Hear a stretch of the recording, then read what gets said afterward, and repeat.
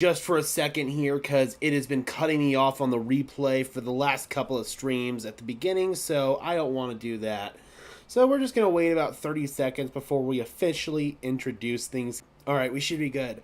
Welcome in, Broncos country, to the 2024 NFL Draft Stream, Night 2, Rounds 2 and 3. I am your host, Gage Madrid. Let's get it underway. We've got David in the house already saying, good evening, everyone. Hope round 1 was a great pick for the Broncos. I think you guys already know my stance on the Broncos taking Bo Nix at this point. I'm very confident that if Sean Payton believes that is his guy with the 12th overall pick and is believing that he is worthy enough to be picked there, passing on the top defensive player available and Brock Bowers, then Bo Nix is going to be the guy. I strongly believe that if Sean Payton believes it. Sean Payton has tied his entire career and his legacy to the Bo Nix pick, so I'm very confident in it. I'm very confident in what I've seen in Bo Nix's film. I'm very confident in what I've seen in Bo Nix the person. His press conference today was absolutely awesome. So I have a lot of really, really good feelings about Bo Nix going to the Denver Broncos. We got Ray in the house. Good to see you, my friend, saying, hey, Gage. We got Q in the house. Good to see you, my friend. We got Danny Tay in the house saying, hey, man, what positions do we need to prioritize next? So for the Denver Broncos, I would definitely keep an eye on the defensive line, both edge rush and the interior defensive line today. Both of those positions could look to add talent. I also believe the wide receiver position. Mike Kliss appeared on the Mainly Broncos podcast on the MHRT network, a network that I'm a part of, and he strongly hinted the Denver Broncos could be in business to trade up into the second round and get a wide receiver who has skill as a return specialist. I would be very, very interested to see if that does indeed end up materializing. I know people are going to say, but what about Marvin Mims? With the new kickoff rules, the Broncos may very well want to have 2 return specialists on their roster. Marvin Mims could serve as a kick returner, and the other guy could serve as a punt returner, or vice versa. Q says, I'm hoping there's a worthy tight end or D-line. I do believe tight end is another position they could be targeting. I don't necessarily know if it's going to be tonight or if it's going to be in rounds 4 through 7. I think that could also be a possibility. Just to refresh you guys on where the Denver Broncos stand on draft picks right now, I'm going to pull up Tankathon real quick.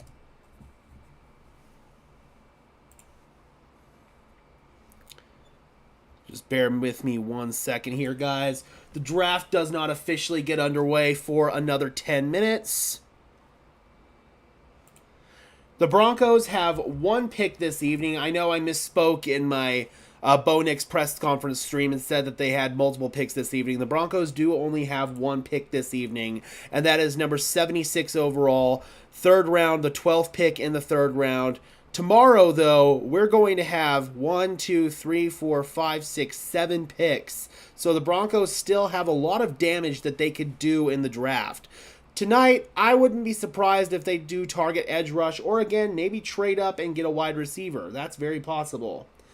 Where does this leave Courtland Sutton? Because we really need him for Bo. I gotta be honest, I still don't know what's going to happen with Courtland Sutton.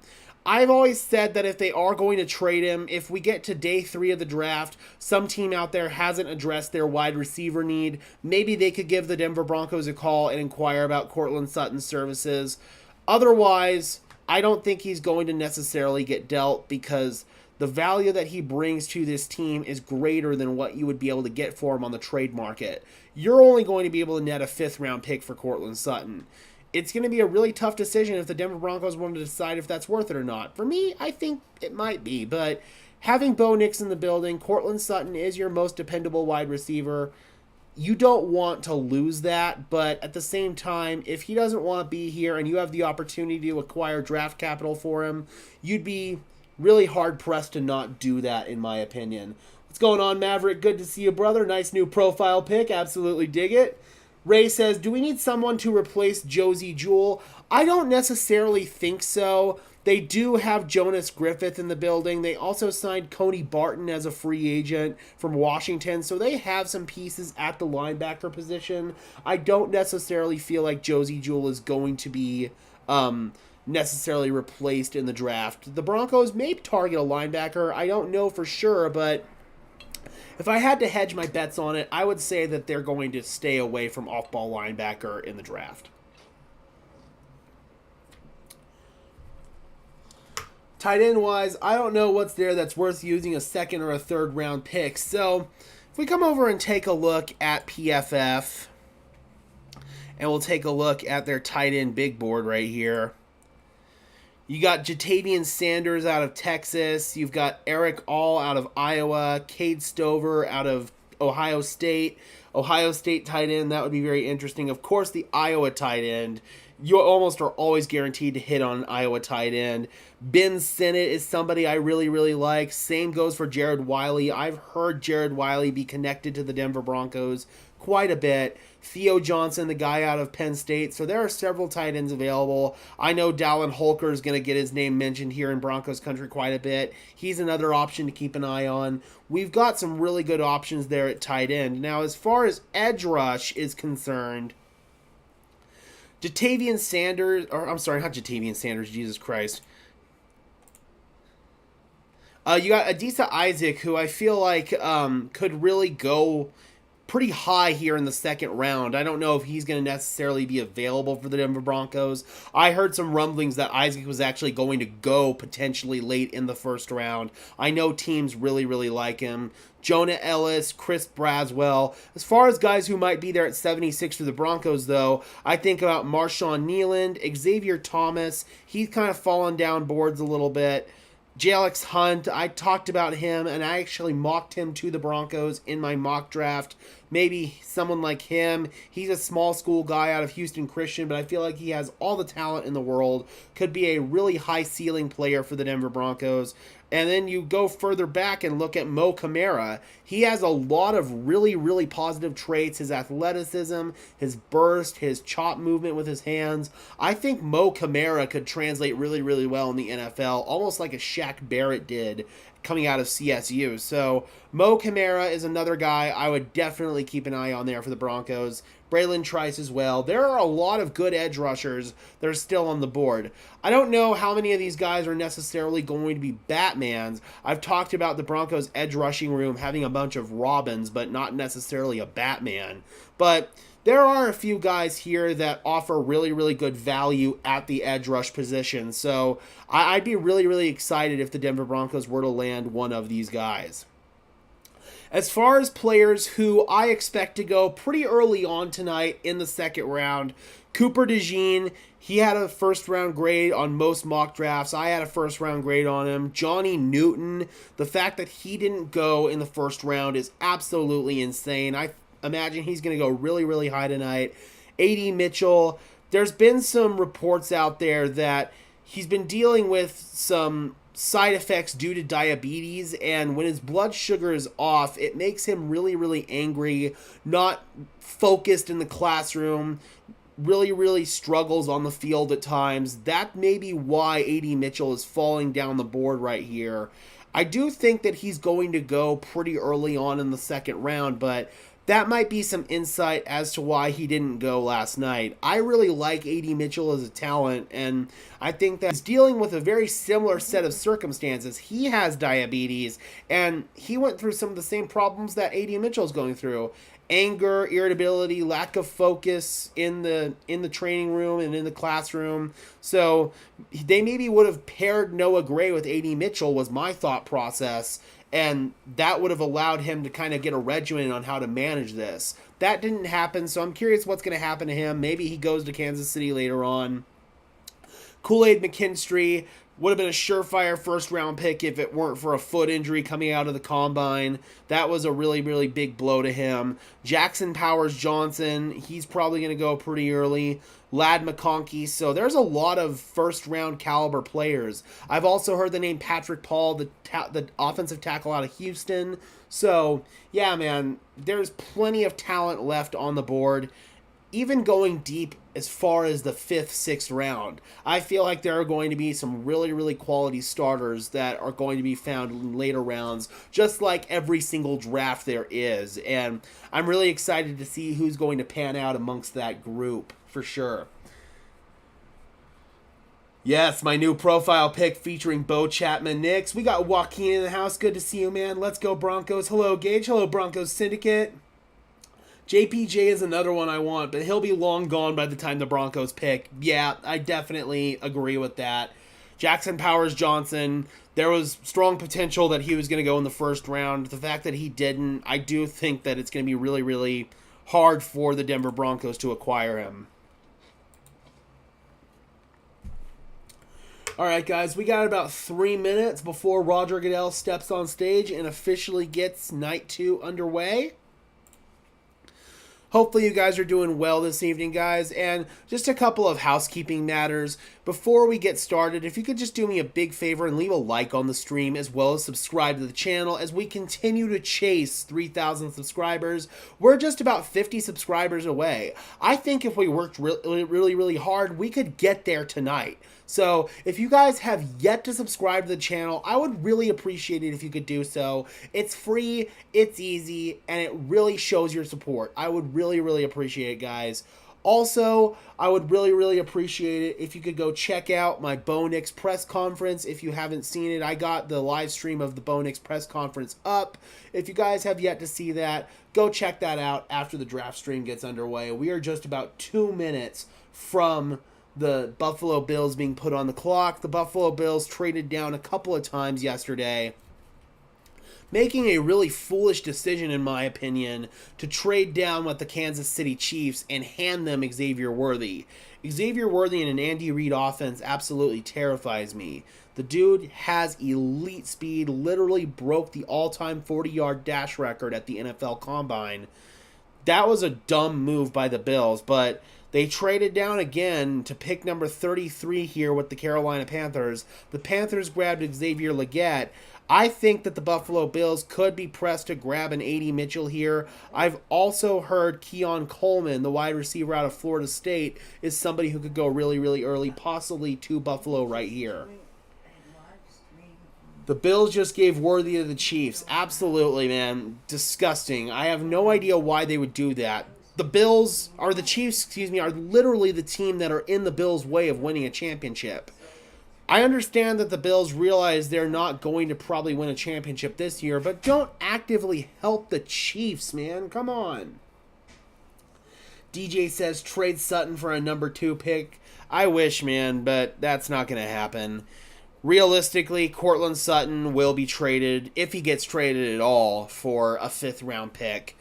With this wide receiver class being as deep as it is, you can get a really high caliber player in later rounds that's got the advantage of being younger and cheaper over Courtland Sutton. So I don't feel like Courtland Sutton's value is as high as it would be in previous years, but even then, man, Courtland Sutton is on the wrong side of 30, or about to be on the wrong side of 30, and he had a good year last year, but just because he had a good season last year does not mean that he should be in the long-term plans for the Denver Broncos. So I think the Broncos might be at a bit of an advantage to move on, but I also can understand the argument of not wanting to do so because of Bo Nix needing as many weapons as he can. So that's a really tough decision that the Denver Broncos are going to have to make, and at the end of the day, they control all the cards here. I don't think that Courtland Sutton really has any leverage in this situation. He can hold out as much as he wants to, but the Broncos can institute financial penalties on Courtland Sutton to get him to come back in the building at some point. I think that it's going to be all about a game of chicken at this point and see who blinks first. DJ says, I know, just wishing. Yeah, man, I totally understand. If we could flip Courtland Sutton for a 2nd-round pick, or hell, even a 3rd-round pick, I would be absolutely over the moon, jumping for joy, but realistically, that's just not going to happen. So let me know, guys, who do you think the Denver Broncos should be targeting at pick 76? What position? Or if you guys have a specific player in mind, what player do you think they should be targeting at pick 76? Let me know. The Sutton holdout reminds me of the Chris Harris Jr. holdout in 2019. It does have a similar vibe to it, doesn't it? And ultimately, Chris Harris Jr. showed back up, played out the end of his deal, and the Broncos let him walk in free agency. I wouldn't be surprised if that is what happens here with Courtland Sutton. Ray says interior D-line. I definitely think that's a strong possibility. Let's actually go ahead and maybe take a look at some of the available interior defensive linemen, because that is a very, very strong possibility, actually. There are some really, really good names available. I look at Johnny Newton. He's probably going to be long gone. Braden Fisk. But after that, you got Brandon Dorless, Tavondre Sweat, who's fallen because of the off-the-field concerns. The Broncos are obviously going to have to kind of work their way through that and see if they want to deal with that whole situation. Previously in his career, Sean Payton has kind of let off-the-field issues kind of slip under the rug, so I don't know if that would apply here in this situation with Tavondre Sweat, who got that DUI a couple of weeks ago in Austin, Texas.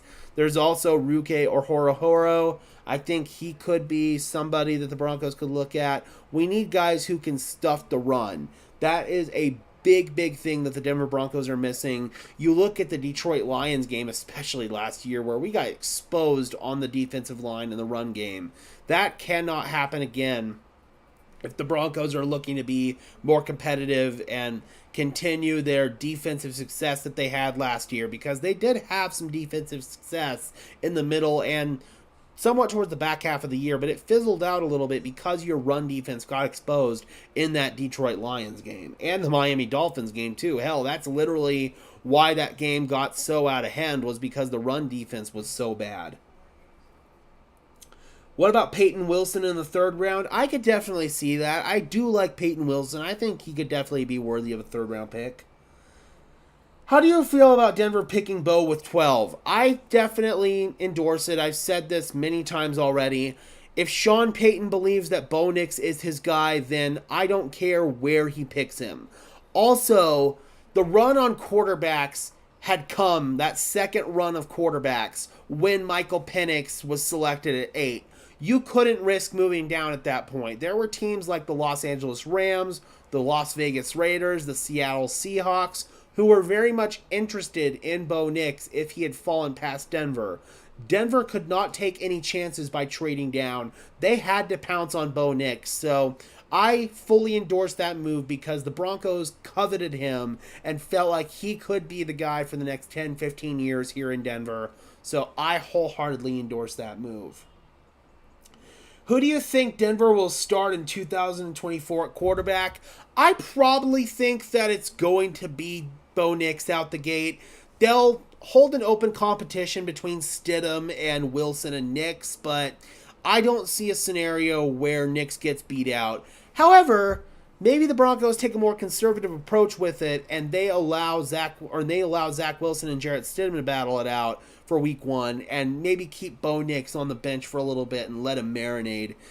He's already 24 years old. He's played 60-some-odd college games in his career.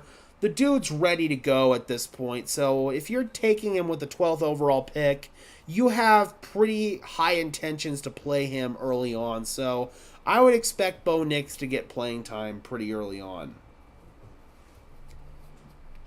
I bet you Raiders fans were pissed when the Falcons took Michael Penix Jr. I'll tell you what, man, that shook up the entire landscape of the draft. Nobody expected the Atlanta Falcons to do that. It changed how several teams approached their draft boards, I think. And the Denver Broncos literally admitted, George Paton did, that things got a little bit scary there when the Falcons took Penix, and they started to kind of sweat a little bit, worried that they might not get Bo. That's why you could not afford to trade down. You had to be aggressive here and go get your guy. Imagine if they didn't get Bo Nix. Everyone would be so mad. I agree, man. I mean, there's a sector of Broncos country that feels like Bo Nix was overdrafted. But just like I said earlier, too, if Bo Nix pans out, nobody's going to give two craps where he was drafted. And I will maintain that strongly. And if he doesn't work out, George Paton and Sean Payton, both gone. They have both tied their futures to this pick. Here's Roger Goodell. Getting ready to put the Buffalo Bills on the clock and get night 2 underway.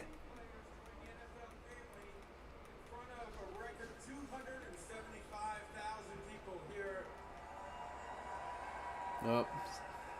And guess what? Another 230,000 are already. I don't think anybody gets tired of booing the commissioner.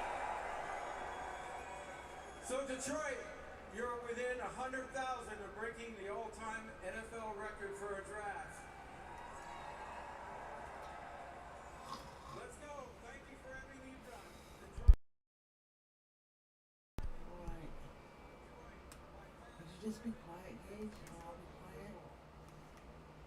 Here on this stage, we have 30.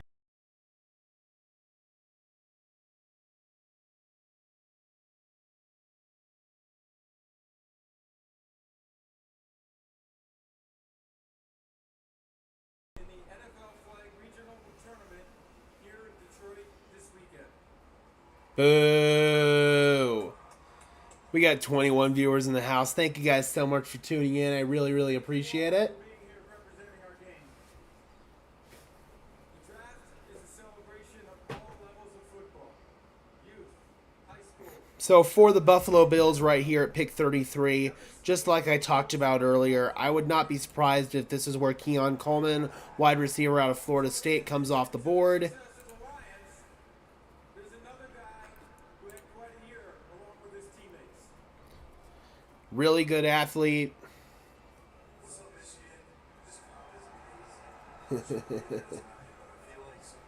JJ. Yeah, really good route running, really good athleticism. Especially for his size, man. Comes in at 6'4", 215 pounds. He can be a contested catch guy. I think that he actually screams a prototypical Josh Allen receiver. So Keon Coleman could make a lot of sense right there for the Buffalo Bills.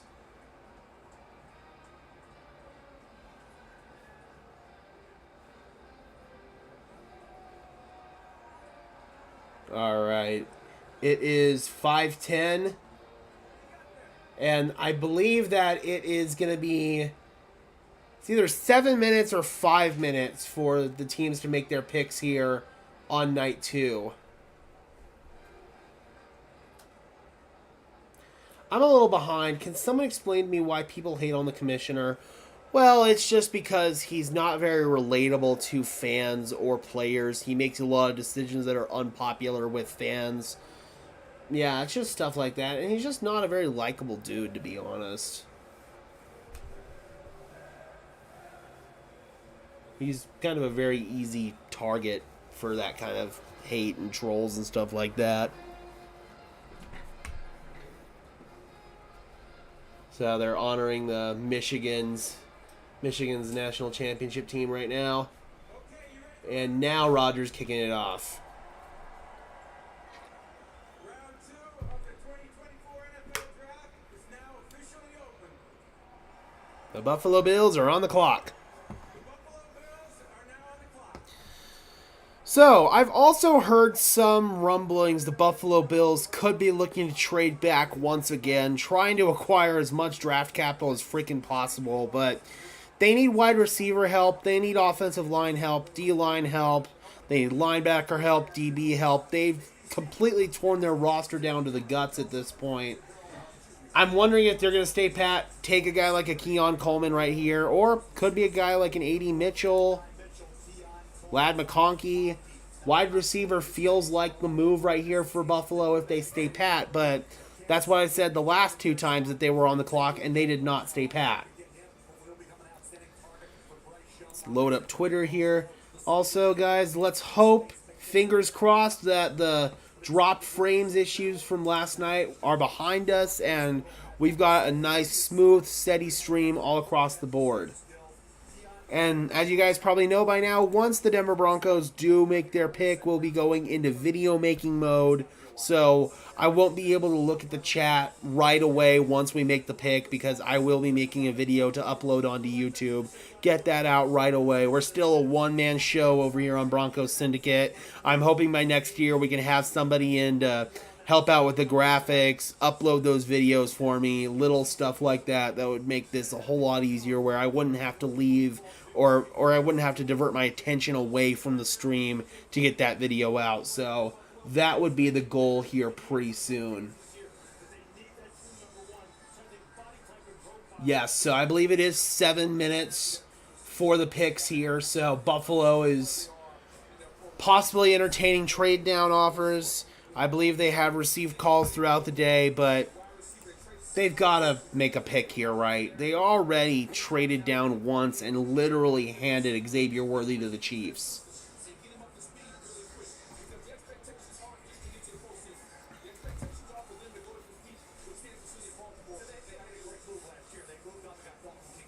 So after the Buffalo Bills at 33, we have the New England Patriots at 34, followed by the Arizona Cardinals at 35.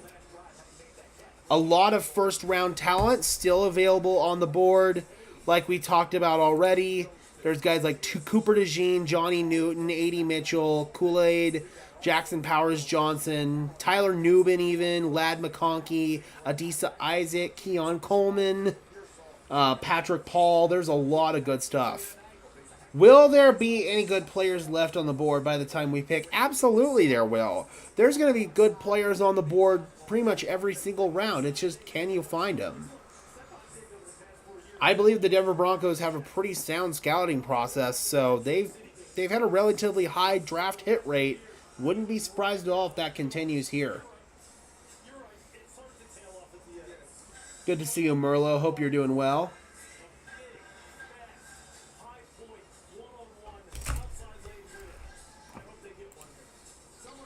It feels like they really need to get a wide receiver.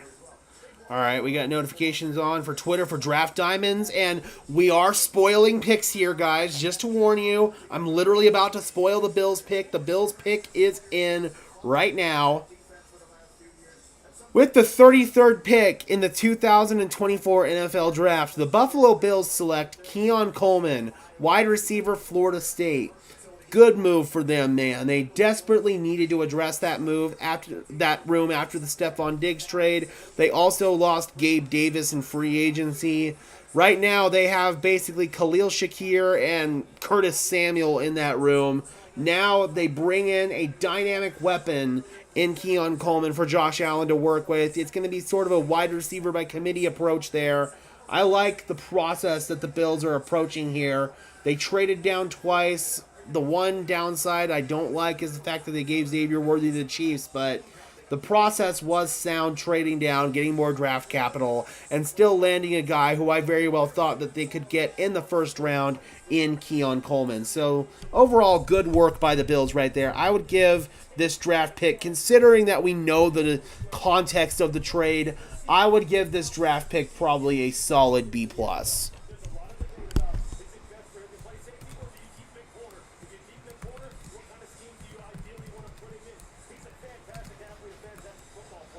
All right, there we go.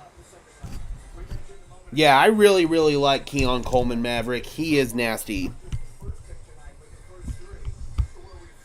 So now the New England Patriots are on the clock at 34, followed by the Arizona Cardinals at 35. Again, we won't be seeing the Denver Broncos for a while unless they trade up tonight, guys. They don't pick until the 12th pick of the third round. So it'll probably be, if I had to guess, somewhere around 7, 8 o'clock Mountain Time.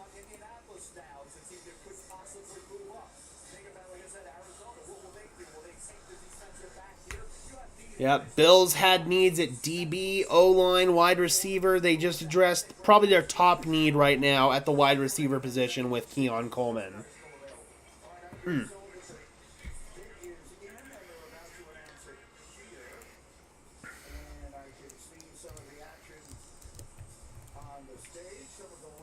you go.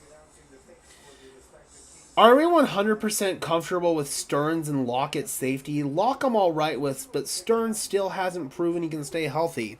I have those same concerns with Caden Stearns. I definitely do. Obviously, you signed Brandon Jones to fill one of those holes. I also wouldn't throw out the idea completely of Justin Simmons coming back to Denver until it's set in stone for sure that it's not going to happen. Otherwise, they may want to get younger here and maybe draft somebody in that safety room, because Caden Stearns to this point has not proven he can be somebody that you can depend on because of back-to-back season-ending injuries. All right, there we go. Keon Coleman is off the board.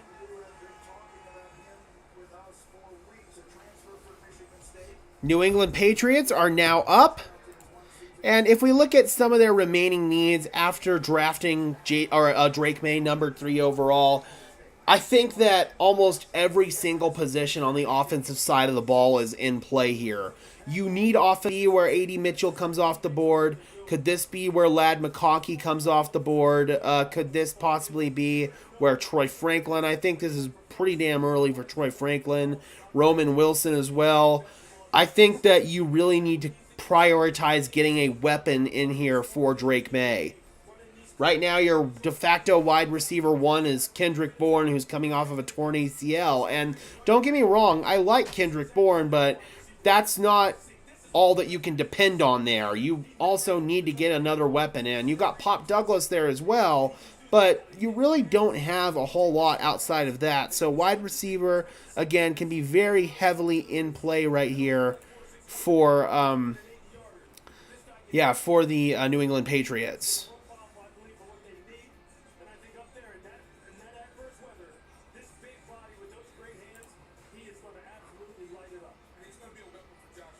Oh, actually, it looks like the Patriots are trading with the Los Angeles Chargers.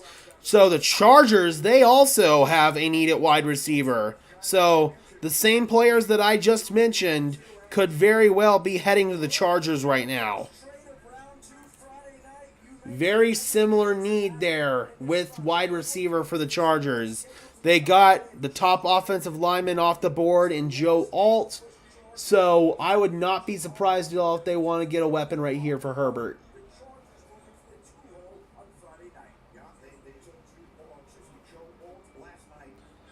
It could be Mitchell. It could be Mitchell. Or it could be Roman Wilson. Is Jim Harbaugh coming up to get his guy Roman Wilson here maybe?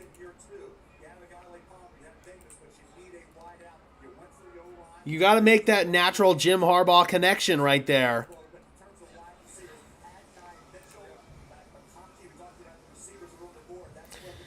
So the Patriots get number 37 and 110.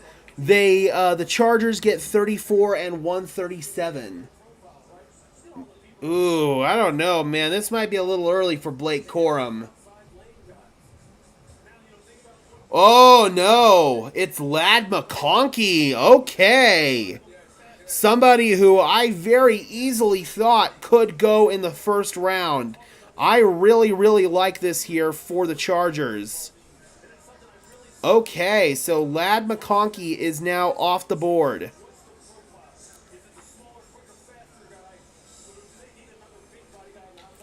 All right. I'll change the graphics here in 1 second, guys. Just bear with me. All right, so the Arizona Cardinals are now on the clock here at number 35. As far as Ladd McConkey is concerned, guys, I really, really think this is a good pick for the Chargers, unfortunately. He's a slot receiver, but he could go outside as well. He's got really good yards after catch. He's a willing and able blocker. That's a big component of the wide receiver position. He's got really, really good quickness and twitchiness coming off of the line, man. I really think that the Chargers got a good player here, unfortunately. So now we got Arizona on the clock at pick number 35.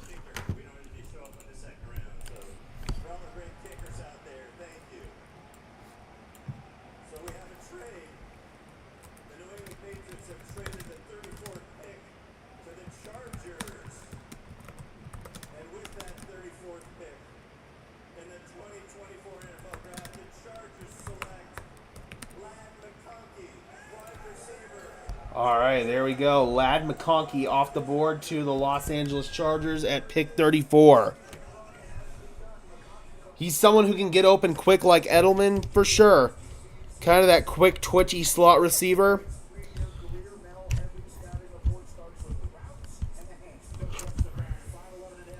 All right, so Arizona is now on the clock. Just trying to get my mic to stay still. There we go. And followed by Arizona is the Commanders at 36 and the Chargers at 37, who just traded down.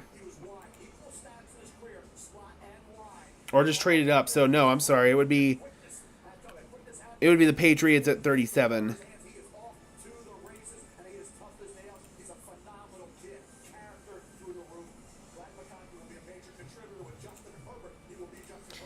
All right, there we go. I'm trying to work the PFF simulator here just so I can try to be as accurate as possible here.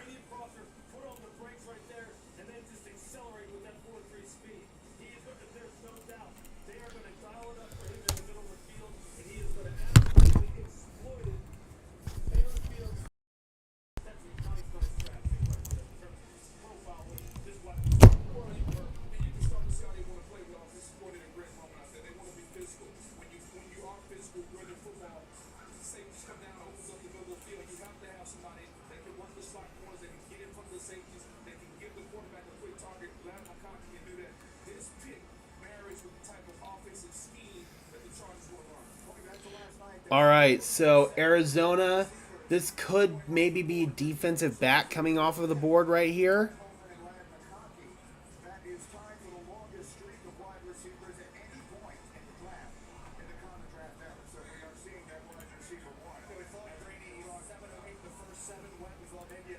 Bradagine time, it could be.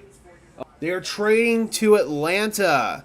So the Atlanta Falcons are now coming up. So, could this be for an edge rusher maybe? The Falcons opted to pass on edge rusher last night. From one bird team to another, absolutely. So could this possibly be an Adisa Isaac right here? Jonah Ellis, Chris Braswell? The Falcons definitely could use edge rush help right here. Or, yeah, it could be an interior guy. This could maybe be for Johnny Newton. I do think it's going to be defense right here.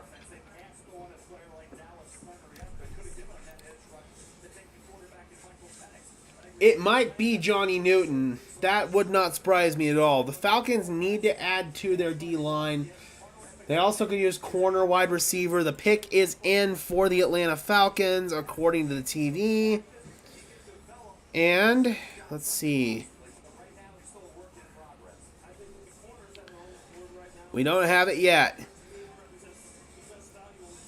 Okay, so the Cardinals get pick 35 and 186. The Falcons get pick 43 and 79.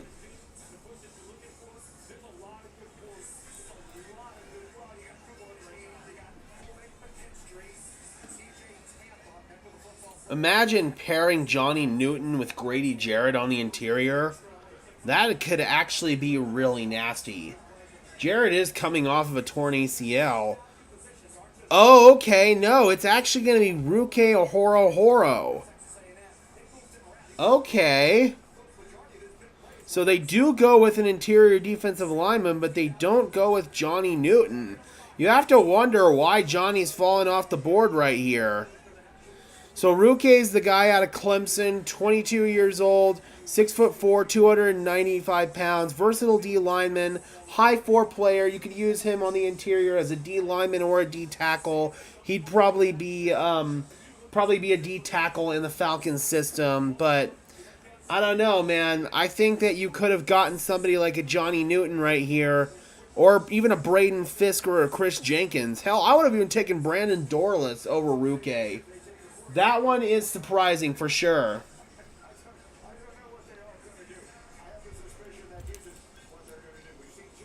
All right, so pick 35. Falcons come up for Ruke, man.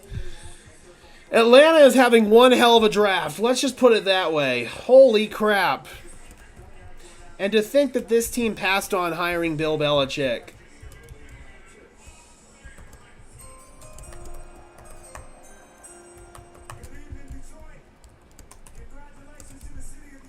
Man, that is insane. All right, so the Washington Commanders are now on the clock at pick number 36, followed by the New England Patriots at pick number 37.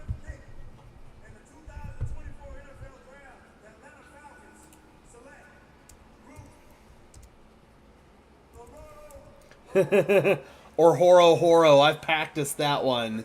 Falcons have botched this draft. I could not agree more, man. Picking Michael Penix at 8 and then this. Oof, I don't know, man.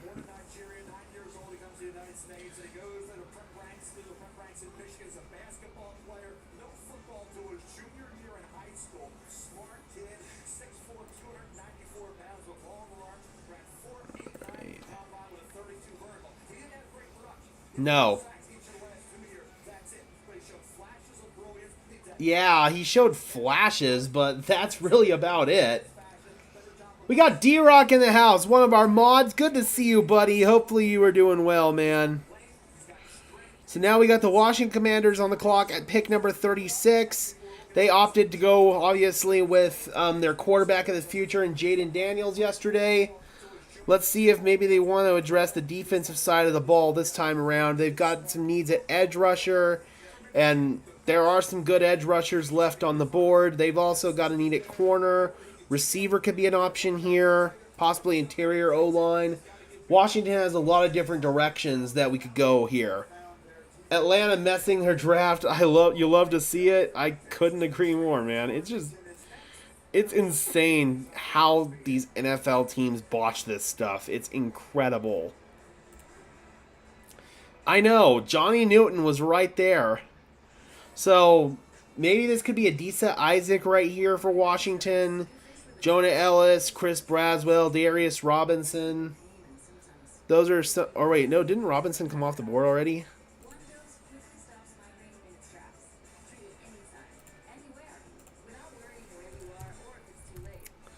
God, kill me. Did Darius Robinson come off the board yesterday?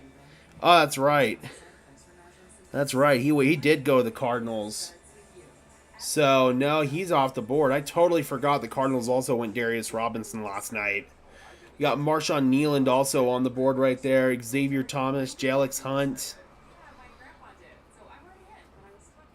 Falcons blowing the draft the same way they blow leads. Just getting in. Did we pick at 76 yet? Oh, not even close. We're barely at pick 36 right now with the Washington Commanders. And according to the TV, the pick is in. There we go. There goes Johnny Newton. So right after the freaking... Oh my God. Right after the Falcons pass on him, Washington comes up and they get Johnny Newton, the big defensive tackle out of Illinois. The fact that this dude didn't go in the first round is incredible, and the fact that Ruke went ahead of him is even more incredible.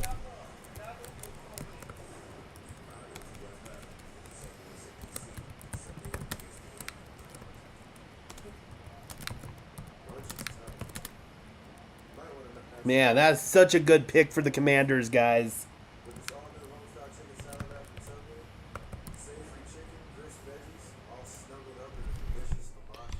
Dude, I absolutely love that Johnny Newton pick. Pulling up some notes on him real quick. He does have some physical limitations due to his size and lack of natural flexibility, but his hands and pass usage tools and block shedding ability allow him to be very productive in any alignment from a 3 to a 5 tech, so you can use him pretty much anywhere on the interior.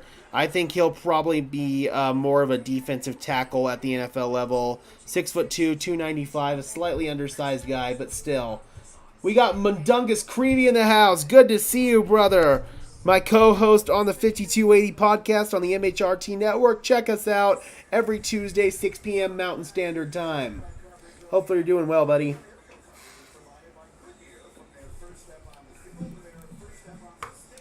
That's a Washington-style pick. Hey, man, that's a good pick right there for Dan Quinn. You knew that Dan wasn't going to let a talent like that fall past him. No way in hell.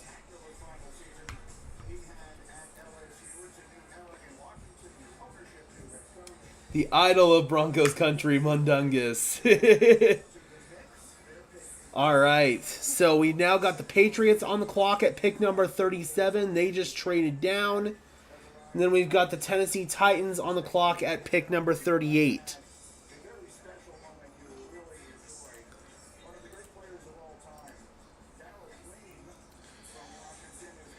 Maybe this could be Cooper DeJean coming off the board with the New England Patriots right here.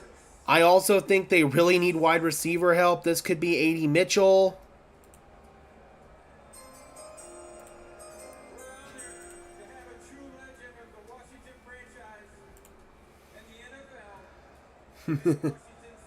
Oh my God. This could maybe be Troy Franklin for the Patriots, but I don't know.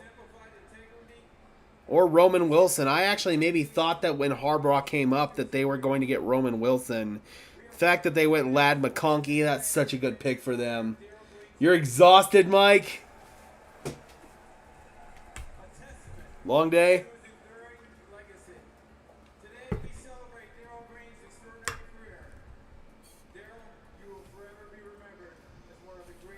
The Falcons picked the best quarterback in the draft. I don't know, man. I think that Michael Penix is going to have a long way to go before he could take that title.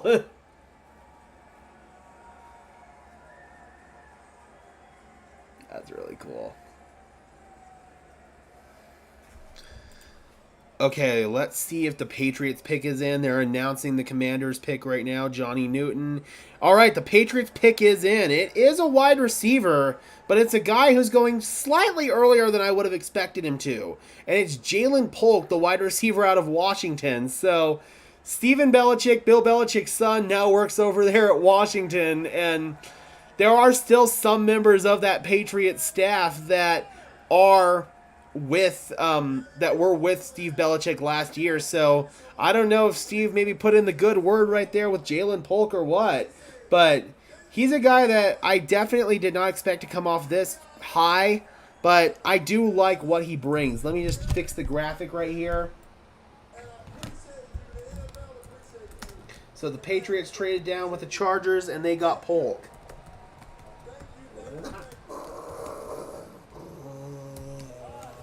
No, Cowboy. No. Knock it off.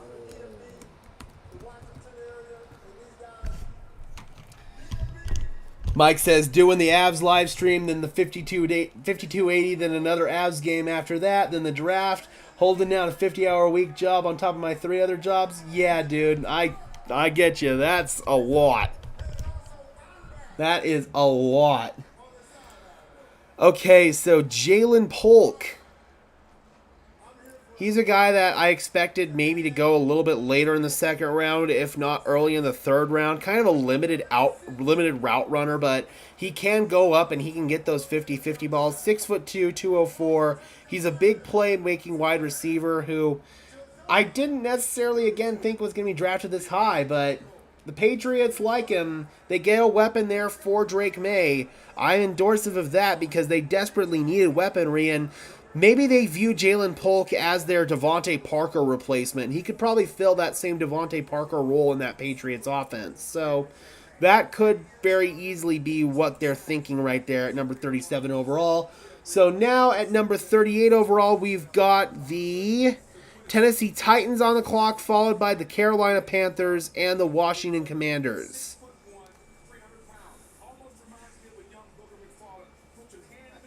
Oh man, that's funny. I'm a Tua fan, so I'm curious what's going to happen with his younger bro, Talia. Yeah, man, I'm curious what's going to happen with Talia, too. I think he's probably going to go somewhere on day 3, maybe 6th, 7th round. I don't see Talia going undrafted. He does have some nice talent.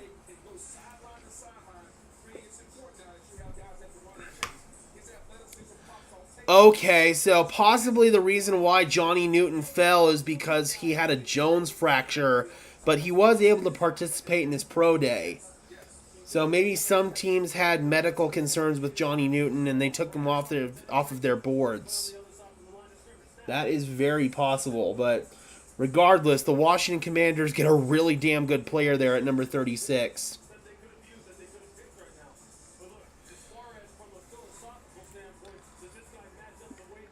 Yeah, it looks like now the TV is about a full pick behind. We've got the Tennessee Titans on the clock right now. Yeah, man, I still can't believe the Patriots went Jalen Polk right there. That is interesting. Especially when you have Adonai Mitchell, who's still on the board right there. Even a Troy... I don't know, Troy Franklin's still a little early, but... Roman Wilson... Malachi Corley...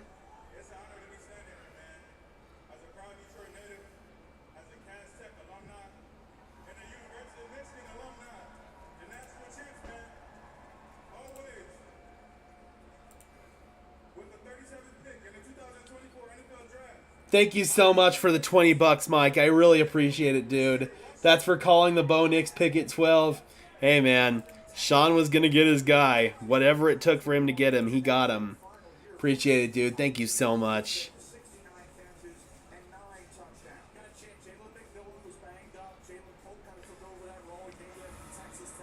Yeah, I think that maybe the Patriots are thinking Polk can be their Devontae Parker replacement. That's the only logic I can see behind this pick.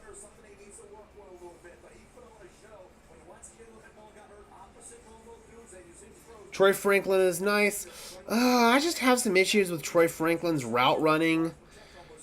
Sometimes he kind of runs out of gas when he runs his routes.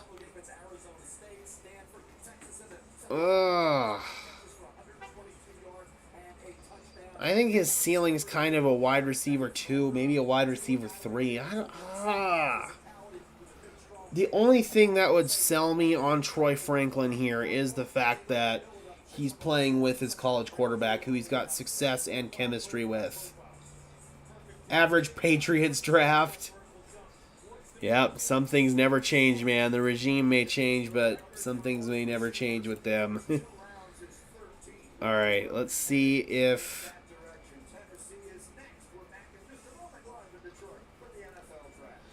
Did you watch the Peyton and Peyton presser after the draft last night? The Falcons effed up a Broncos trade back. I did watch that, and I also think that they kind of baited the Vikings into trading up a little bit. Sean Payton was very, very aggressive with his wanting to make people believe that he wanted to trade up, and he later admitted that smugly. Okay, the Titans are going with Tavondre Sweat, the defensive tackle out of Texas. Could have very easily been a late first-round pick or an early second-round pick, but he had a DUI. Well, I guess he is technically an early second-round pick, but he had a DUI in about 2 weeks ago in Austin, Texas. And so that is something that is very, very concerning, and I know it did take Sweat off of some teams' draft boards. I would have really liked Sweat to fall to the Broncos at 76, but clearly the Titans still like him and covet it enough to pair him alongside Jeffrey Simmons on the interior there that they're taking him at number 38 overall. Very interesting.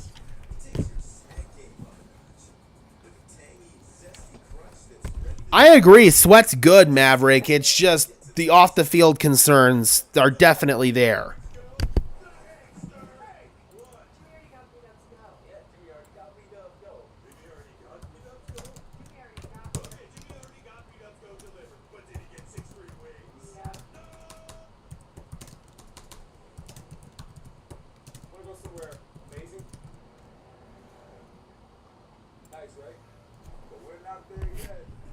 Malachi would be good for us, like in the 4th. Malachi might actually go a little bit earlier than that. He might go 3rd, maybe even 2nd. That could be the wide receiver that Mike Kliss was talking about. The Broncos maybe wanting to trade up and get in the 2nd round. Broncos should use Sutton in a 5th to trade up in the 2nd. That wouldn't get it done, Mike. Sutton's worth a 5th on his own. I don't think 2/5 would get you into the 2nd. That might get you into the 4th, but probably not the 2nd. Sutton's value is just diminished because of how deep this wide receiver class is. Malachi Corley.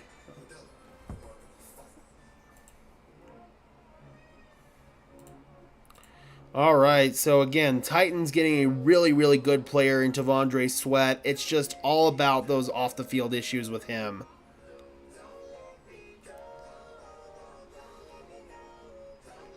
NFL receivers coach on new Bills wide receiver Keon Coleman. We like him. He's big, strong, fast, good hands, a good pick to play with Josh Allen. I agree. Keon does feel like your prototypical Josh Allen quarterback, for sure. So now, with number 39 overall, we've got the Carolina Panthers on the clock. They ended up trading up back into the first round yesterday, and they selected Xavier Legette, number 31 or number 32 overall, excuse me. Let's see if maybe they want to double down right here and bring in another weapon for Bryce Young. They address the offensive line in free agency.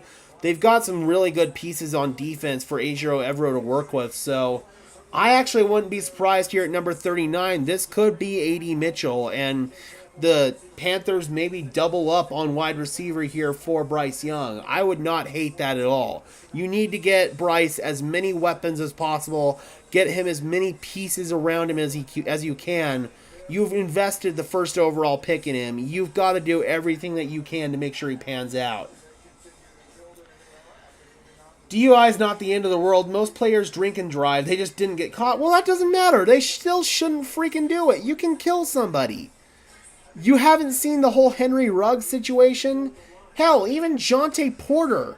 Jonte Porter wasn't even going, or not Jonte Porter, Coben Porter, the other Porter brother here in Denver. He wasn't even going extraordinarily fast, just 20 over the speed limit. But he ran a red light and ended up killing somebody, threw away his entire basketball career, and now is going to spend, I believe it's 6 years in prison. It's not worth it, man. It's not freaking worth it. Get a designated driver. Call a damn Uber. It's not that hard. If you're in the NFL, you have literally no excuse because the NFL provides ride services for free. All you have to do is call your team's front office and said, hey, listen, I've had a little too much to drink. Can you guys send a driver out and send a tow truck? They will literally send both, tow your damn car home, and give you a ride. There's no excuse for that crap. None. Everyone is saying the Falcons are losers of the draft. I say nay. With Penix going there, it screwed over the Raiders and okay, that's fair. That is fair. I totally understand that. Maybe us Broncos fans wouldn't consider the Falcons the losers of the draft for that reason.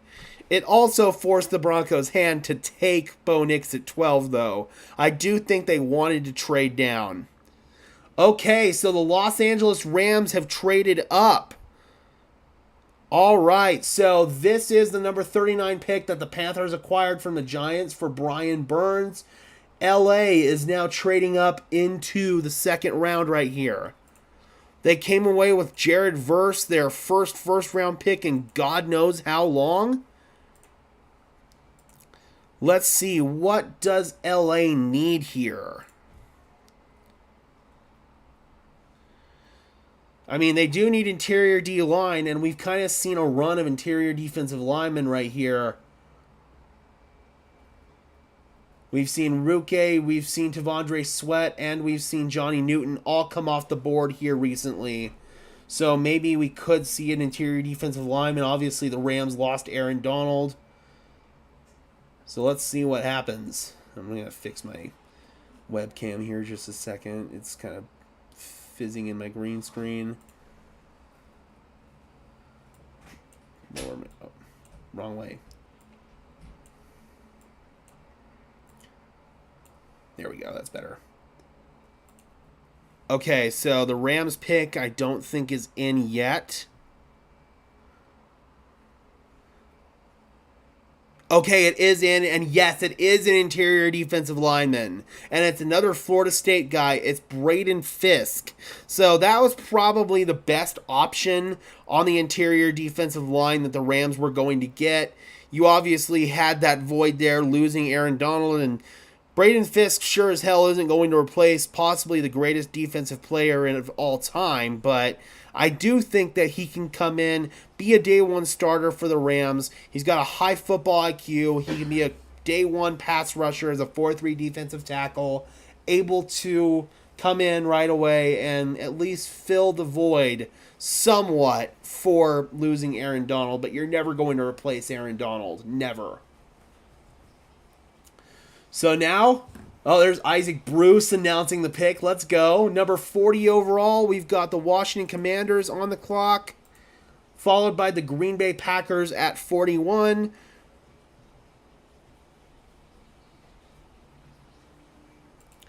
So for the Commies, obviously they just got Johnny Newton right here. Could this be where maybe edge rush comes off the board? If you look at edge rushers that could possibly be available right here. Sorry, guys. 1 second. There we go. Some edge rushers that could possibly be available for the Commanders right here. Maybe a Chris Braswell, a Jonah Ellis, Adisa Isaac. I'm still kind of surprised that he's not off the board yet. Sorry, guys. 1 second. Sorry. My mom got a phone call. Greatest defensive player of all time. Come on now. He's up there, man. I genuinely feel like you can make that argument.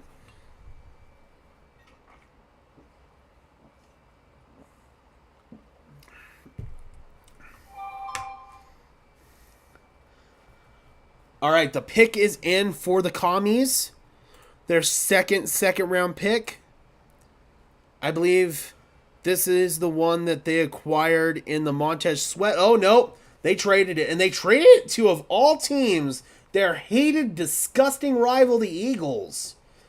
Okay. Things were getting spicy. We got the Commies trading with the Eagles. Okay. This is getting spicy.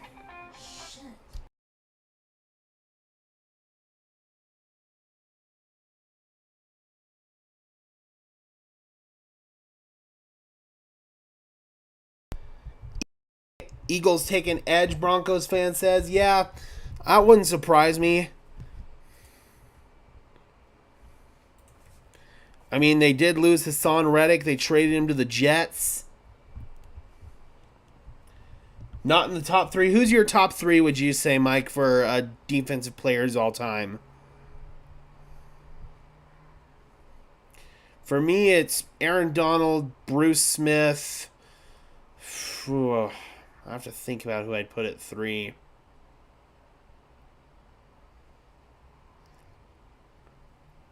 Maybe Lawrence Taylor.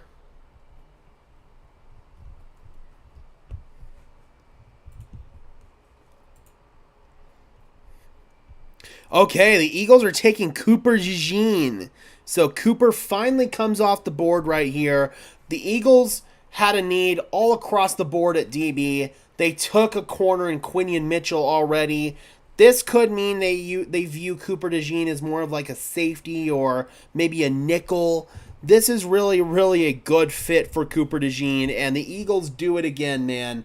They get just all kinds of ridiculous draft steals. This is why Howie Roseman is the best in the business. He lands literally the top 2 DBs in the class in the first and the second round. Reggie White, Lawrence Taylor, Bruce Smith. Okay, I can totally understand that argument. I can. I do think Aaron Donald deserves to be in that conversation. God, man. Howie Roseman.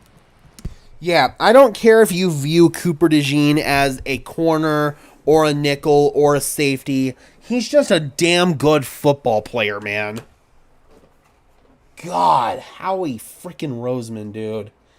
Somebody erect this man a statue right next to the Nick Foles, Doug Peterson statue. Literally, this dude is the best GM of all time. I don't know how this man continues to just get ridiculous steals like this. He's somebody who always doesn't draft for immediate need. He drafts for later down the line need. Bro. Yeah, Howie and Ozzy, for sure. For sure, man. Whoa. So Green Bay is now on the clock. They're in a very interesting spot where I think they can just kind of take best player available here.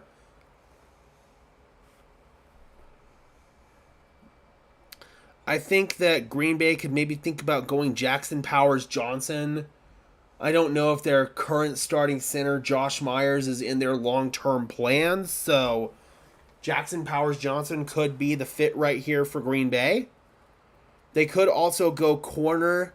So maybe this is where Kool-Aid McKinstry comes off the board. Maybe we could start seeing a run of defensive backs right here. And then followed by Green Bay at 41. We've got Houston at 42. So if you guys are tuning in just for the Broncos pick at 76, it is going to be a while before Denver picks. Again, probably closer to 7:30, 8 o'clock Mountain Standard Time. Oh, we got a trade. The New Orleans Saints have traded up to number 41 with the Green Bay Packers. All right, so New Orleans is coming up, and they also have a need at corner. They also have a need at wide receiver, obviously. They ended up going with Talise Fuaga yesterday in the draft. Here's the announcement of Cooper DeJean. Okay, so the Saints come up and get Kool-Aid. The Saints take Alabama corner Kool-Aid McKinstry. There we go. Damn straight. Damn straight.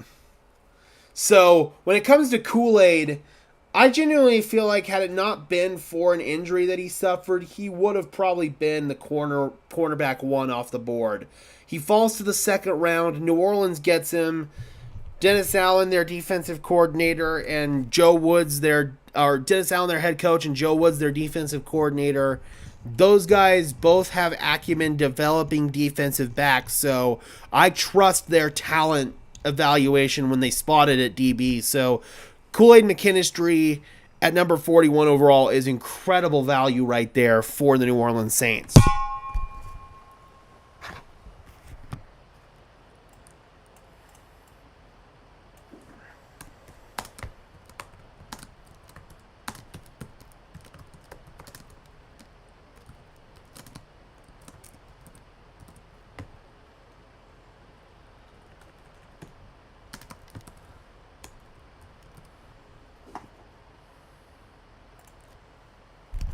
Who do I believe Denver will take at 76? I think they're probably going to target edge rush, interior D-line, tight end. I'm thinking this could be maybe Mohamed Kamara. I know that he could go a little bit higher than some think. Marshawn Nealand is another one that I'm thinking about. If they were to go tight end, maybe it could be a Jatavian Sanders or a Ben Sinnott. All right, so number 41 overall, the Saints go Kool-Aid McKinstry after trading up with the Green Bay Packers. Let's see if we have the compensation for that. Yes, it's number 41 in exchange for number 45, 168, and 190. Overall, again, really good move right there by the Saints to come up for Kool-Aid. 42, we got Houston on the clock, followed by Arizona at 43.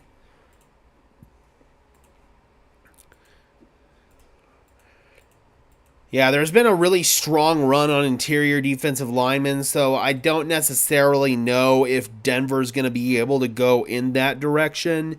There's still a couple of guys there like Chris Jenkins, Brendan Dorless. Those are a couple of guys that might be worthy of Denver's pick right there. Yep, nope, not quite yet for Grossi. They'll be picking here in a few minutes. Do you think we're staying pretty put till 76? I don't know. If there's a wide receiver that they like that falls to the end of the second round, maybe they might come up. That rumor's been kind of burning for a while in Broncos country ever since Mike Kliss brought it up on the Mainly Broncos podcast. So, you never know. Oh, Taysom Hill announcing Kool-Aid to the Saints. To the New Orleans Saints, and with the 41st pick in the 2024 NFL Draft, the New Orleans Saints select Kool-Aid McKinstry, DB, Alabama.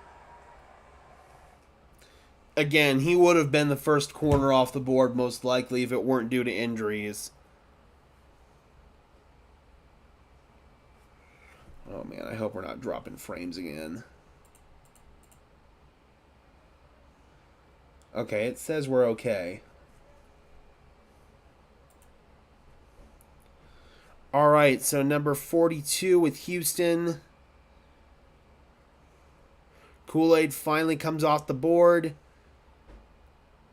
Could this be maybe be where they want to beef up their offensive line a little bit? Could this finally be where Jackson Powers Johnson comes off?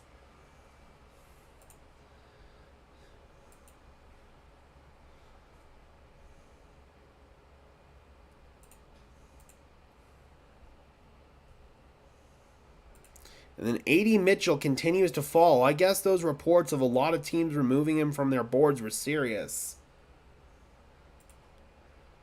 Those character issues must be really serious because he's got all the talent in the world. He should have been picked by now. Okay, so the Texans go corner. They go with Georgia corner Kamari Lassiter at number 42. So, yep, we got a little bit of a run on corners right now, guys. Just kind of like I kind of predicted here. So for Kamari Lassiter, I feel like that's probably about where I expected him to go, to be honest. There's still some other players like Ennis Rakestraw and Mike Saintsdrill that are on the board that maybe could have argued could go over him, but Lassiter can succeed in both man and zone. Not the greatest athlete in the world, but he's very instinctual, so the Texans could view him as like a day two project here, somebody who can develop. Obviously, they've got a really, really good corner in Derek Stingley Jr. there. I don't know. This is kind of doesn't really move the needle pick for me. I think the Texans could have picked a better player here, but there is a bit of a run on corners, so if they felt like Lassiter was their guy, they probably weren't going to be able to get him if they moved back, so it makes sense. I get it. I swear I saw Troy Franklin fall over and break an ankle. Team should be scared and he should slide to 76. Say hi to the camera, Frosty. Alright, get down. Alright, so Lassiter goes at number 42. Oh, I gotta change the graphic. 1 second, guys.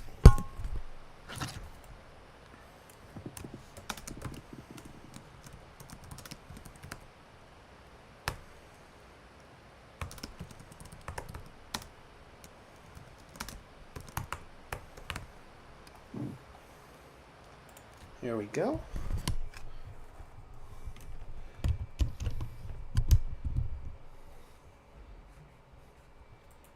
All right, so for the Arizona Cardinals,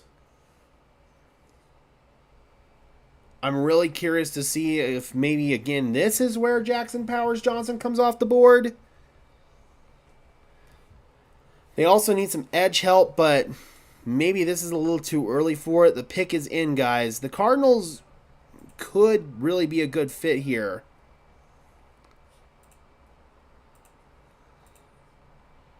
Let's see. Okay, so we got another corner off the board. It's Max Melton out of Rutgers. He might be more of a nickel at the NFL level at 6 foot, 190 pounds, but he does have experience in college on the outside.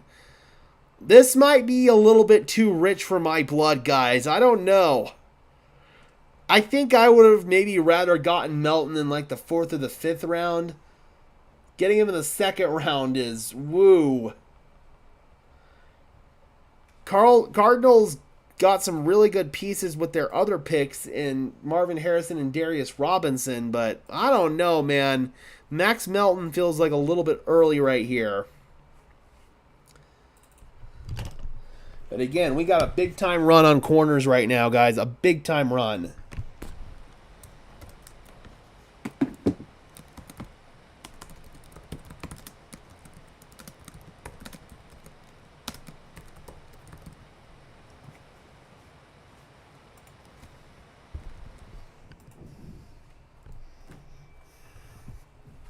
Yeah, corners are flying off the board quick. There's still some talented players on the board, though. Mike Sandstrill, TJ Tampa, Andrew Phillips, Kyrie Jackson. So this run might not be over either. We got the Raiders at 44, followed by the Green Bay Packers at 45. Both of those teams, you could very easily argue, need a corner. Both of them also could use interior O-line help. So I'll also mention again, Ennis Rakestraw here, Jackson Powers Johnson. They make sense here for both the Raiders and the Packers. And then after that, we got the Colts, who also have a need at corner. So this is a really serious big-time run at corners right here, guys. 1 second, I'll be right back.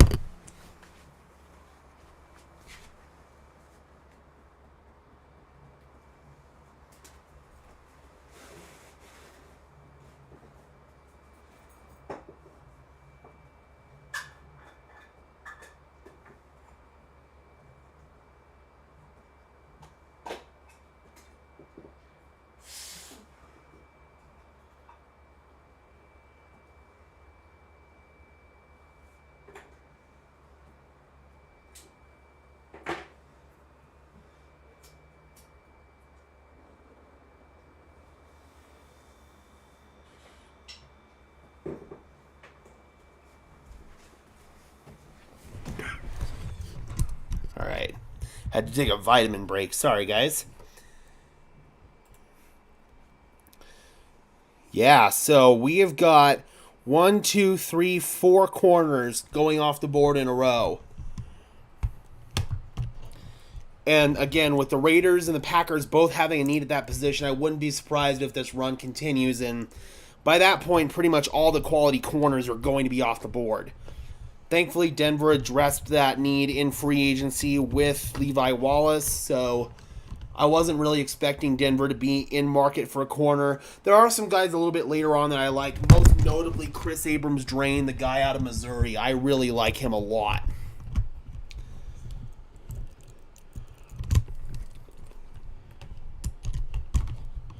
Stupid mic. There we go. All right, let's see if the Raiders pick is in yet. Not yet.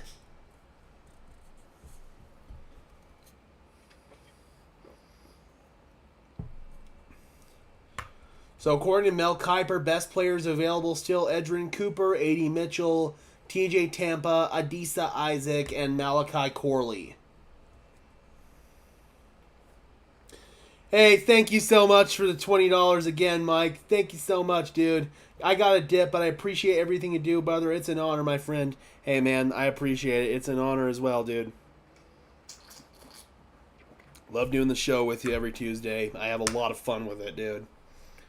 Thank you so much. All right, they are right now announcing Max Melton to the Arizona Cardinals. And finally, Jackson Powers Johnson comes off the board to the Raiders at number 44 overall, the center out of the University of Oregon. I'm very, very surprised that it took this long for Jackson Powers Johnson to come off the board.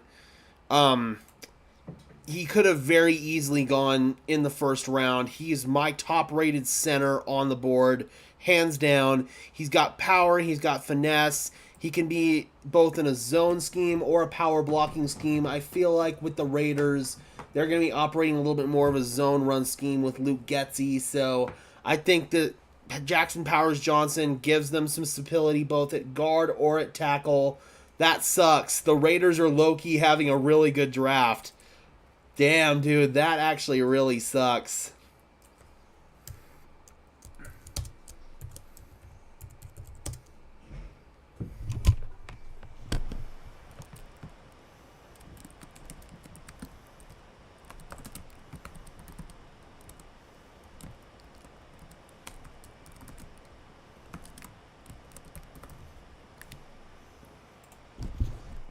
Tell you what, man. Between Brock Bowers and Jackson Powers Johnson, you're having a pretty good draft right now, Raiders, but I still don't have a quarterback, though. All right, so we got Green Bay now on the clock at number 45. The corner run has stopped for now with Jackson Powers Johnson at 4 in a row. Let's see if Green Bay immediately comes back and picks it back up, though. I think that Green Bay was smart trading down. I think that was a really good move. They're in a position right now where they could take best player available. Maybe Ennis Rakestraw, TJ Tampa.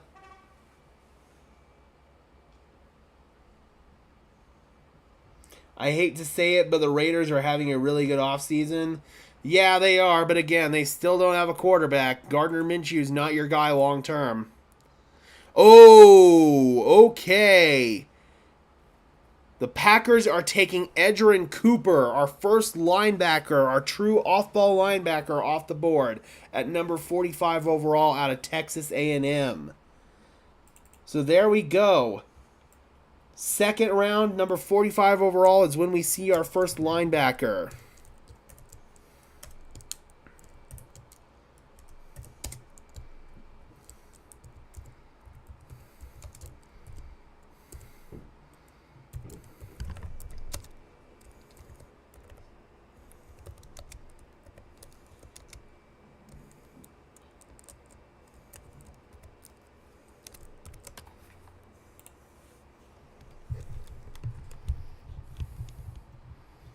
All right, so now at number 46, we have the Indianapolis Colts who are on the clock. As far as their needs are concerned, corner, safety, wide receiver, linebackers. So maybe Green Bay was a little bit afraid right there that they were going to lose or that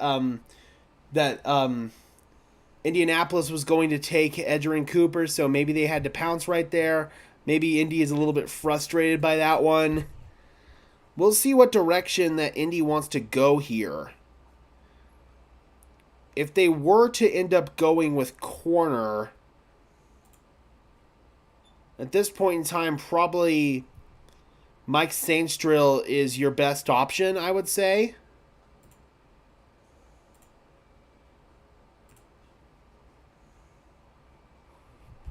Again, also Rakestraw or TJ Tampa.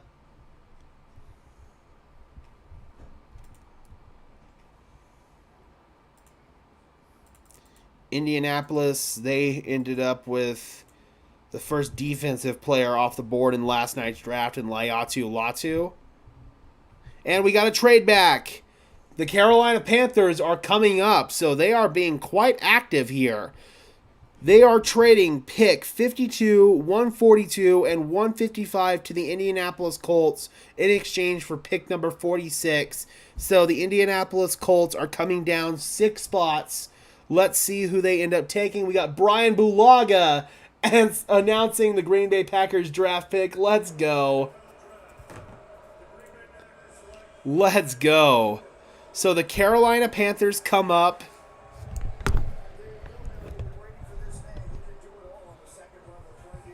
We already talked about the Carolina Panthers possibly wanting to double up on wide receiver.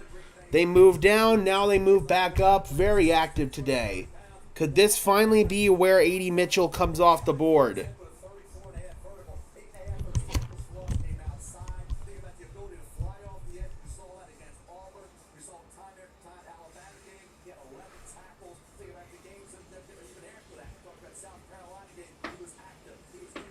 Corner is also listed as a need. Edge is listed as a need for Carolina. O-line, D-line, but they did address O-line in free agency, so I don't necessarily see that one. Let's see here. Who would Carolina be coming up for here? Oh, they're coming up for Jonathan Brooks, the running back out of Texas. So we've got our first running back off the board, second round. The Carolina Panthers trade up to get their guy. Okay. He is coming off of a torn ACL, so that's probably the biggest knock on Brooks right now. 6 foot, 207 pounds. He's got really good vision. He could operate in both to get a running back, especially one that's coming off of a torn. Ooh, I don't know, man. This is a move that I don't think I can really get behind right here from the Carolina Panthers. So now we've got the New York Giants on the clock at pick number 47, followed by the Jacksonville Jaguars. Ooh. All right, let me know if it stops doing it, guys.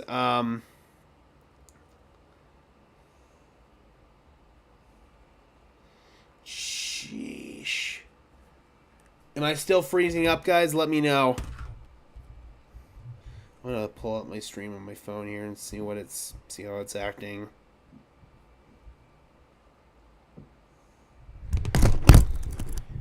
Yeah, we had this issue yesterday, guys. I do apologize.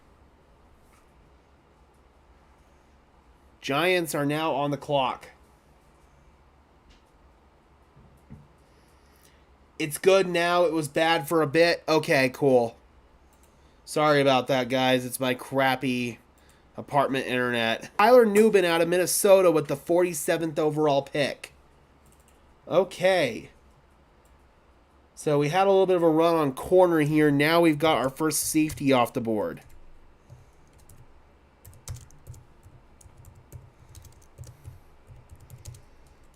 Oh, crap.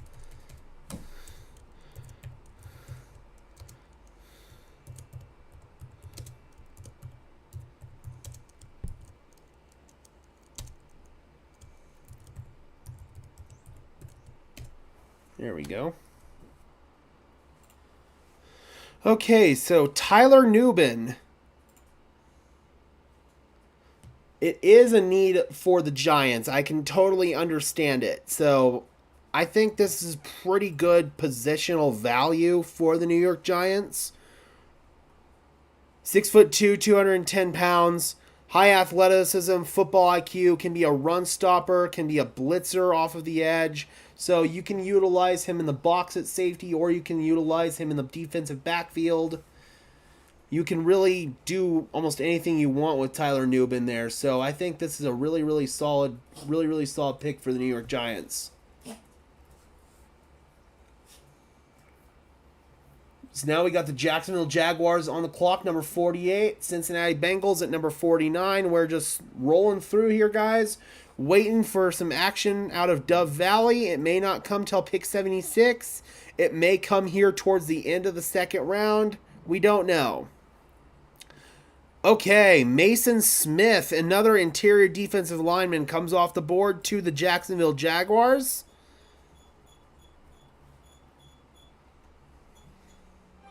That's the LSU kid, 6'6", 315 pounds, absolute big boy.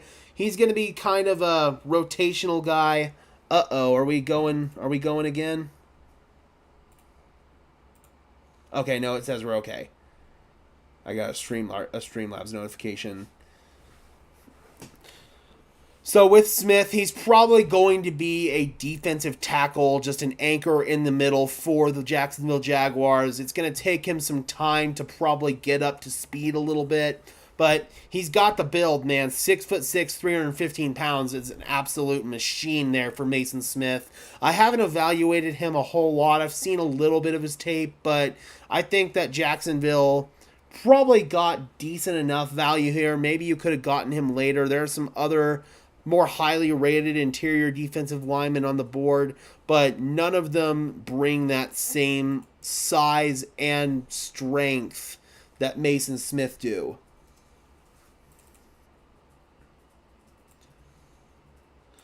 So now we've got the Cincinnati Bengals on the clock at 49.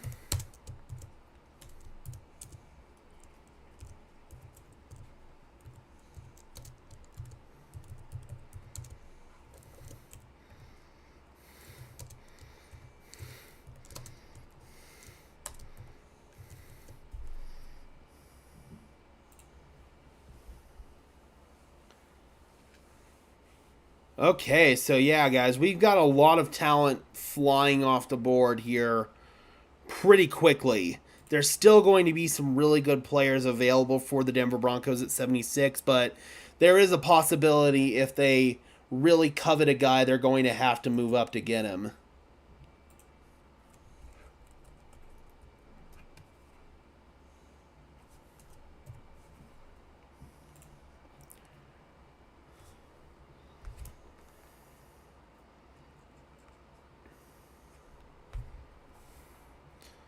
Followed by Cincinnati, we've got Washington again here at number 50 overall.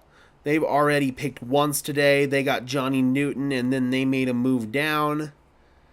And then they've got another pick at 53. So Washington's got really, really close picks together here.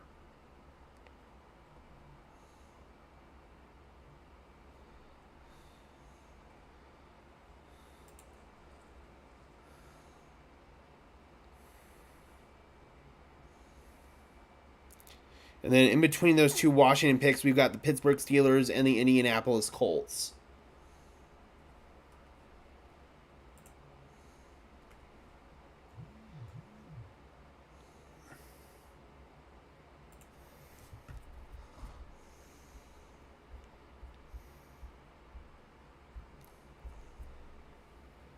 Okay, so there goes Tyler Nubin.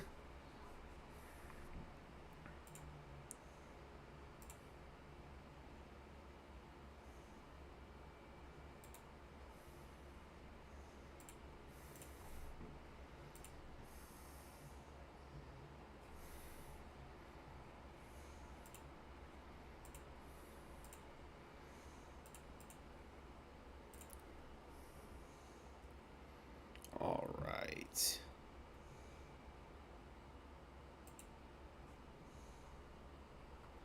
And just a reminder, guys, we will also be live tomorrow at starting, I believe, 10 a.m. Mountain Standard Time for day 3 of the draft.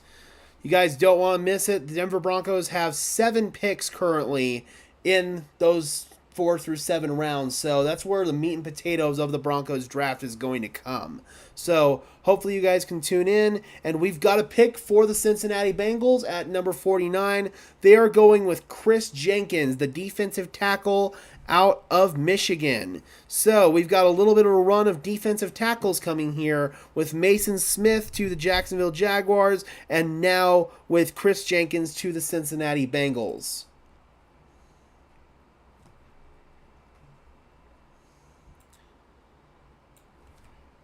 All right, so we are just about through the top 50, guys. Day 3 of the draft I just have on the background, to be honest. Totally understandable, man. But for some of us draft nerds, that's where things get really, really exciting.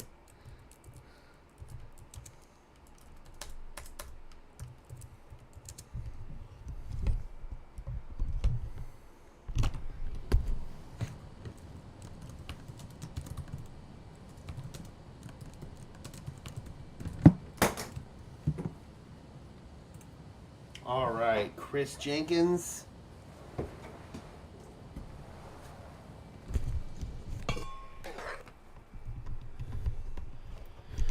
So now if we take a look at the next team that is up, which is the Washington Commanders once again here, you still think about edge rush, you still think about corner for them, so I will still maintain Ennis Rakestraw, TJ Tampa right here to Washington.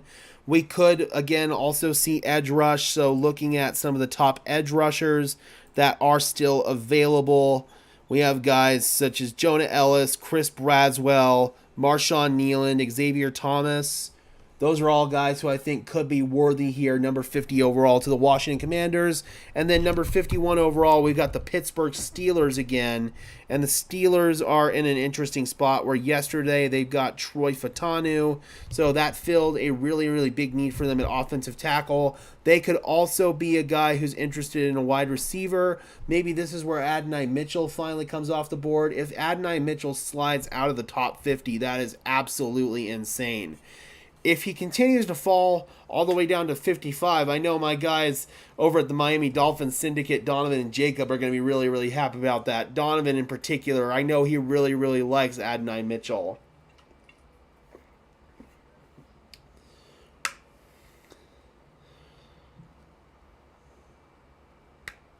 All right, so back-to-back defensive tackles drafted with Mason Smith and with Chris Jenkins.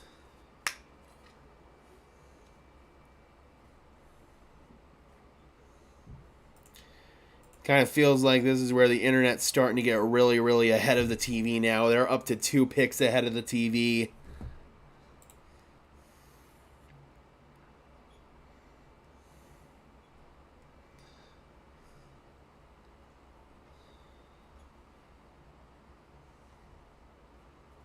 Troy Franklin not taken either through 50.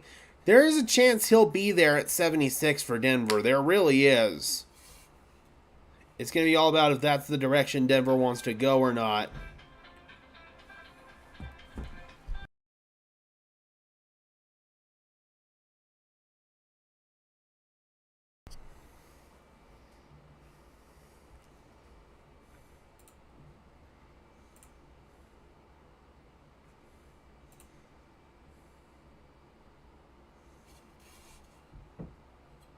Before the Raiders selected Jackson Powers Johnson, they contacted their current center, Andre James, to let him know that Andre was their center. So that could possibly indicate that the Raiders view Jackson Powers Johnson as a guard.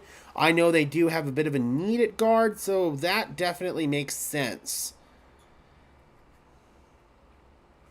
I feel like Powers Johnson can function at a high level at either the guard or the center position. And we've got a corner off the board once again. The Washington Commanders at number 50 overall select Mike Sainstrill, corner out of Michigan. So at the end of the day, Adonai Mitchell falls out of the top 50. Troy Franklin falls out of the top 50. Some really, really good talent still on the board right there. And Mike Sainstrill, who I expected to maybe come off a little bit earlier than he did, finally comes off the board. Dan Quinn continues to beef up his defense.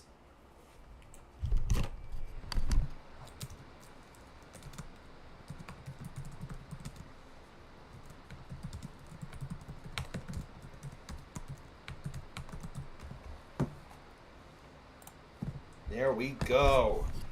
So as far as Sainstrill is concerned here, bringing up some notes on him.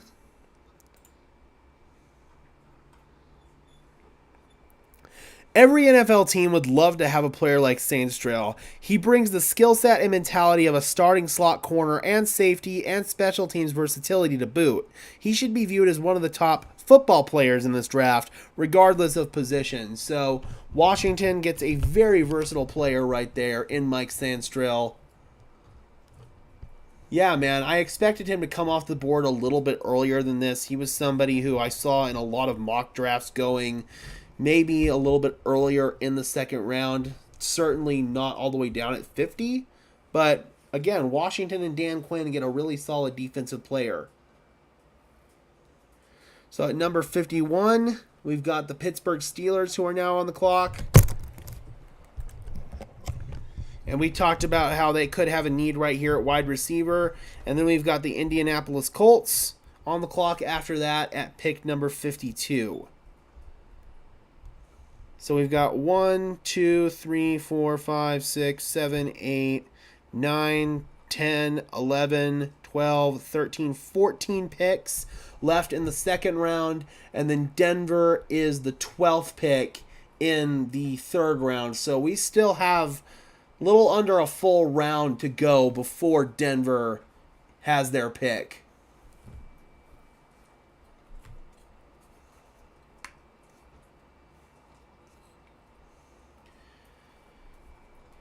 Steelers on the clock right now.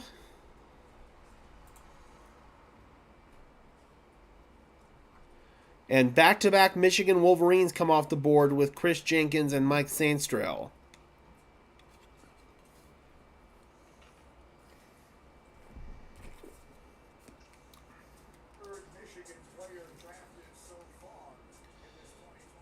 Third Michigan player drafted so far. Obviously, J.J. McCarthy, the first one, number 10 overall to the Vikes. And the pick is in for the Pittsburgh Steelers. And just as I unmute it, they go to a commercial break. Of course they do. Let's see. Who do the Pittsburgh Steelers select?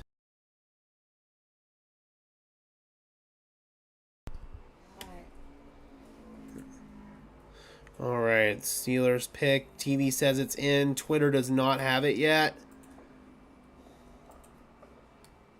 This could finally be where Adonai Mitchell comes off the board. It really seems like those character concerns with him are very much real.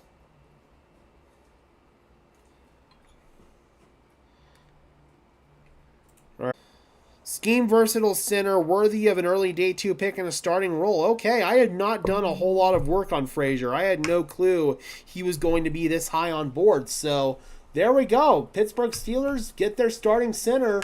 Russell Wilson has a new guy to work with there in Zach Frazier out of West Virginia.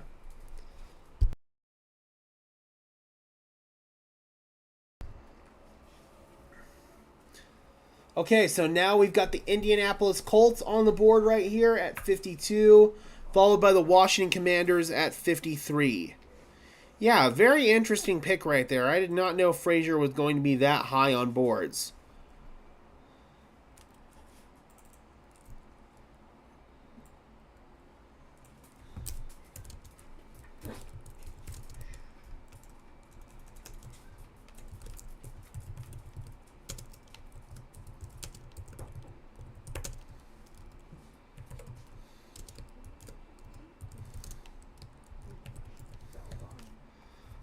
Here we go.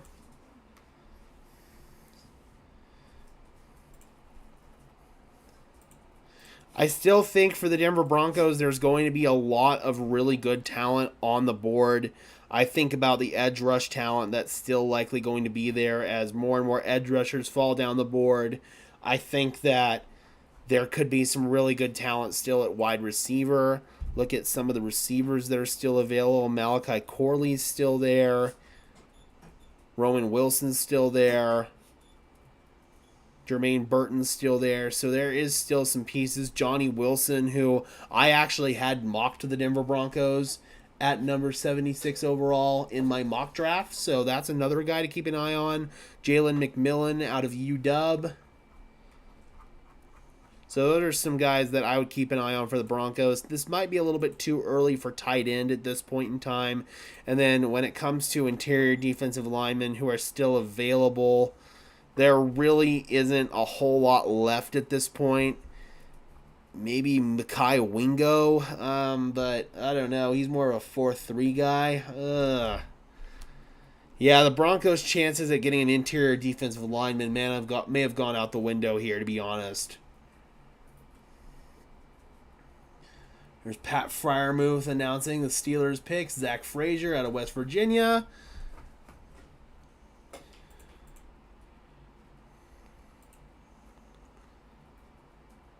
So at 52 for the Indianapolis Colts, the pick is in, and A.D. Mitchell finally comes off the board.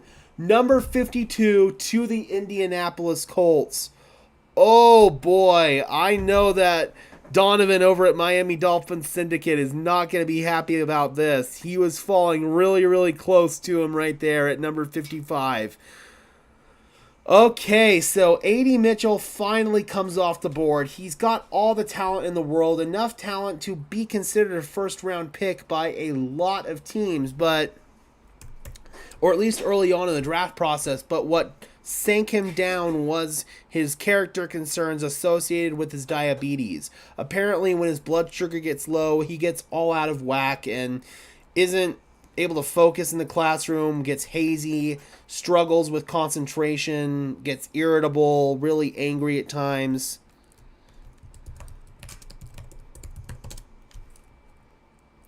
But Indianapolis is more than happy to take him right here at 52.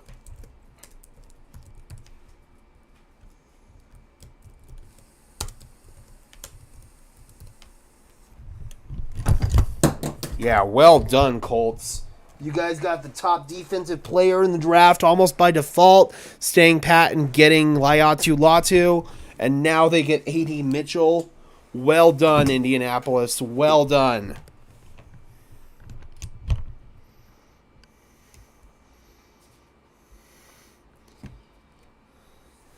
Donovan, A.D. Mitchell just went to the Colts at number 52.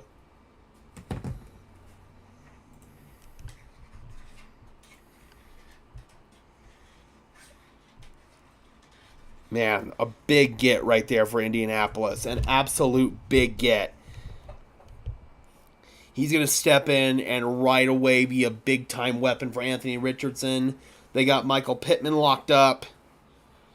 The Indianapolis Colts are going to be a potentially sleeper team next year. It's all going to depend on Richardson's ability to stay healthy. In the 4 games that he was healthy last year, he played really, really well. The North Carolina State linebacker is still on the board. I think he'll probably be on the board as we head into the 3rd round. We've only seen one linebacker come off the board so far, and he was a borderline first-round pick in Edgerrin Cooper out of Texas A&M.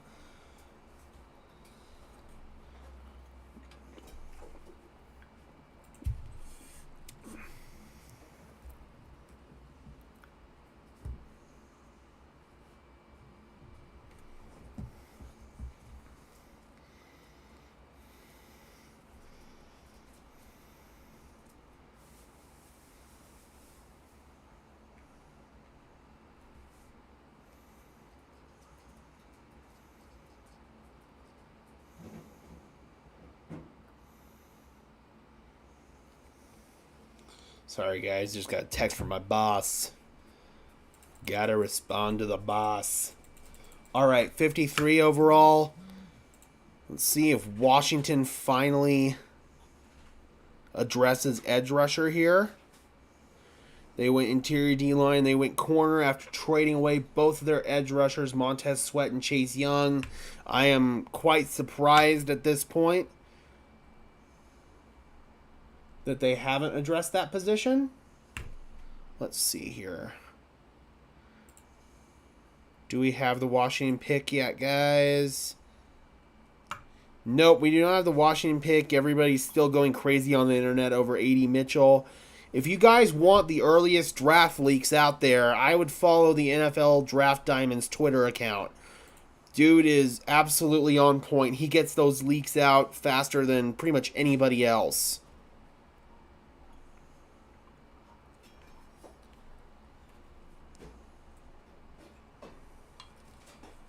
So followed by Washington at 53, we finally see the Cleveland Browns on the board for the first time in this draft. It's been a while since the Browns have picked in the 1st or 2nd round because of the Deshaun Watson trade. They've made an effort to load up their roster in free agency. I know they've got a bit of a need on the D-line right now. I just don't think there's really much left for them to take unless they want to go with a Brandon Dorless here maybe.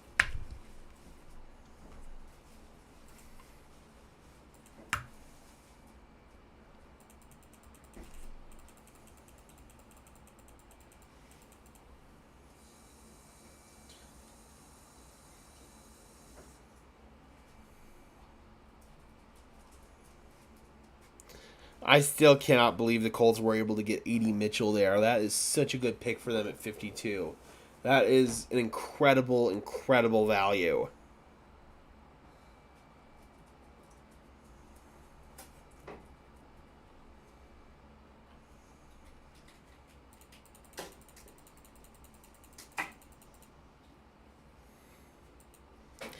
Yeah, man, the Colts have some really good pieces on offense. Anthony Richardson, Jonathan Taylor, Josh Downs, Adonai Mitchell. Man, Michael Pittman, dude. They've got some really, really good pieces. All right, the Commanders' pick is in.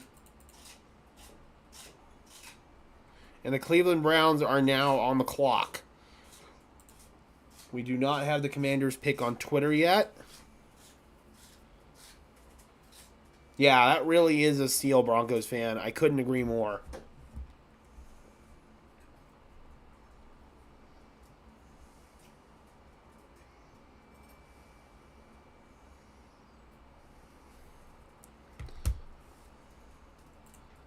In other Broncos news that broke yesterday, guys, Chris Harris Jr., former Broncos corner, has retired from the NFL. Wow! Ben Sinnott comes off the board earlier than I expected. I did not expect him to go all the way in the 2nd round. The second tight end off the board, the tight end out of K-State. Somebody that I thought could be a potential target for the Denver Broncos at pick number 76 now comes off the board. Good for Washington, man. Oh, that one stings. That one definitely stings. There are still some guys on the board. Jatavian Sanders, Eric All out of Iowa. Anytime you can get an Iowa tight end, I would not be opposed to that at all. Cade Stover's still there. Josh Wiley out of TCU, somebody that I know the Broncos do like. But, man, Ben Sinnott comes off the board way earlier than I expected.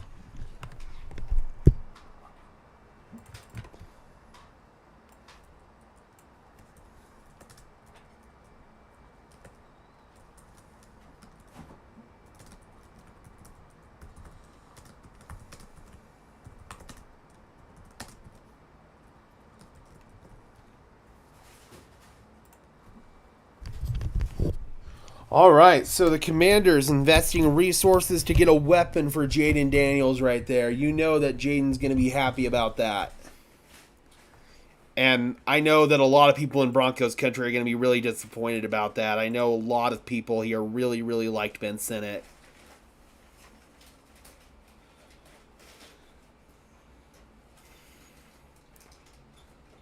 Good for him, though, man. The fact that he was able to get his name called early-ish on day 2 like that, yeah.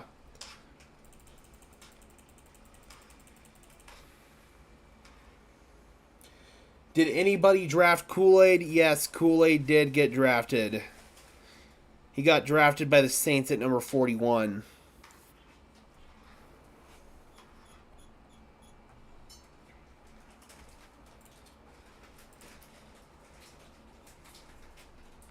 So, again, we're looking if the Broncos do want to end up with a tight end at this point, it's probably going to be like a Jared Wiley or a Theo Johnson, maybe a Sanders or an All.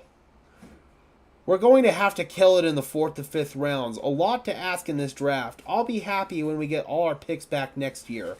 Hopefully no more trades like Riley Moss. Yeah, man, that Riley Moss trade, caliber player in Levi Wallace, even though he did come in on the vet minimum, is not a good look at all for Riley Moss. So the Cleveland Browns, we finally get to see them for the first time. They have some needs on the offensive line. They also have some wide receiving needs for potential wide receiver too. They also could maybe use some help on the D-line, running back, but I don't know who'd be available at this point for them at those positions unless they wanted to go on the D-line with somebody like a Jesus Christ, a Brandon Dorless out of Oregon. That is probably the best option right now if the Cleveland Browns want to go interior defensive line. When it comes to wide receiver, obviously Troy Franklin is still on the board. Roman Wilson's still on the board. Malachi Corley's still on the board. So there are some options left there at wide receiver, but it's starting to dwindle.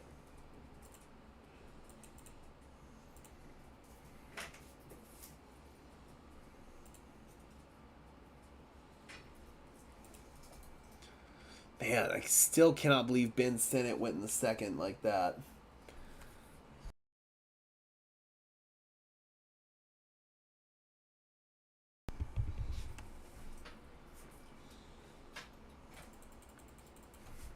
Oh. Get down, kitty.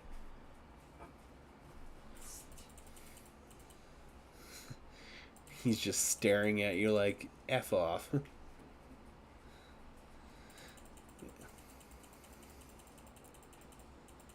All right, still have not gotten the Cleveland Browns pick. We are getting closer and closer. We are now 23 picks away from the Denver Broncos making their first selection of the evening.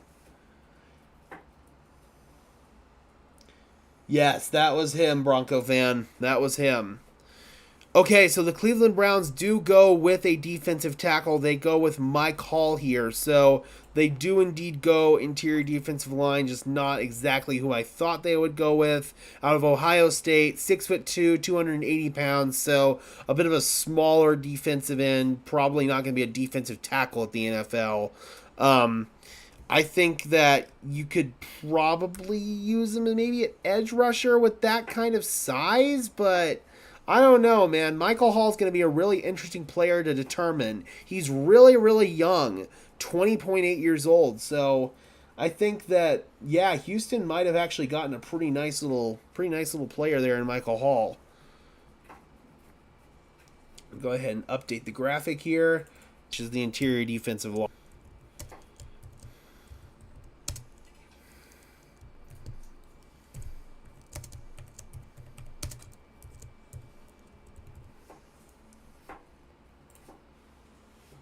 Oh. There we go. So now we got the Miami Dolphins on the clock at pick 55. I know if A.D. Mitchell would have been there, the Dolphins would have heavily considered it.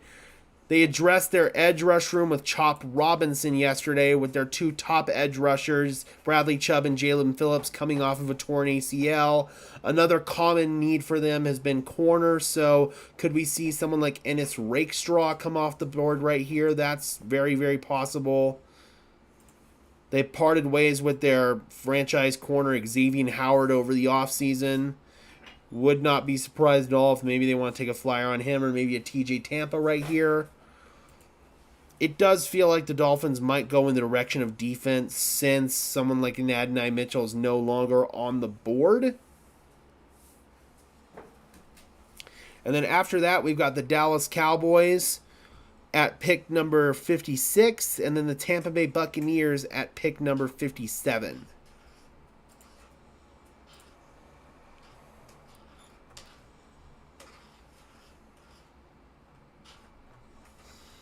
Cowboys picked up their Oklahoma. Wide receiver is also a possibility. Maybe linebacker. We've seen one. They've also had some talks about a potential Ezekiel Elliott reunion, but obviously that wouldn't be like a starting role or anything like that for Zeke.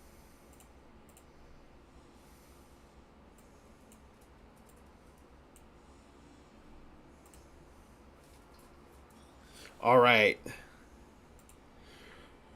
The pick is in for the Miami Dolphins.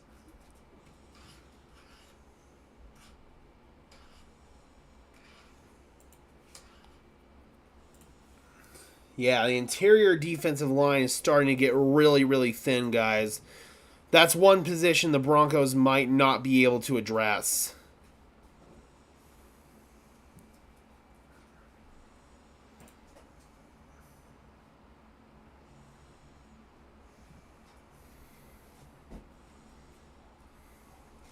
So it is 6:48 p.m. Mountain Time right now.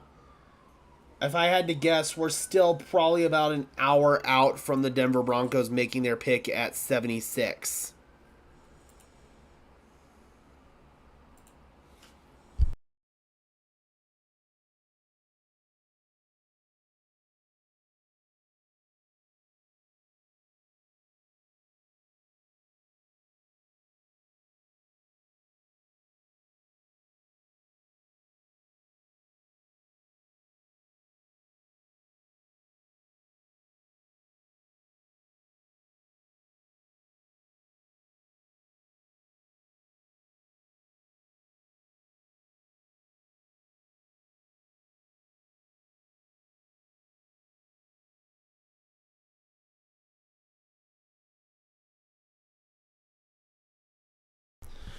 Patrick Paul, the offensive tackle out of Houston. So the Dolphins elect to address a really key position right there on the offensive line. I actually heard rumblings Paul was maybe going to go in the first round.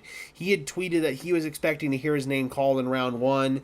Instead, here's it called in round 2, and he was a 2023 first team all Big 12 player.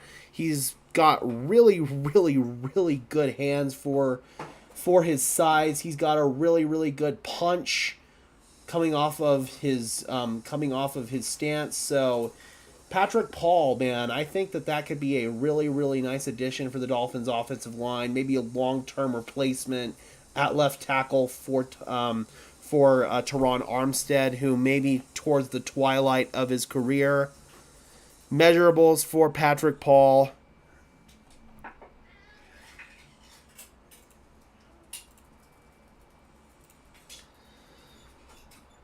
So Paul measures in at 6'7", 315 pounds, just absolutely huge. Again, his size alone makes it worth taking that risk, in my opinion.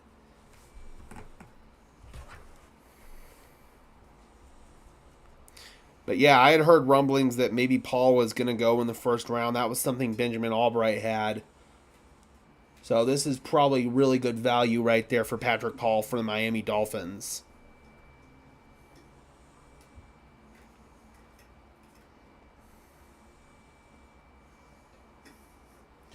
Who are we getting in the third round, Shai says. I've said that they're probably going to be targeting edge rusher.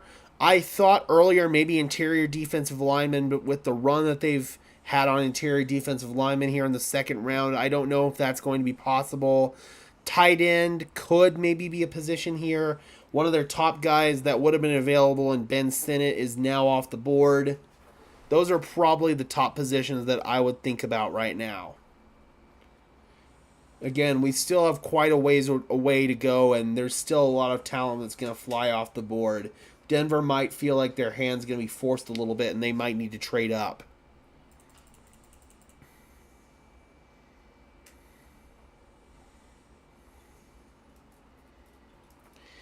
All these interior defensive linemen flying off the board really is not good news for Denver, though, because I know they were kind of banking on addressing the interior defensive line at some point here in the draft.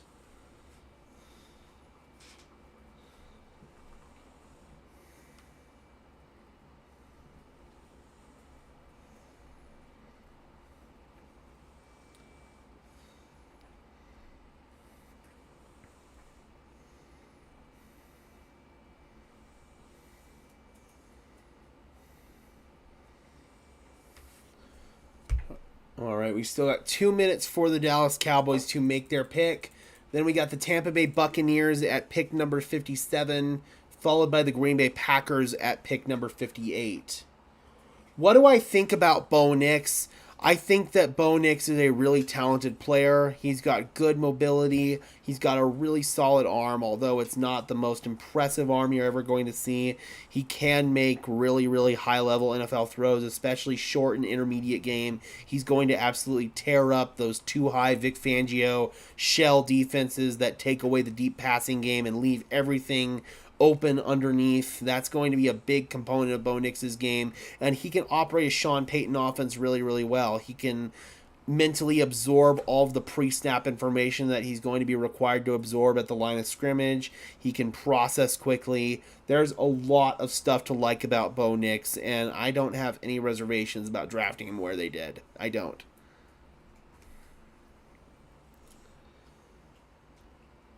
The Dallas Cowboys are really milking this down, man. They only have 1 minute left to make this pick.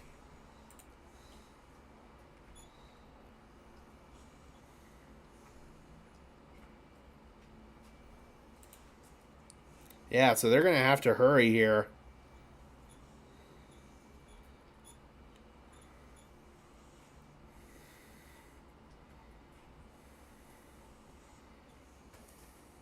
All right, the pick is in. They're celebrating over there at the Star. Jerry Jones is on the phone with somebody.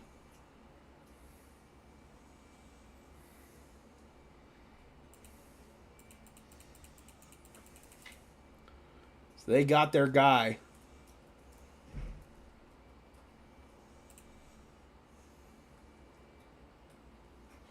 All right, the pick is in for the Dallas Cowboys. Marshawn Kneeland, that was a guy that Denver could potentially be targeting at 76. So there's an edge rusher off the board right there. That absolutely sucks. I thought Kneeland could potentially be there at number 76. One of the better edge rushers still available. Adisa Isaac is still on the board. Jonah Ellis is still on the board. Chris Braswell is still on the board. But Marshawn Kneeland out of Western Michigan, 6'3", 275 pounds. He wasn't going against the best competition in college, but he absolutely dominated it, especially in 2023. He has a passion for physicality. He's got body explosiveness, and he's got a really, really good alpha mentality. Marshawn Kneeland is a high upside player that Dallas Cowboys, they did have a bit of an edge rushing need to kind of round out the depth in that room a little bit. So it makes sense. It definitely makes sense. What area do the Broncos need? They need edge rusher, they need tight end, they need running back, possibly wide receiver, interior defensive line. There are some needs still for the Broncos. JP asked, did the Broncos get to their pick yet? Not yet. We still have 20 picks to go until the Broncos make their pick, so I would say probably another 45 minutes or so before Denver's on the clock.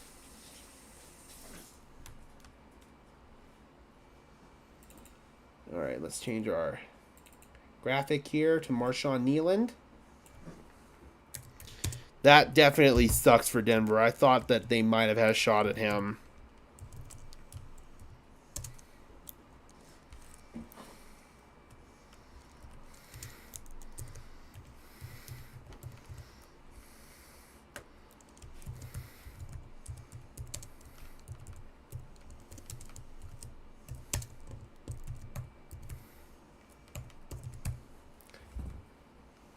All right, there we go.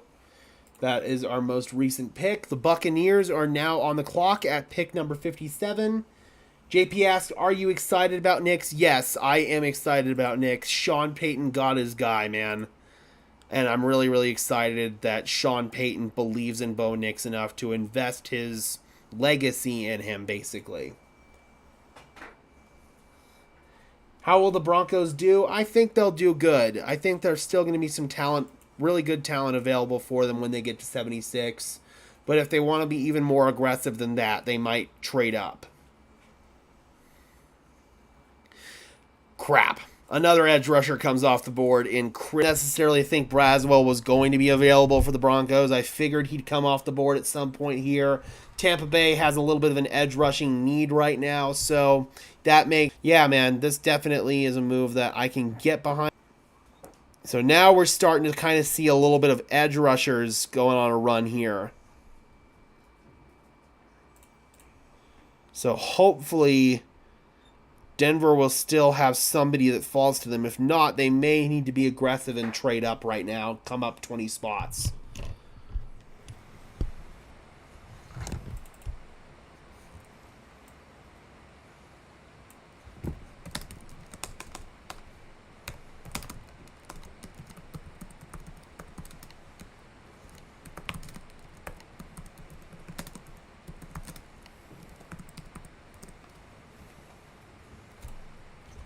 All right, so now the Green Bay Packers are on the clock at number 58, followed by the Houston Texans at 59 and the Buffalo Bills at 60. Packers got Edgerrin Cooper, first linebacker, off the board earlier.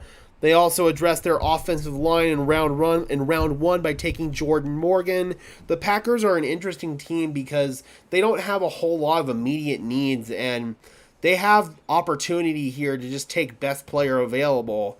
They do have kind of a need at corner, so maybe this is where an Ennis Rakestraw or TJ Tampa finally comes off the board. I've been saying that forever now, though. We got Maverick back. Good to see you back, man. And the clock continues to tick. We'll see if Denver feels like they're going to need to be aggressive and come up here. Edge rushers are kind of starting to fly off the board.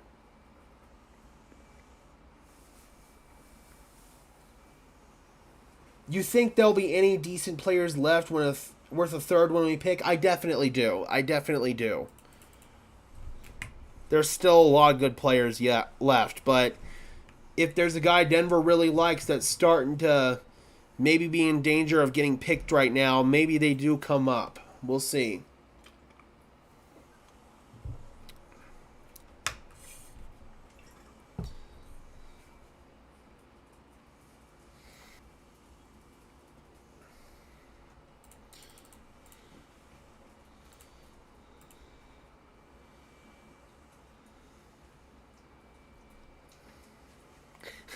I love how it lists quarterbacks, NFL on CBS does, as a need for Green Bay.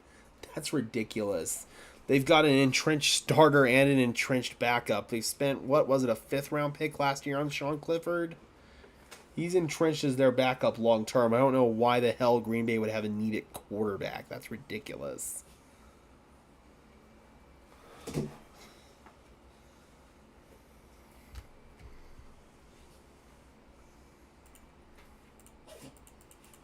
Let's see if Green Bay maybe wants to trade down here. That's something that might happen.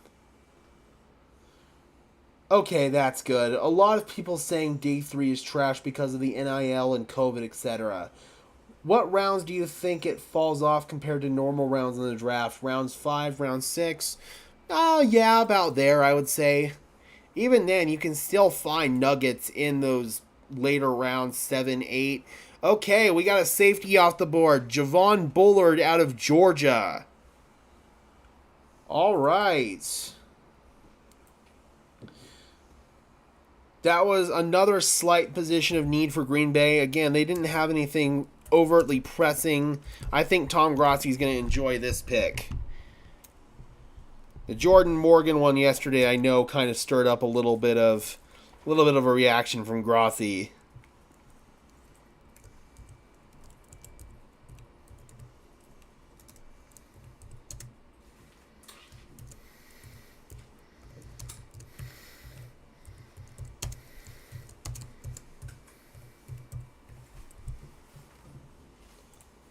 Perfect. Okay, so now we got the Houston Texans who are back on the clock.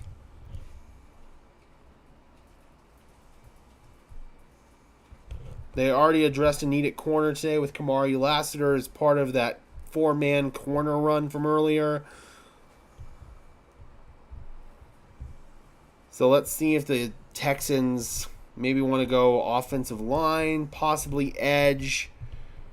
Tight end is also a possibility. Maybe a Jatavian Sanders out of Texas right here. You could have a really good 2 tight end set right there with Dalton Schultz and Jatavian Sanders. So that's possible. In for another thunderstorm, Maverick. Ooh, man, be careful. I know out there in like Nebraska and stuff, they're dealing with a lot of severe weather right now. So be careful. I'm not sure where exactly you're located, but yeah, just be careful.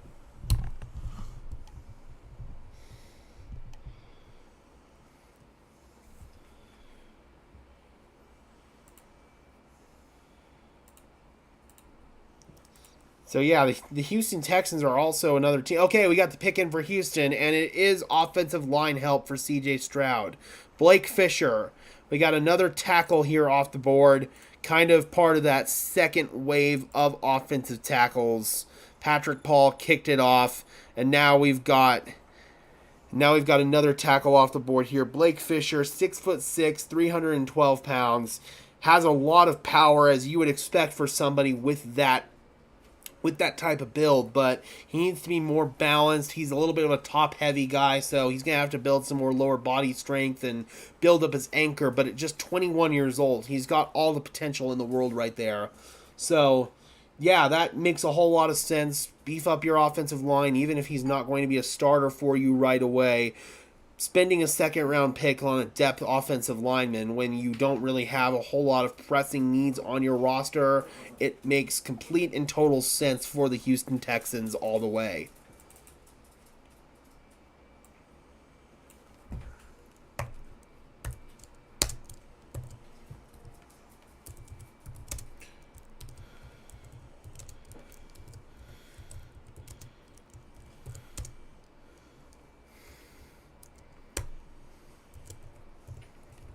Yeah, speaking of thunderstorms, I just saw some lightning outside here in Denver. Oh, yep, and there's the thunderclap. We had some rain last night here, but nothing quite like that. Oh, up near Windsor? Okay. Dude, Windsor in like 2009 or whatever it was had like a massive freaking tornado. Who's going to be the Broncos' starting quarterback?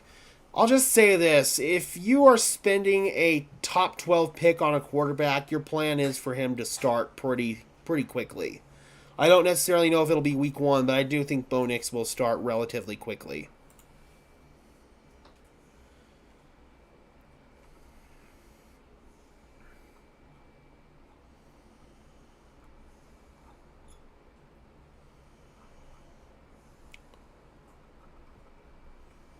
Okay, so we now have the Buffalo Bills on the clock. They took Keon Coleman earlier today with pick number 33. This is their second round pick.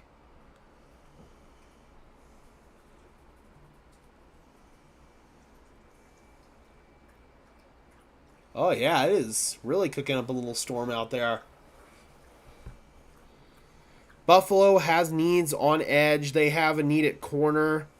So maybe we finally see corner come off here. They do have some offensive line needs as well. Maybe they want to double up and go with another wide receiver here. What about Zach Wilson? I don't think Zach Wilson's going to be in play to be the starter for the Broncos. I think he's more of like a rehabilitation project for Sean Payton that he looks at as, okay, maybe I can get Zach Wilson to improve his game, show some good play in the preseason, and maybe if he does end up starting a game at the end of the year for the Broncos, if there's a scenario where maybe they've already clinched, like maybe they're already eliminated from the playoffs, or if by the grace of the football gods they end up somehow being in a position to make the playoffs and they can rest their starters. If Zach Wilson performs well, just like Sam Darnold did with the 49ers, then I don't know. Maybe there's a chance they'd let him walk in free agency. They could pick up a compensatory draft pick for him, or they could re-sign him and trade him later on. Woo, bad weather. Yeah, man. It's starting to really brew a nasty storm out there. Ben DiNucci's done, Maverick says. I actually think Jarrett Stidham's done, but that's just kind of my gut feeling here. I hope Zach can be fixed and hold a clipboard real well. Yep. Damn straight. Another player with a sad story. 2019 was all sad stories. Well, freaking these TV networks also hype it up just ridiculously. Another safety off the board here, Cole Bishop. So we just saw the Packers go with Javon Bullard. We got another one off the board here in Cole Bishop.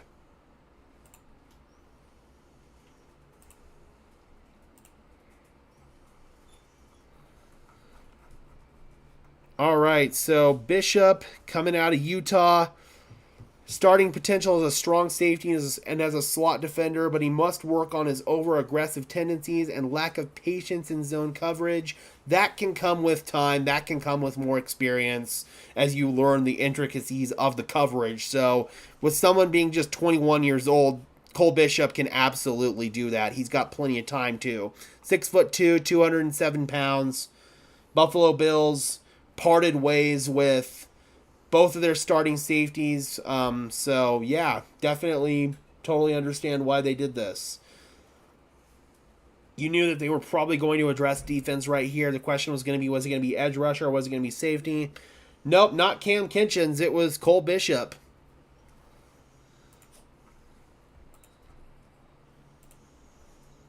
All right, let me go ahead and change my graphic here. And we are now officially at pick number 60.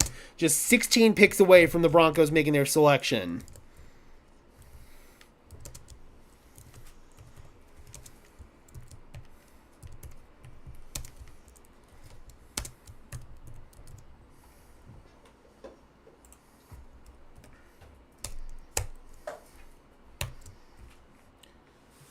Do you think the Kansas City Chiefs will win the Super Bowl? I don't know. It's really hard to go 3 in a row like that. It really is.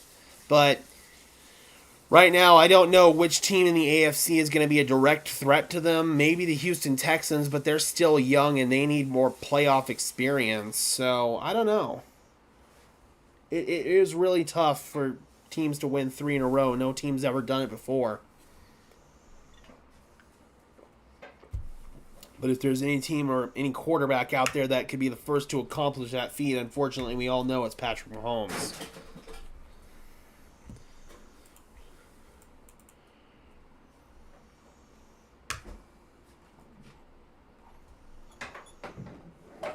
All right, so the Lions end up taking a player at 61 that I actually anticipated they might take in the first round, and that's the Missouri corner Ennis Rakestraw.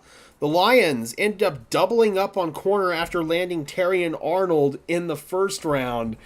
I gotta be honest, guys, I'm gonna have to bring in my guy Grid's reaction to this because, or I'm gonna have to at least go look at it on YouTube because, dude, he's gonna be pissed. He is going to be absolutely pissed off about this. He did not want the Lions to take a corner. He strongly feels that the Lions need pass rushing help. And I do agree with him, they do. But now they have a really, really strong cornerback room where Rakestraw is probably going to be your starting nickel now.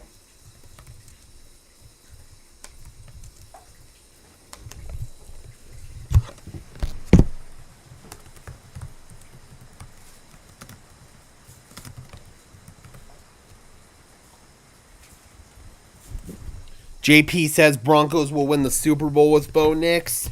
With Sean Payton as your head coach, absolutely could see it happening, man. I definitely could. Oh, man, I already know that Grid, host of Lions Syndicate, is going to be absolutely furious over this. Does Denver actually have another pick? They pick at 76 today, so they pick here in about 16 spots.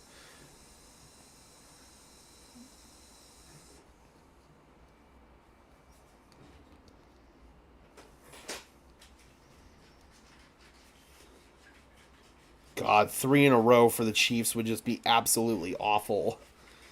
Oh, I already know that my guy Grid is going to be furious about this.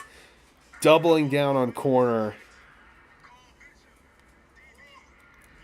Okay, he's a full pick behind us. He's going with the TV. I don't have the patience for that, guys.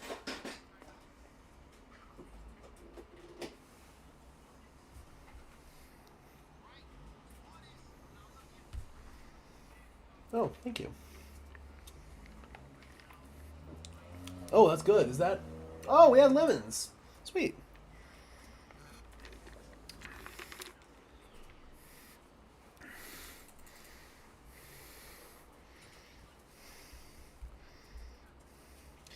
Yep, oh boy. He's going to be absolutely furious about this. So now we got the Baltimore Ravens back on the clock at pick number 62, and the Ravens somehow committed absolute robbery in round 1, man. They committed absolute robbery. Baltimore Ravens are a team that just is able to land high-end talent at really, really cheap value, and they did it again with Nate Wiggins. So we'll see, man. Do they continue to add to the defense here in the second round, or do they go with offensive line? Kingsley Suamatia is probably the best offensive lineman that's on the board now, the offensive tackle out of BYU. Okay, here we go. Grid's going to be pissed.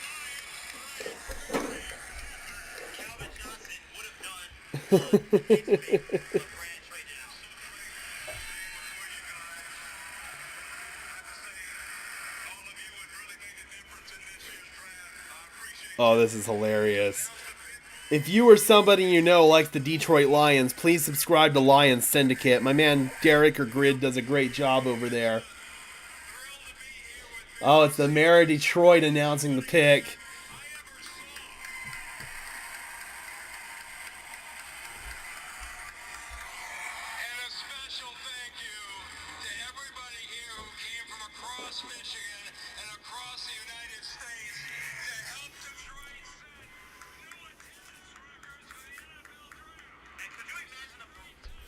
All right. So let's see if the pick is in for the Ravens while we wait for Derek to absolutely lose his mind. Yeah, there it is.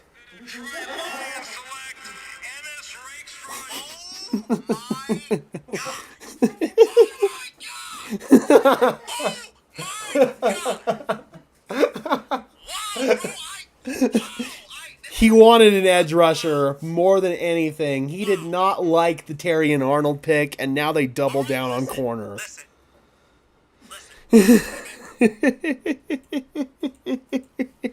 Oh, he's furious. That is absolutely hilarious.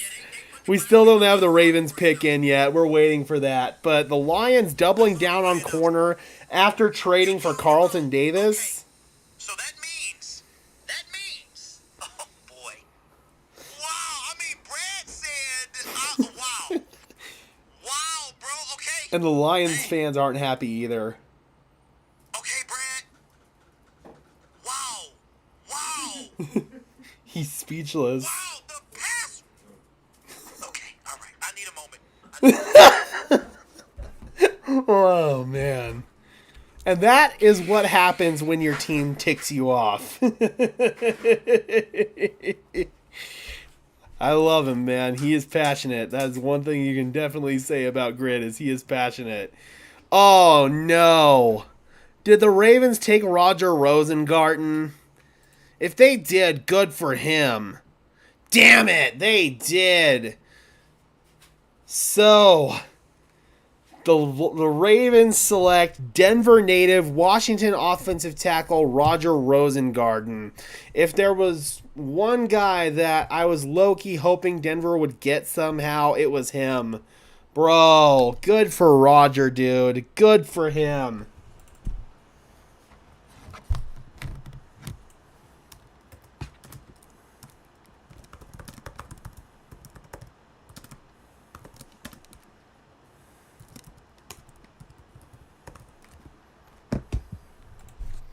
So again, Roger Rosengarten, Denver native. I want to say he was a Chatfield alum. Correct me if I'm wrong. Somebody in the chat, let me know if I'm wrong. I want to say it was Chatfield, one of the South Denver high schools. But yeah, I really like Roger Rosengarten. He's going to have to maybe get his play strength a little bit up to compete at the NFL level, but I'm very confident he can do that as my dog goes absolutely nuts right now. He's somebody who's going to have to take some time to really hit the weight room and build up that strength. 6'6", 300 pounds. But if he does that, the sky is the limit for a guy like Roger Rosengarten. I will always root for local kids, man. Good for Roger. Again, always rooting for those Denver locals, for sure. And he goes to a really good situation in the Baltimore Ravens where they're known for developing quality offensive linemen. I couldn't be happier for Roger. If it wasn't coming to Denver, then I want him to go to a stable team like the Baltimore Ravens. So, good for him. Good for him. So now we've got the San Francisco 49ers on the clock at pick 63. The clock's ticking down on them about a minute and a half. And then we've got KC at 64 to round out the second round. And we will be jumping right into the third round after that. And just 12 picks in, Denver will be on the clock. KC and San Francisco just swapped picks, it looks like. KC is now on the clock. All right, the Kansas City Chiefs trade up again. They traded up with the Bills last night to get frickin' Xavier Worthy. They get 63 and a sixth, number 211 overall from San Francisco for 64 and a fifth. So they basically ended up San Francisco trading down one spot for turning a fifth or sixth into a fifth. Ooh, man, I don't know why San Francisco would make that deal either. The Chiefs are their biggest competitor to winning the Super Bowl, just like I said with the Buffalo Bills. Why are you making these deals with the devil? Seriously. And they go with Kingsley Suamataia, the tackle out of BYU. Andy Reid loves his BYU guys, and they were rumored to be interested in tackles early on in the draft. Kingsley is somebody who can come in and start right away, honestly. I think he can take some time also and sit on the bench, but if they need him to start right away, either at left or right tackle, they could absolutely do that. 6'6", 315 pounds. There were other players that the Chiefs may have been better off getting, but they were targeting tackle, and Andy Reid is always going to take that BYU connection. So, yeah, there you go, man. Kansas City. That's what they do. They somehow get to fleece these other teams, man. It's ridiculous.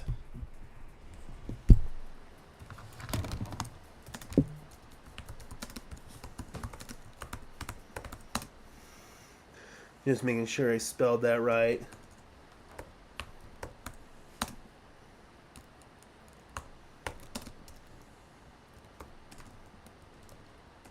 BYU, Jesus Christ.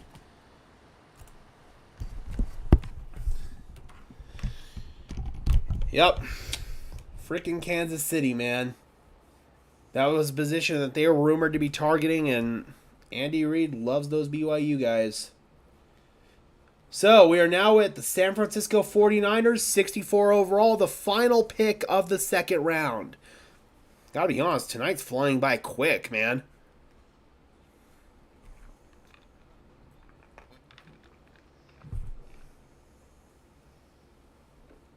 Why don't we have a second round pick? Because of the Sean Payton trade. Exactly what Bobby says right there.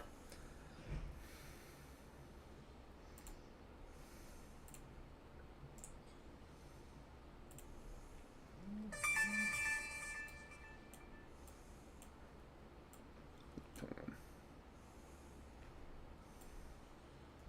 There we go. No.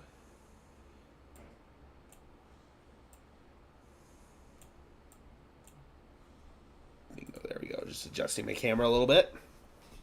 Maverick says, I hate the Chiefs. I think pretty much everybody in this chat hates the Chiefs. Yep. I hate the Chiefs also. Yep. I still can't believe San Francisco did that to help the Chiefs. They could have probably gotten the same player they wanted to, but I can get acquiring draft capital, just not with the damn Chiefs, man. And Patrick Mahomes just sent out a tweet. I love Brett Veach, man. Oh, freaking Chiefs. I'm just glad Roger Rosengarten didn't go to the Chiefs.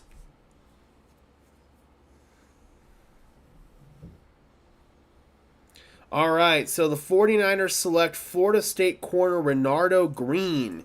So we've got another corner off the board here.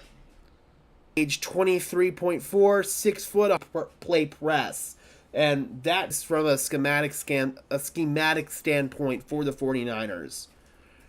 Renardo Green, corner out of FSU. 55 overall.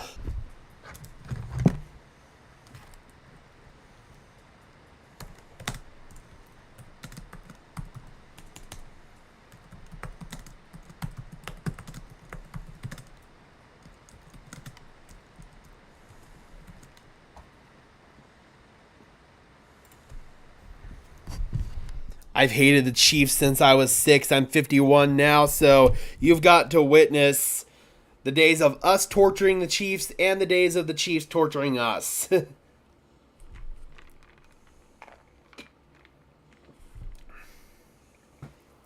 All right, guys, now that the 64th pick is in the books and the second round is up, I'm going to step off camera for literally 30 seconds, if that. I'm going to go take some vitamins. We'll be right back.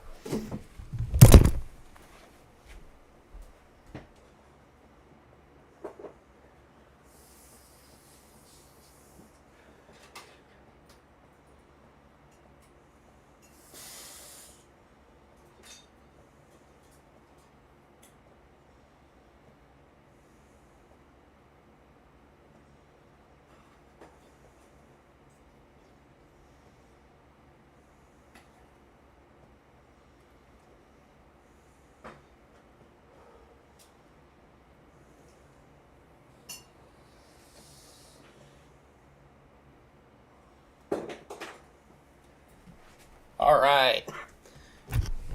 Let's get this third round rocking.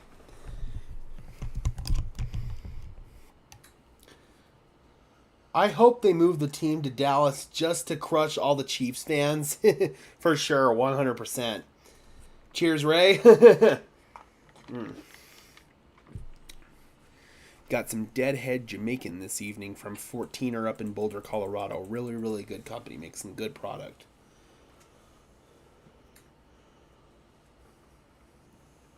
All right, so let's start this over again. We got Carolina at number 65, followed by Arizona at 66, and we got a Shefty bomb.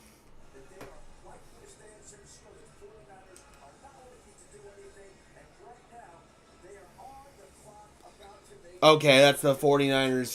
He's just talking about Renardo Green right there. So the TV is still a little bit behind Twitter here, guys. And I believe now that we're in the third round, the clock's going to slow down to 5 minutes. And the New York Jets are on the clock. They are trading up to number 65 with the Carolina Panthers. We do not have the compensation yet, but according to both Mike Garafolo and Ian Rappaport, the Jets are coming up. Draft Diamond's also reporting it.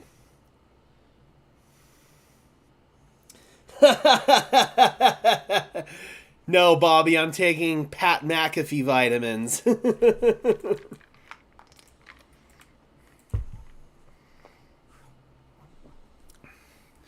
So the Panthers trade number 65. The Jets trade 72 and 157. Okay, so who are the New York Jets coming up for? Right at the top of the third round.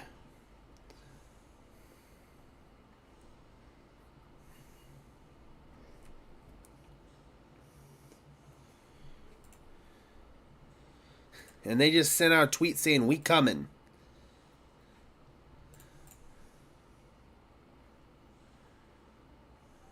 All right, round 3, baby. Let's get it. Broncos country or Broncos Twitter just sent out a tweet. We're going to have some action tonight here pretty soon, probably within the next 20, 30 minutes when the Broncos will be making their pick. So who are the New York Jets coming up for?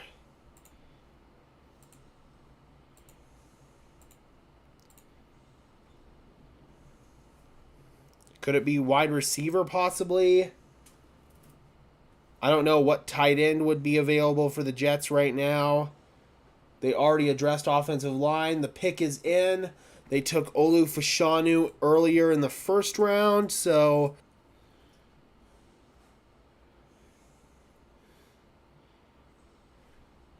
Oh, come on.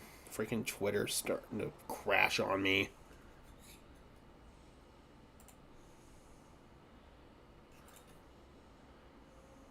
Okay, the Jets come up and they take Malachi Corley, the wide receiver out of Western Kentucky.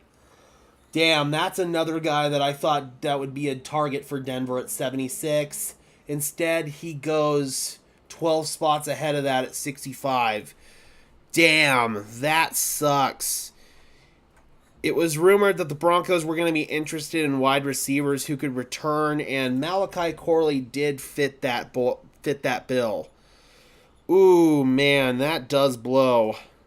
Roman Wilson's still on the board, which I am definitely intrigued by. I would like Roman Wilson, but Corley, I think what might have detracted Denver from him is his rawness in his game. He's got to learn his route tree. He's got to learn how to get off of contact. He's got to learn his footwork and his releases. But 5'11", 210 pounds, definitely has good speed. Would have been able to return for us. That one definitely hurts. Goes now to A-Rod, Nathaniel Hackett and company over there in New York. So now at number 66 overall, we got the Arizona Cardinals on the clock. We are officially 10 picks away from the Denver Broncos making their selection. I hope we pick up the young McCaffrey on day 3. That is likely when he's going to come off the board, is some point in day 3. And I know the Broncos like McCaffrey. They brought him in to the building, so very possible. Troy Franklin, he might very well be there at 76 for the Broncos, and I know they will at least entertain it. It's all going to depend on who is on the board still, if I'm going to be okay with Troy Franklin or not. Maverick says, I want Mo Camara on day 3. I wouldn't even be surprised if Mo Camara was the pick here at 76. I wouldn't hate it at all. I think Mo Camara can develop into a very quality player. He possesses the power, he possesses the speed, he possesses the hand skills. Like, he reminds me a lot of Shaq Barrett coming out of CSU. Okay, Arizona Cardinals taking Trey Benson here. Chef Monty is cooking in the kitchen over there in the desert, man. So the Arizona Cardinals definitely had a need at running back, somebody that they can pair alongside James Conner, and Trey Benson fits that bill. He's a really big, bruising running back. Jesus Christ. Sorry, my computer's going completely haywire here. There we go. 6'1", 223 pounds, 21 years old. He's got the build. He's got the vision. He's going to have to improve some elements of his game, his patience in particular, but if he could be sort of a running back by committee there with James Conner, then that could be a really, really good addition for the Cardinals. Got to get Luke McCaffrey, Travis Ramsey says. I do think Luke McCaffrey is going to be on the board for the Broncos. All right, so Trey Benson goes number 66 overall to the Arizona Cardinals.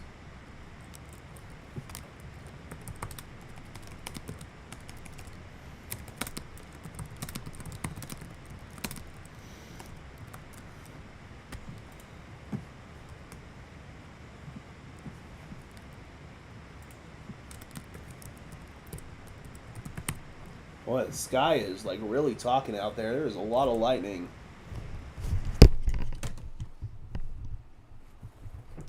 All right, so I believe now that we're in the third round, we've gone down to 5 minutes between each pick, so it shouldn't take long for Twitter to get these picks. Right now, we are at number 67 overall with the Washington Commanders on the clock.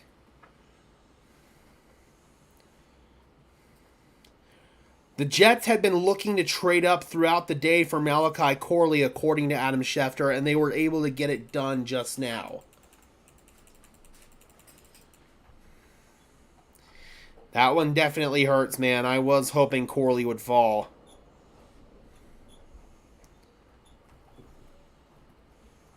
All right, so the TV is just now announcing Malachi Corley, and they're getting ready to announce Trey Benson right now, so we're still a little bit ahead of the TV.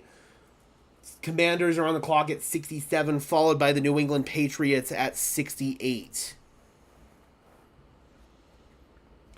His precision, route running, and strong hands would be perfect for Bo Nix in Sean Payton's system. Definitely.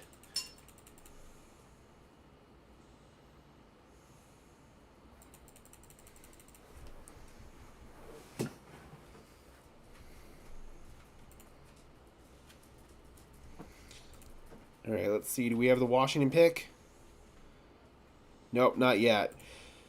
So, through 2 rounds, 12 offensive tackles, 11 wide receivers, 10 corners, 8 defensive tackles, 7 edge rushers, 6 quarterbacks, 3 safeties, 2 centers, 2 tight ends, 1 linebacker, 1 guard, and 1 running back.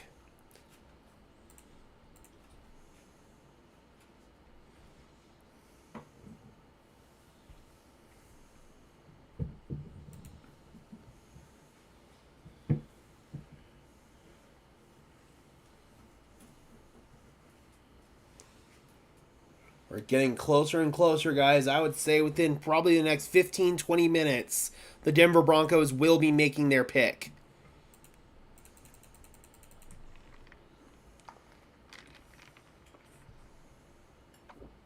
And just a reminder, guys, once the pick is officially announced, I will be having to go into video making mode. We're still one-man production here on Broncos Syndicate, so I will be kind of ignoring the chat a little bit just so I can get that video out. But I'll make sure once the video is out that we will catch up on any and all questions in the chat. So I promise I'm not ignoring you. I'm just going to have to put you on the back burner just for a second while I get the videos out. Veterans to these streams know the drill by now.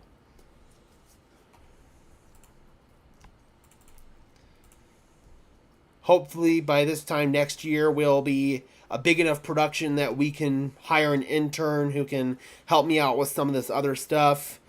Okay, so the Washington Commanders select offensive tackle Brandon Coleman, and then the New England Patriots have selected offensive tackle Caden Wallace. So 2 offensive tackles coming off the board back to back. They were announced super quickly by Draft Diamonds like literally within 30 seconds of each other right there. So the board is moving quite quickly. I'm going to go ahead and I guess put in number 68 right now at Caden Wallace. All right, so we got a little bit of a run on offensive tackles right now.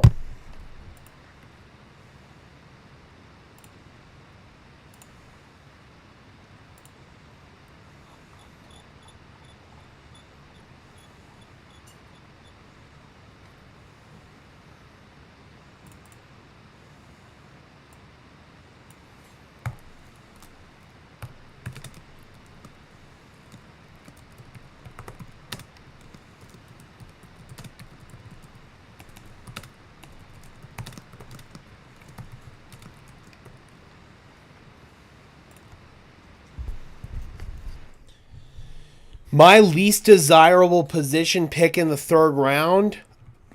Probably linebacker, to be honest. I wouldn't want to take a linebacker right now. That would kind of be a nightmare scenario for me. Yeah, almost every other position I'm okay with, though. Corner as well, I would say, would be kind of a bad situation considering that you signed Levi Wallace and a lot of the top corners are already gone. I think that they'd be better off maybe targeting a Chris Abrams drain early tomorrow when they have multiple picks in the fourth round. Shy, they signed Josh Reynolds in free agency, and I think that's who they ultimately view as their Jerry Jeudy replacement. All right, so Caden Wallace, the most recent player off the way from the Broncos making their selection.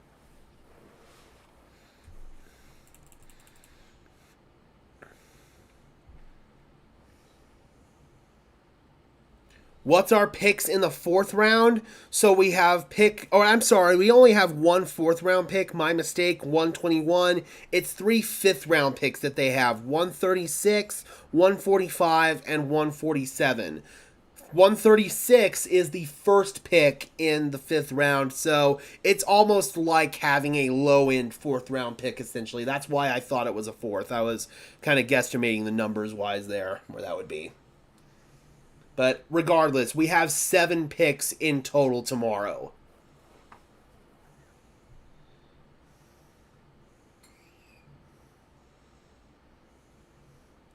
Do the teams get 5 minutes on day 3 as well? No, it goes down to 2 minutes, I believe, tomorrow.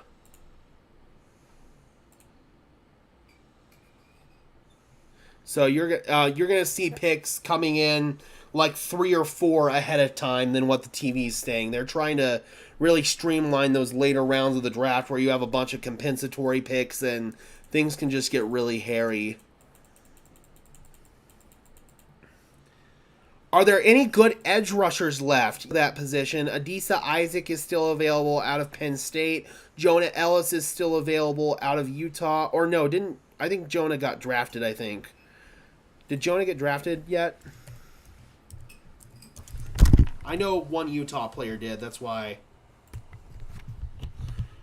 No, Jonah did not get drafted yet. So Jonah Ellis is still on the board. So yes, there are some 3. I very much believe that.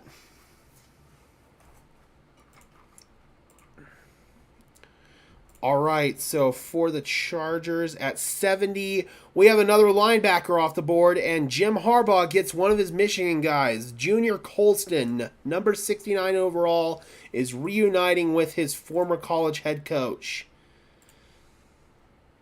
So I believe that is the second linebacker off the board. His background and journey to this point are inspiring. He has the size and football IQ to play in the NFL. He's a good but not great athlete, which will likely make him a day 2 pick as a rotational 4-3 linebacker with starting potential.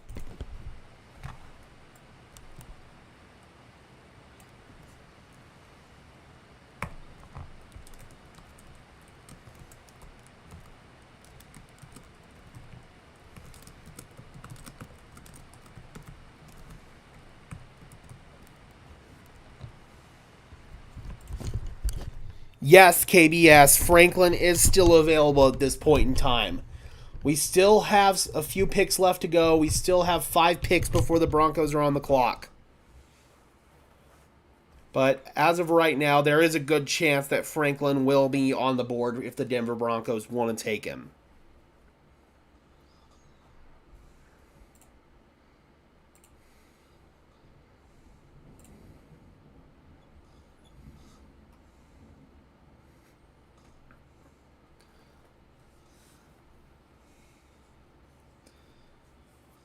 All right, guys, we're getting close. And there is still plenty of talent on the board. All right, so the New York Giants select Andrew Phillips, the corner out of Kentucky. So we've got another corner off the board.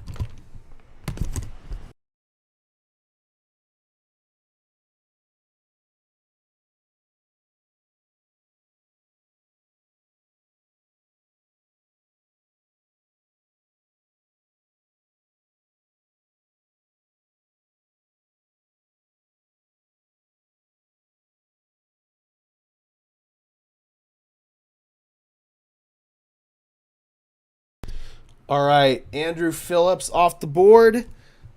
So we're really seeing a lot of talent diminishing on corner here pretty quickly.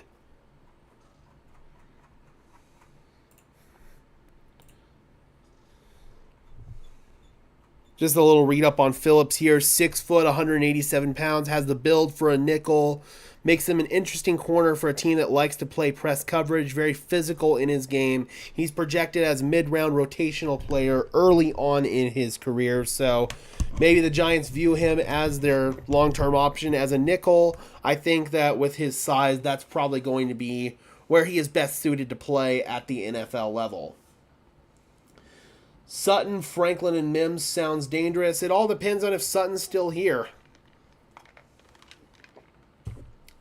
I do have some reservations again about Troy Franklin, but if the Broncos feel like they want to reunite Bo with his top target in college, or one of his top targets in college, then yeah, I can understand it. I totally could.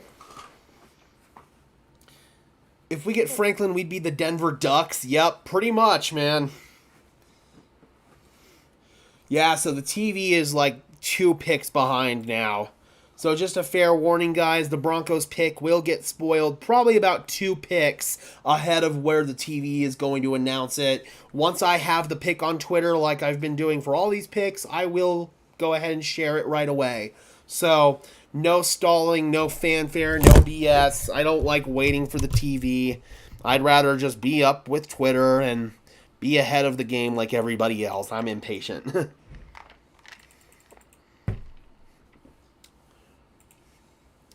All right, so we are now with 71 overall. Arizona Cardinals are on the clock, followed by the Carolina Panthers, the Dallas Cowboys, the Atlanta Falcons, the Chicago Bears, and then the Denver Broncos. I also, guys, wouldn't be surprised if there's a scenario where Sean Payton wants to trade down and acquire more draft capital. It's very, very possible.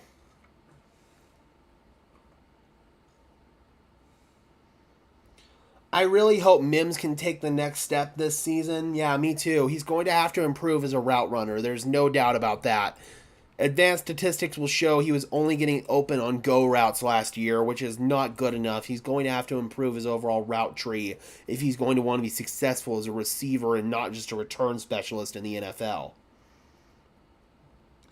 Maverick says, I'll mute the stream when the Broncos are on the clock, so I'll probably have a delayed reaction. Sounds good, sounds good. Again, just if you guys don't want the pick spoiled, then I would mute the stream or dip out, do whatever you need to do. Otherwise, we will be announcing the pick as soon as it's here on Twitter. I will give you guys like a 10-second warning if you want to get out of here and not want the pick spoiled. So I will warn you guys once I have the pick. With Bo Nix, I just couldn't contain my excitement yesterday. Yeah, with Bo Nix, I just couldn't contain my excitement yesterday, and I just ended up shouting it out without really giving a warning. All right, so we are now at pick number 71. The Arizona Cardinals are on the clock. They just now announced the Junior Colson pick on the TV at pick number 69.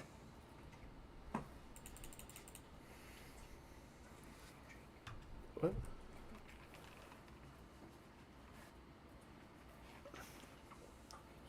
Oh, thank you. I still have plenty in there.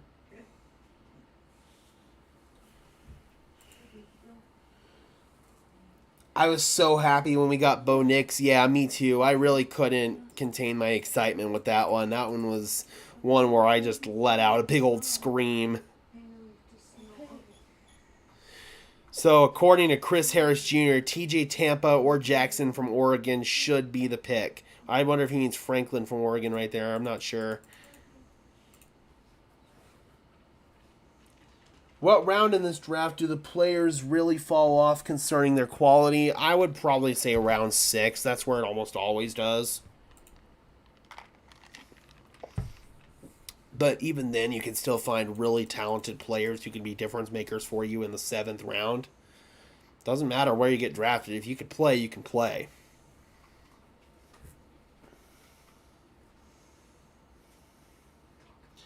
I was fired up considering I've had a first-class ticket on the Bo Nix train since mid-March. Yep, for sure. I know a lot of people that were much like you that were on the Nix train pretty early on.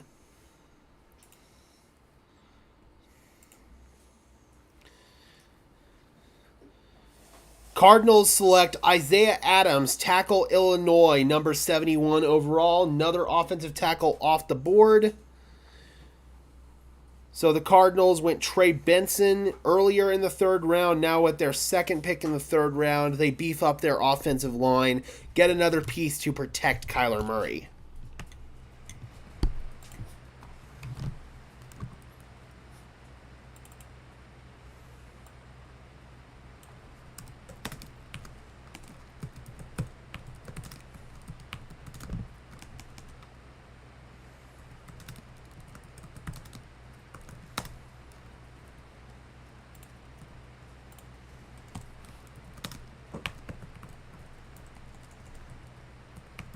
All right, there we go.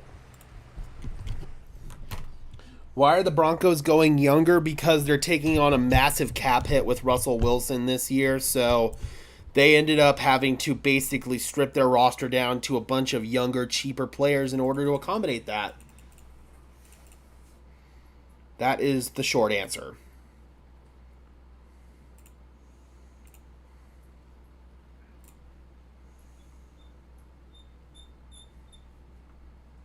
So for Isaiah Adams, he comes in at 6'5", 315 pounds. Still a developmental guard prospect. Move to guard will mitigate some of his biggest issues as he has the side and movement to be a potential starter in a zone blocking scheme. So that is very similar to what the Arizona Cardinals run. They run that very West Coast, Stefanski, Shanahan, McVay sort of offense, and Isaiah Adams could slide into that style of offense and be able to develop and maybe be a starter for them a little bit later down the line. All right, guys.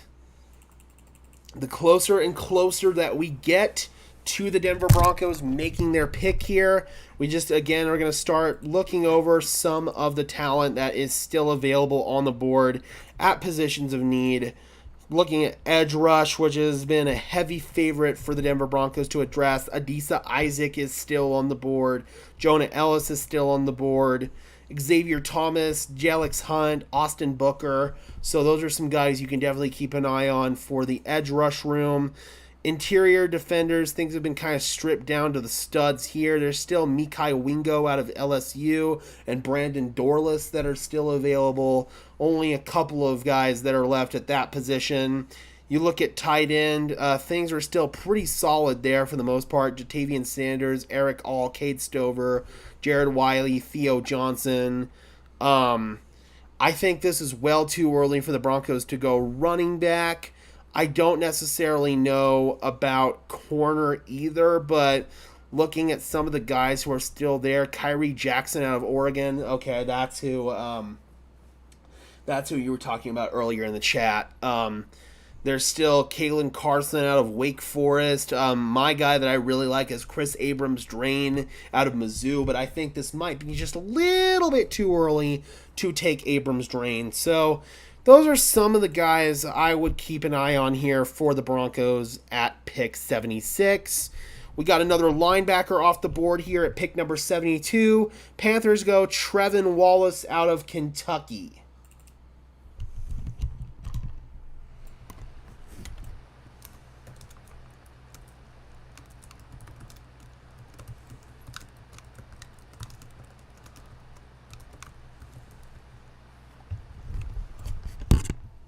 So for Trevin Wallace here, bringing up a little note write-up that I got on him.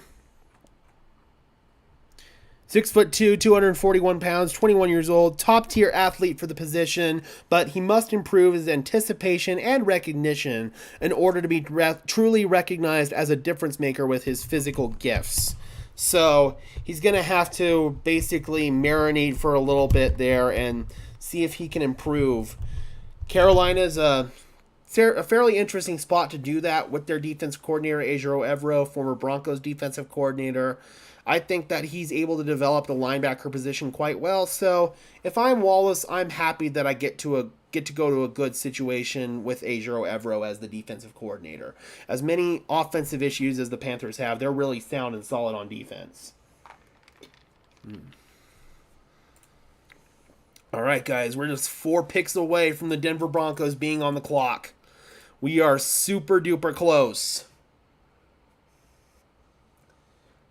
Bobby says, I'm going with a hot take. We'll trade back for another 4th rounder. Wouldn't throw it out at all. I really wouldn't. I know the Broncos are all about trying to pick up as much draft capital as they can right now. If there isn't a player that they're super duper in love with, then maybe they will pull the trigger, or maybe they will trade down. One guy who might still be an interest of the Denver Broncos is Roman Wilson, the Michigan wide receiver. I'm kind of surprised he's fallen this far at this point. So if that's one guy that might be the best player available on the Broncos board. We'll see, though. It all depends on what direction they want to go with it. So right now, for Bo Nix, just changing the subject a little bit, he's in a little bit of a conundrum in terms of what number he's going to wear. The only number that is available from 0 to 20, which Bo Nix is eligible to wear, or 0 to 19, is number 16. Number 7 obviously retired for John Elway, and then 18 retired for Frank Tripucka and Peyton Manning. So, I don't know, man. Will he pay off Zach Wilson to try to get number 10? I don't know. We'll see. All right, so we've got another offensive lineman off the board, Cooper Beebe.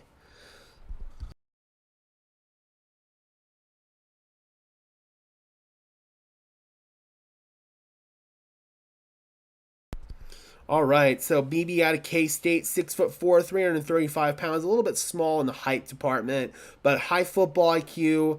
Athletic shortcomings will likely limit his career to that of a backup swing offensive lineman, though, according to Pro Football Focus. So, not exactly the most ringing endorsement for a guy like Cooper Beebe right there.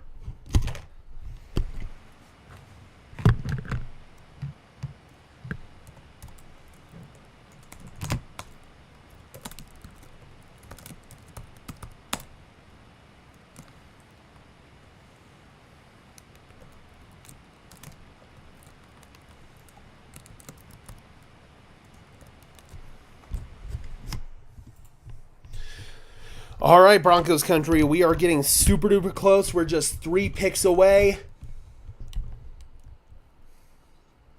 Oh boy, I'm getting nervous.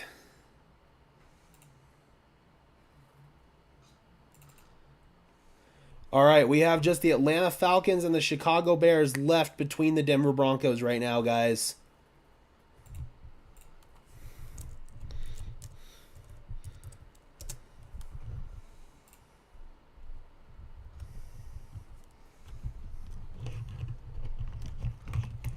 Yep, number 16 for Jake the Snake. I don't know. I don't think 16 is a very good number aesthetic for a quarterback. The only current quarterback I can think of that wears it is Jared Goff. And I don't think Jared Goff is a guy that's exactly known for his swag. So, I don't know, man. All right. 2 picks away, Broncos country. There's still plenty of depth at edge rush available. There's some tight end depth that's available. There's plenty of depth at corner that's available. So I think that the Denver Broncos are in position to get a really, really good player right here.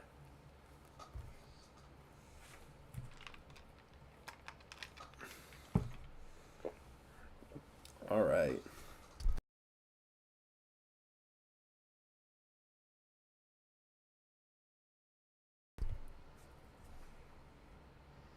How about 15? That's taken currently by Jalen Virgil. The only number that's available that Bo Nix is eligible to wear right now is 16, with Zach Wilson taking number 10. And this is the first time since, I believe, the 1980s that a Broncos quarterback has worn number 10. The last 3 players that have worn number 10 have all been wide receivers: Jerry Jeudy, Emmanuel Sanders, and Jabbar Gaffney. All right, guys, we're getting super duper close. Before we officially announce the pick, if you could just do me a favor and leave a like on this stream, I would really appreciate it, as well as subscribe to the channel if you have yet to do so. Free and easy ways to show your support for the channel helps push us out and helps us get seen by more and more members of Broncos country just like you and me. We've got another pick right here by the Atlanta Falcons, meaning the Chicago Bears are on the clock at number 75. We are 1 pick away from the Denver Broncos making their selection. We do have an edge rusher coming off the board here, though. It is Braylon Trice, the edge rusher out of UW. Braylon Trice is a guy that I think has a lot of upside, but I've seen him all over the place in terms of where he gets ranked in mock drafts. He's a powerful edge player who will never shy away from contact playing trench demands. You never know. You might have to align him to a bit wider to unlock his disrupt potential, so maybe put him out like at 7 tech or something like that. But he's an NFL caliber player and should be picked in the top 50. To be able to get him at pick number 74 does feel like decent value for the Atlanta Falcons. Braylon Trice, edge rusher out of Washington, coming off the board right here at number 74 to the Atlanta Falcons.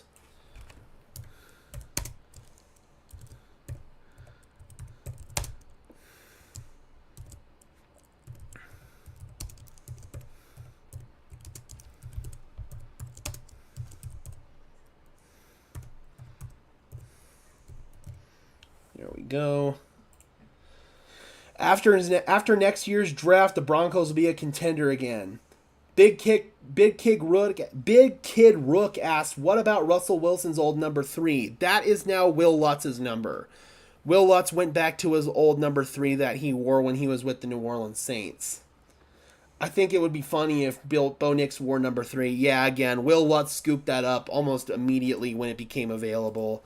And I feel like he's earned it, man. He's been a dependable player for the Denver Broncos and hopes to maybe get rid of the curse of the number 3, because the last 2 number 3s for the Denver Broncos in Drew Lock and Russell Wilson have not worked out. So hopefully Will Lutz can maybe break the Broncos number 3 curse and bring stability to that number. Peyton Wilson, the linebacker out of NC State, is another guy I would think of. Jatavian Sanders, tight end out of Texas. TJ Tampa is still available. So here we go, guys. This is where things are going to get really, really spicy. We got one more pick to make by the Chicago Bears before the Denver Broncos are officially on the clock. All right.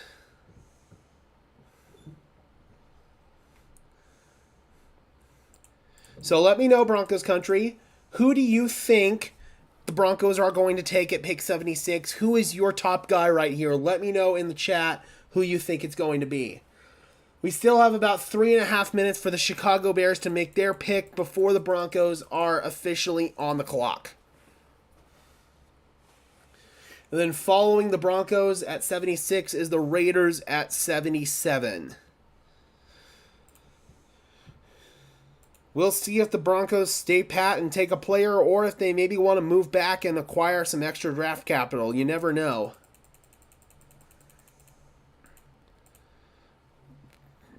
There are good players that are on the board, though, if that's the direction that they want to go.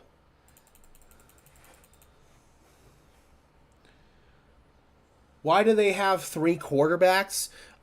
Zach Wilson's mostly here just kind of like a developmental project. Jarrett Stidham, I actually wouldn't be surprised if they cut him after training camp. They could save $5 million if they did so. So Jarrett Stidham's days here in Denver might be numbered. Yeah, I could definitely see that for sure.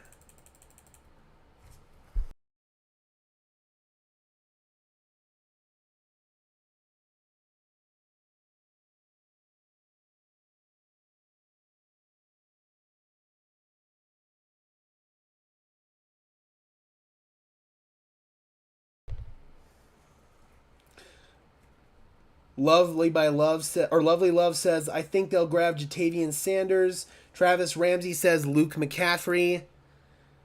D-Rock says Jalen McMillan, the wide receiver out of Washington. And we've got the Chicago Bears pick in. It is offensive lineman out of Yale, Kieran Amigadije. I'm not going to lie, I've never even heard of this guy. I have never heard of this guy, and that is rare that I haven't at least heard of the player. Yo, I have no clue. But, you know what that means, Broncos country? The Denver Broncos are officially on the clock.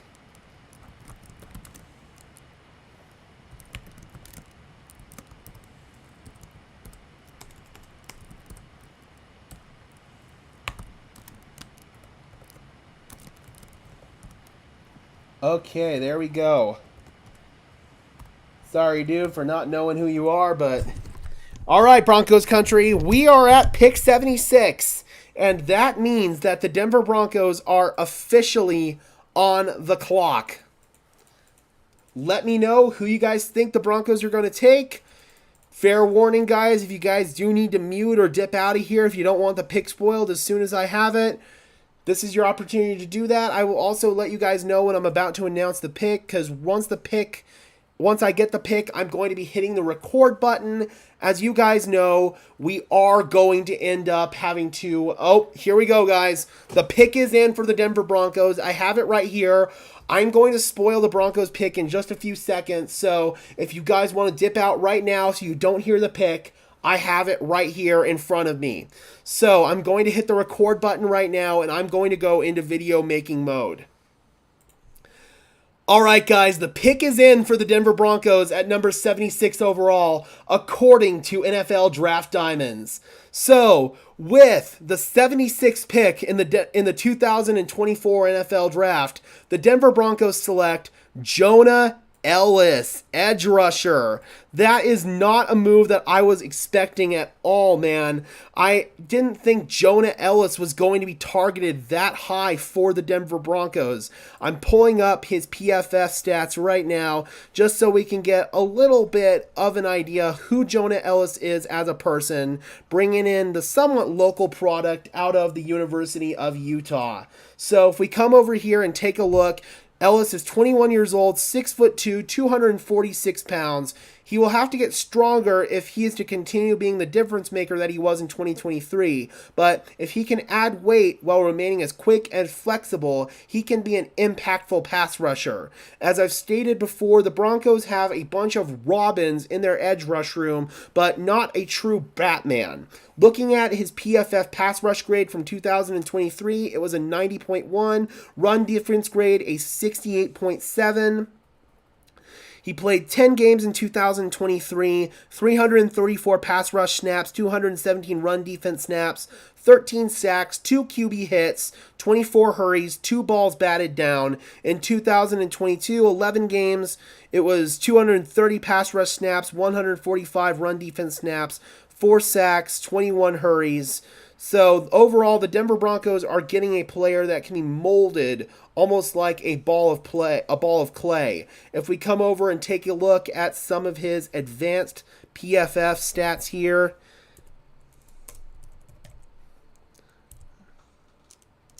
Sorry guys, just bear with me.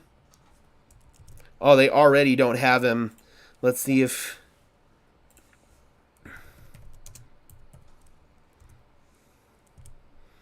Okay, so yeah, PFF doesn't even have him in the premier stats, so that's what we're going to rock with right there, numbers-wise. I haven't watched a whole lot of Jonah Ellis film, but I know people who have really like what they've seen. I do have some Utah film. We will definitely be diving into that. over the next few minutes, but I feel like just on initial evaluation, this is a good addition for the Denver Broncos, and I would give this a very, very solid B minus, or B plus rather, for the Denver Broncos for this pick. I think this is a really, really solid addition. I can't wait to dive a little bit more into Ellis's tape and see what he truly brings to his game.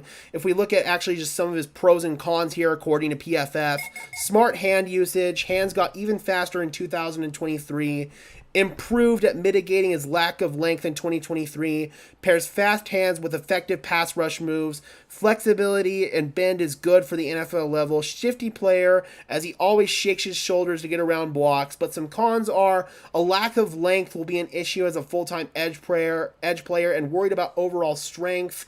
It seems like he might have some issues being a run defender at the NFL level, but if he could be a pure like third down pass rusher for the Denver Broncos, I would call that a win. So, unless the Broncos trade up for the evening, then that is going to be their entire action. Jonah Ellis, edge rusher, Utah, pick 76. Let's go. Let me know what you guys think about it in the comments section down below. I would really appreciate it. Before we end the video, if you could just leave a like on this video, as well as subscribe and ring the bell so these videos appear in your notification feed. And until next time, guys, I'm your host, Gage Madrid, saying peace out. Okay, video is done, Broncos country. I just got to get it uploaded to YouTube. You'll just have to bear with me here. Again, just like I said on the stream, I haven't evaluated too much of Jonah Ellis' tape. Looking at some of his highlights here, seems he's got some good bend and flexibility getting off the line of scrimmage. Yeah, that's a really nice reps. Bend move inside, swim move inside. I like that. Those are some good reps that he's putting on tape right there. Here he's going against the left tackle for UCLA. Really good spin move, man. If he could work on that inside move, that might be his patented move right there. All right, guys, let us just go ahead and get this video uploaded to YouTube as soon as possible.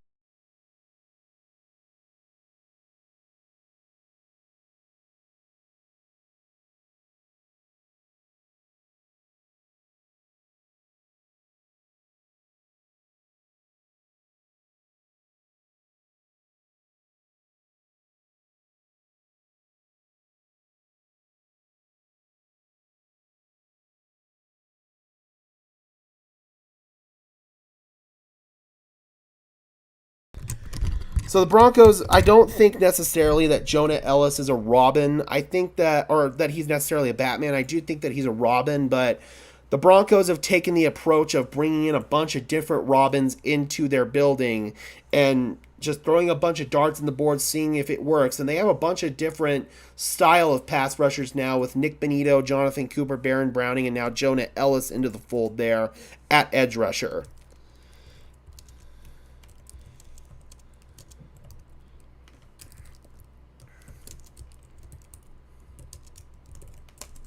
All right, just bear with me 1 second, guys, while I get this video going. Sorry about the muted mic. I fixed that right now.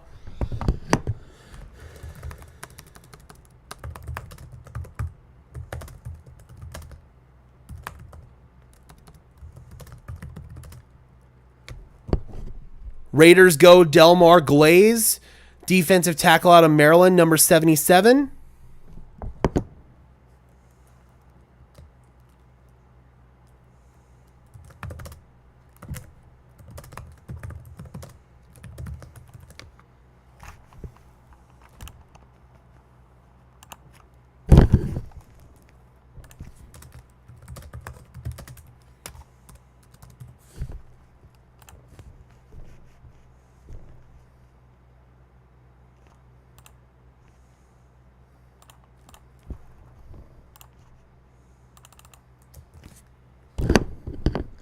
All right, just bear with me, guys, while I get this video uploaded. Ray Tito, you just missed the Broncos drafting Jonah Ellis, number 76 overall, edge rusher out of Utah. I am uploading the explanatory video right now.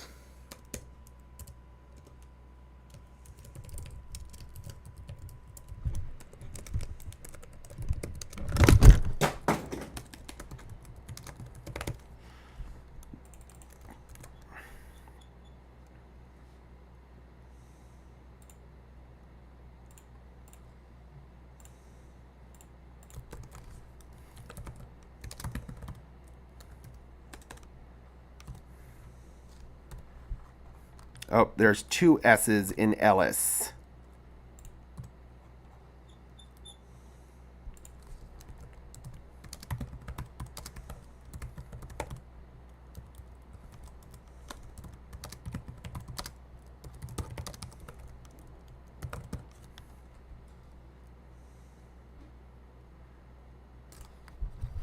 All right.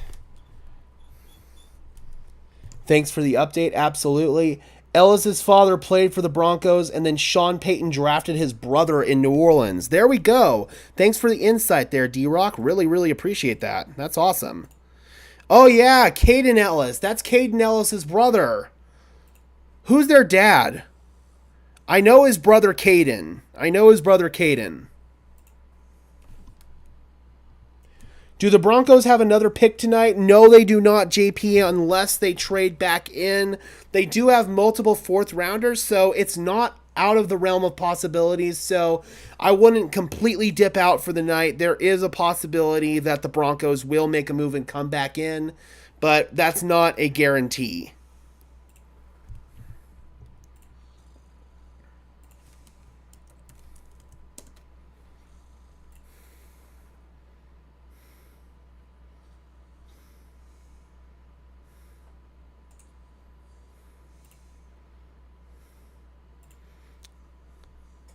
I'm just creating the thumbnail here real quick for this.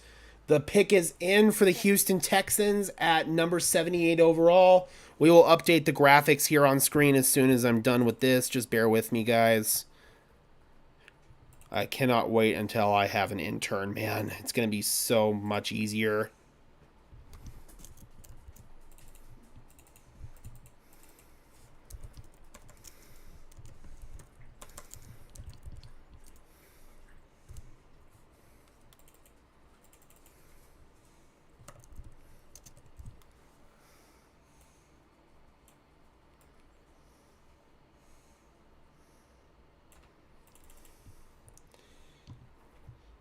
They could for a tackle, or they could just wait for Franklin. That is very true. It depends on how much Franklin keeps falling at this point. If they really like him, then they might come back up to get him. Again, they've got multiple 5th-round picks that they can use. They have 3 5th-round picks total. I just can't wait till we have our own picks back. Well, really, the only picks that we didn't have this go around were going to be the 2nd-round pick. That was the one that we really didn't have to burn this time around. I'm just trying to find a good picture here for Jonah Ellis. Just bear with me, guys.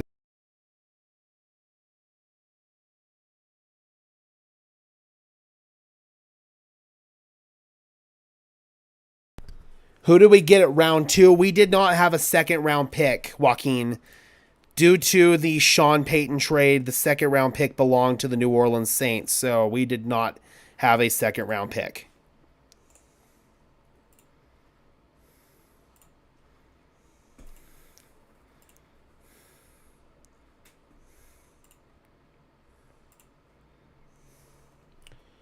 Just watch Jonah Ellis highlights. The dude is a monster.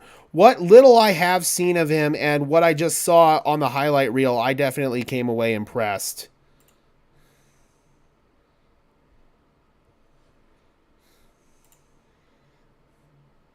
Okay, there we go. He'll have 12 sacks this year. He's going to have to break out into more of a starting role if he is going to have 12 sacks this year, but not saying it's out of the cards. Not saying it's out of the cards at all.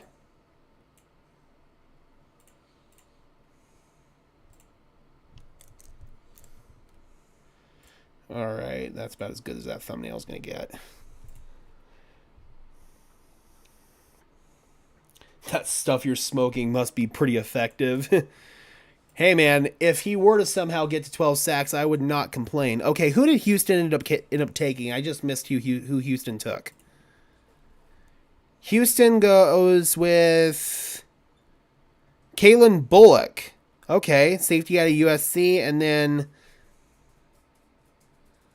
Indianapolis, they go They're announcing Indianapolis right now. Jermaine Burton goes off the board to the Cincinnati Bengals out of Alabama. Trust me, we will be watching Jonah Ellis's film. Trust and believe that. I can check and see what I have in kind of my secret reserve of all 22. Otherwise, I know there'll be plenty of cut-ups of him, just broadcast footage-wise. Okay, there we go. And the Indianapolis Colts go with Matt Goncalves, the offensive tackle out of Pitt. So they beef up their offensive line a little bit more. Probably not going to be much more than a rotational player for them. But nonetheless, solid pick right there by the Indianapolis Colts. Oh, there's my little mount that I'm using for my microphone. Fell on the ground.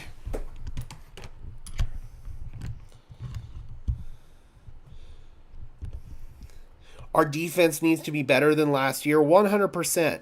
And I do think Jonah Ellis will help with that, but the Broncos are also going to need to make moves on the interior defensive line, which they may have missed out on their opportunity to do because of the run on interior defensive linemen tonight.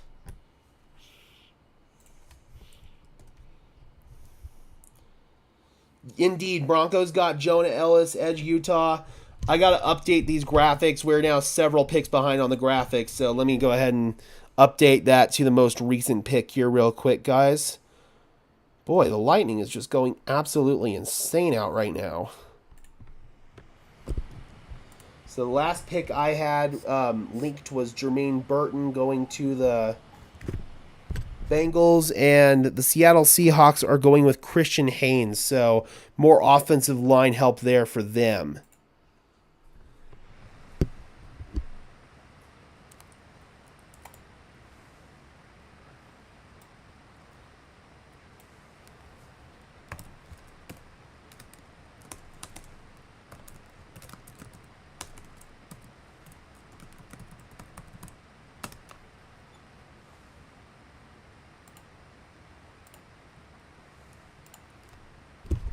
I gotta say, I do wish PFF's system ran a little bit smoother than this. There are way too many flaws with PFF's overall draft board system here.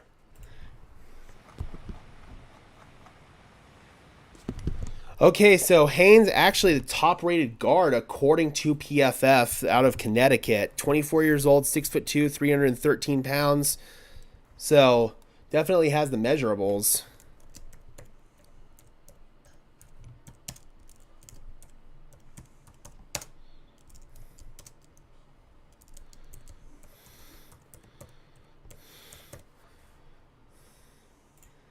There we go. So Haynes showed in his tape and at the Senior Bowl that he could be starting potential measurables, that he has starting potential measurables and traits for an NFL guard. His best work comes on the move, which would bode well for a zone blocking scheme and as a puller for a man gap scheme. The guys at MHH don't like the pick at all, go figure. I mean, yeah, I definitely know there are some individuals over at that particular outlet that do not like a lot of what the Denver Broncos do. Let's just put it that way. There are plenty of really fantastic analysts over there. I really enjoy Nick Kendall's work. There are really good analysts over there. Thomas Hall's another one that I really, really respect the hell out of. But other analysts who work for that particular outlet, let's just say I could care less what their opinion is. What do you think of the Broncos' new uniforms? I like them overall. I think that it was probably the best that they were going to do, upgrading while still maintaining the integrity of the old uniforms. I wish that the helmets were a little bit different, though. I do wish that we could use the white helmets with the orange jerseys and then the navy helmets with the navies. That's one thing I do wish would change. But I do really love the throwbacks. I absolutely love the throwbacks. We can guess who. I mean, yeah, it's not hard to figure out, honestly. Again, man, the MHH guys, for the most part, they do a good job. But really all that was available at the time. Now HRT Network, we have a bunch of different podcasts over there, including the 5280 podcast, which I'm on every Tuesday, 5 p.m. Or 6 p.m. Mountain Standard Time. So yeah, I think there are a lot more better independent podcasts out there at this point. All right, so we got a tight end off the board. The Arizona Cardinals at pick number 82 select Tip Ryman. So we do have some movement coming at the tight end position. That's a position that I would highly anticipate the Denver Broncos targeting on day 3. As far as Tip out of Illinois is concerned, 22 years old, 6'5", 265 pounds. A throwback tight end with size and physicality. He's limited as a lateral threat, but has the potential to be a tight end too, and an NFL offense that likes bigger tight ends. So the Cardinals already do have kind of a bigger tight end with Trey McBride, so they'll probably view him as a backup to McBride.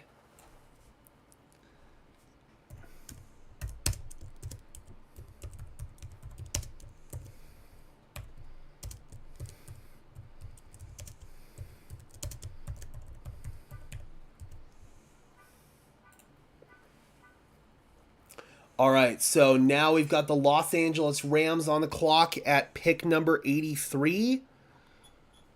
We still have quite a ways to go here in round 3. We have all the way to pick number 100, so still got about half a round to go here. Yeah, the helmet stuff, I feel like they got wrong. I do feel like the primary should have been white.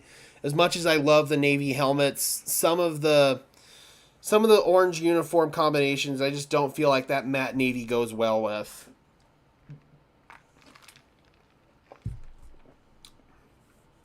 It's hard to be a fan now since the NFL is scripted. It's not scripted, it's manipulated by refs and stuff like that, but the players aren't out there acting, the coaches aren't out there acting, stuff like that. That's not scripted, but what is manipulated is the ref ball. That is absolutely something that needs to change. What time is 4 through 7 in the draft? So it starts tomorrow at 10 a.m. Mountain Time, so it's going to be an early grind. I believe it's going to go from like 10 a.m. to 5 p.m. and then after that, undrafted free agents too. So yeah, man, I'm gonna be really, really busy tomorrow. That's for sure.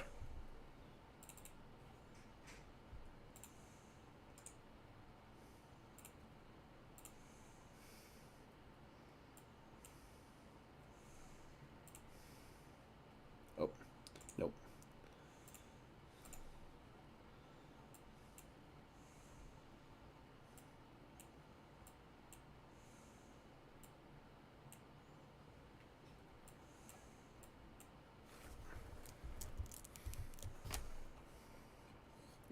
Pretty good. Cool.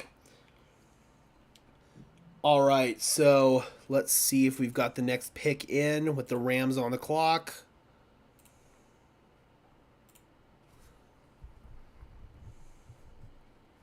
Okay, we do not have the Rams pick yet. They're still talking about Tip Ryman on Twitter.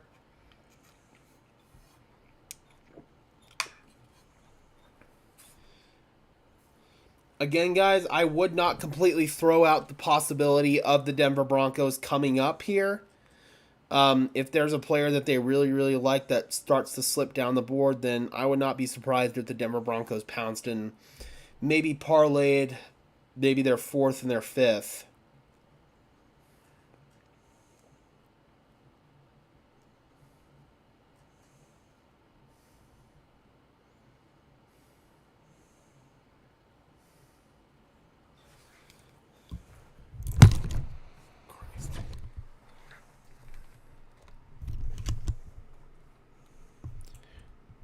We still got 18 people in here. Thank you guys so much for tuning in tonight. I really, really appreciate it, guys. These streams would not be possible without you. Can Bo Nix scramble? He absolutely can, and he can do it at a relatively high level. That's one of the many things that sold me on Bo Nix.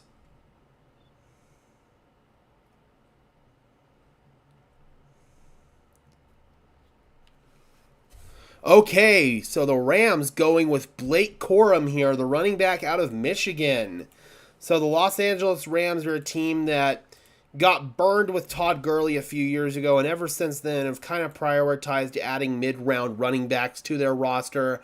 This is no different here, and they got, I think, one of the top running backs in this class in Blake Corum. So good on you, Los Angeles. I think overall Los Angeles is having a pretty solid draft.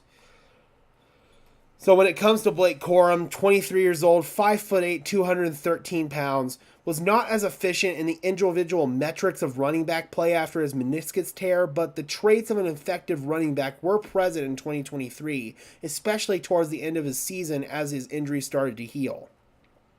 He lacks elite overall athleticism, but he is precise, sees the field well, has good contact balance, and brings good third down abilities, which should yield a contributing role in the NFL. And the Rams have historically liked to approach this as sort of a running back by committee. So I wouldn't be surprised if that's kind of how they want to approach it here, you know. Yeah, I think that the Rams, they could rotate him in with Kyron Williams and have a pretty good 1-2 tandem there. So when we look at running backs who might still be available for the Denver Broncos come tomorrow, one guy who sticks out like a sore thumb is Bucky Irving, man. You could reunite Bo Nix with his college running back, or there's Ray Davis, the guy out of Kentucky I really, really like, Marshawn Lloyd. I know people really like Tyrone Tracy. I'm not quite as high on Tracy as some, but I do like him.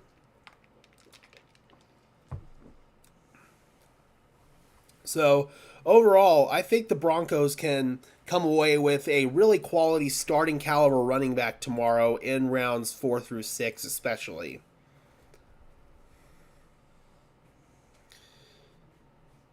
So now we've got the Pittsburgh Steelers back on the clock at number 84, followed by the Cleveland Browns at pick number 85. Do you think Bo Nix will be better than Russell Wilson? Yes, I do, because he can more efficiently execute what Sean Payton wants in a quarterback. And those are quick in-breaking routes over the middle of the field, quick dig routes, quick slants, stuff like that. Those are throws that Russell Wilson just was not able to execute. Bo Nix is also able to keep his eyes downfield when extending a play, able to really keep a play alive for as long as possible, whereas Russell Wilson ran into a lot of sacks last year, spun himself into trouble, bailed from clean pockets. That's something we're going to see a lot less of from Bo Nix.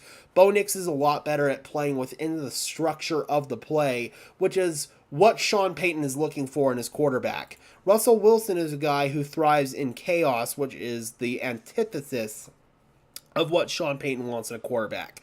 Okay, the Pittsburgh Steelers get their wide receiver, and they get a weapon for Russell Wilson. They select Roman Wilson, wide receiver out of Michigan. He's a guy that I'm very surprised fell this far down. I actually thought that Roman Wilson would go pretty high in the second round. He ultimately ends up falling to the middle of the third round. Very, very interesting right there. If this were a different receiver class, Wilson would be much higher on these rankings. He was PFF's 42 ranked overall player. He not only brings NFL level speed, but also NFL level determination at the catch point and as a blocker. His tape shows a player coaches would love to have, so you have to wonder if his fall from grace was either injury related or maybe some off the field concerns with Roman Wilson, because talent wise, I expected him to go a lot higher than this. I definitely did. And this is pick number 84, right? Yeah. It's starting to get hard to keep up with this on the graphics now. All the picks are coming in so quick.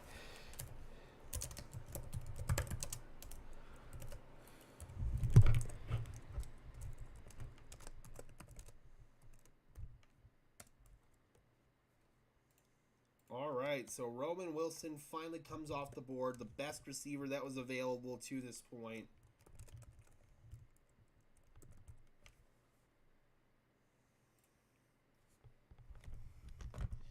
Yep, Wilson to the Steelers. So Russell Wilson will now be throwing to Roman Wilson. As far as wide receivers that are left on the board, man, it's starting to get pretty bare bones thin. I'm not going to lie. Troy Franklin is still there. That is somebody the Broncos could be targeting on day 3. Also, you've got guys such as, Jermaine Burton, Devontrez Walker, Javon Baker, Johnny Wilson, and Jalen McMillan, also guys that are still available. So there are some very, very solid day 3 wide receivers. Yep, Wilson to Wilson. The last time the NFL saw a Wilson to Wilson tandem was Zach and Garrett, and that didn't go very well. So, well, I guess it did. I mean, Garrett Wilson still produced, but it's not like Zach Wilson was really helping him out in that regard. Okay, here we go. This tweet from Chris Tomlinson. Jonah Ellis, whose father Luther Ellis played for the Broncos in 2004, is primed to become another father-son combination who have played for the Broncos. He's primed to join linebacker Tom Graham with the Broncos from 1972 to 74 and tight end Daniel Graham, who was with them from 2007 to 2010. So I also know that, just like it was mentioned earlier in the chat, I can't recall who mentioned it off the bat, that Jonah Ellis' little brother, or big brother, Caden Ellis, was drafted by Sean Payton and the New Orleans Saints.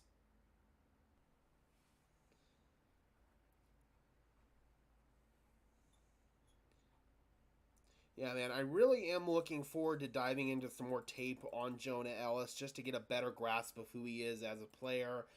I know that I have at least one Utah All-22 that's available, and that was against USC, so I'll have at least that game for sure on all 22 of him. Otherwise, we'll probably have to evaluate based on the TV copy, which is a little bit better to evaluate when it comes to defensive linemen. I don't think that that's as bad as some other positions like DV, where it's literally impossible to evaluate them based off the TV copy. And I also think it's incredibly difficult to evaluate quarterbacks based off of the TV copy because you can't see what they're reading downfield. I desperately wish that these NFL broadcasting outlets would give us an option to have live All-22 that we can record rather than have to access college All-22 through means of finding a guy that basically. Okay, we got a trade. The 49ers are trading up to pick number 85 with the Cleveland Browns. So the Niners are coming up. We do not have the compensation yet. This is coming per Tom Pelissero. Oh no, actually, it's the Eagles that traded down. The Eagles traded down with the 49ers at number 86. So the Browns are picking a player here. We do not have it. And then after that, the 49ers will be on the clock here at pick number 86. Okay, so the Cleveland Browns go with Zach Zinter, interior offensive lineman out of Michigan. Okay, so Zach Zinter does come off the board right here. He's a guy that probably would have come off earlier if he wasn't coming off of a very serious injury.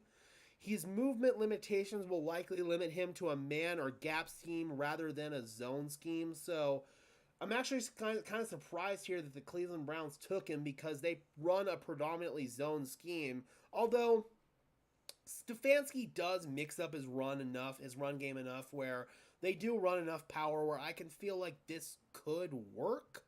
But I don't know, man. I think that there were better interior offensive linemen that they could have gotten for the given scheme that they run. So I'm not as high on this pick at all for the Cleveland Browns. I don't think this was the smartest allocation of their draft resources, but that's just me.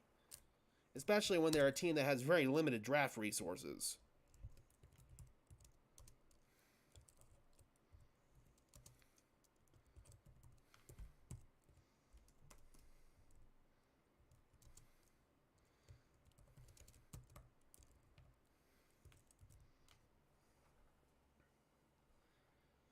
And another thing when it comes to the Browns and offensive line as well, as they've lost Bill Callahan, their Hall of Fame offensive line coach, to the Tennessee Titans.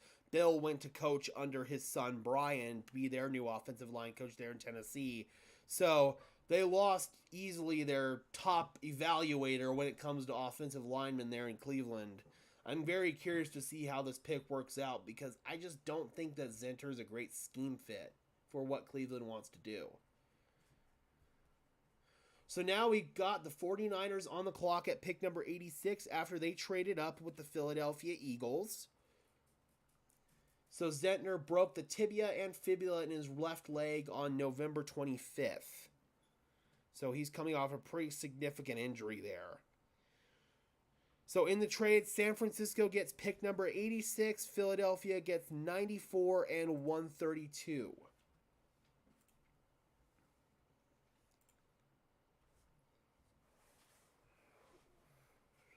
Okay, so San Francisco, another interior offensive lineman comes off the board here. Dominic Puni out of UW. Or I guess, do they have him listed amongst the tackles here? Because he can do both. He's very versatile. Oh, no, I guess they have him as with the centers, maybe? I'm not finding him on PFF, so maybe they have him mixed in with the centers. That's weird. PFF is not... Here we go. Hold on. I can find a player this way. Okay, here we go. He was ranked a little bit lower than some of these other players on the list. He improved significantly from 2022 to 2023. If he continues on his current trajectory, he has the power profile to earn a rotational role at guard. 49ers needed to bring in some offensive line help out of Kansas. 22 years old, 6'5", 320 pounds. Probably going to be nothing more than a developmental piece for the 49ers, but makes sense.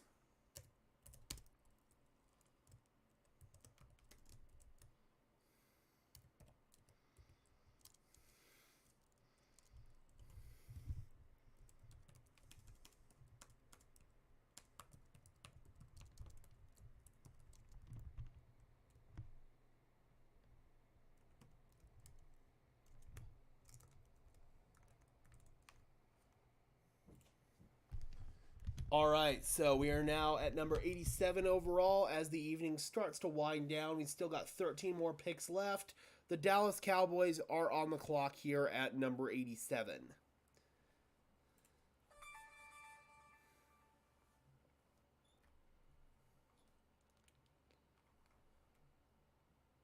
Mike Kliss just put out an article talking about Jordan Ellis, about Jonah Ellis. So if you guys want to check that out, I would highly encourage you guys do so.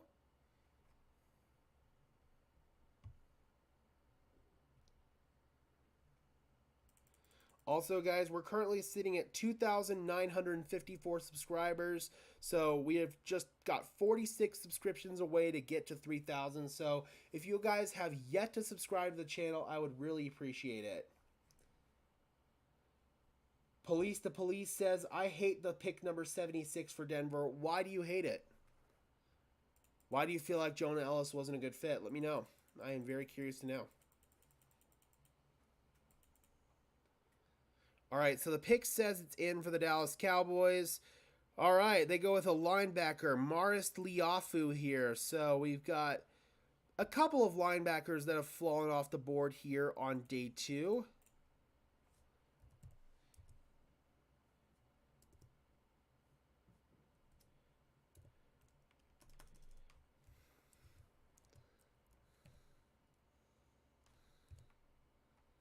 There we go. Notre Dame, 6'2", 239 pounds, age 23. A powerful downhill linebacker who attacks ball carriers and blockers with bad intentions. His instincts and feel for spot zone coverage still need work if he's to be relied upon consistently. He's projected as a contributing inside linebacker for either a 4-3 or a 3-4 defense. So obviously the Dallas Cowboys have a little bit of a need at linebacker, and ironically enough, they replaced one Notre Dame linebacker in Leighton Vander Esch with another Notre Dame linebacker in Maris Liafu at number 87 overall.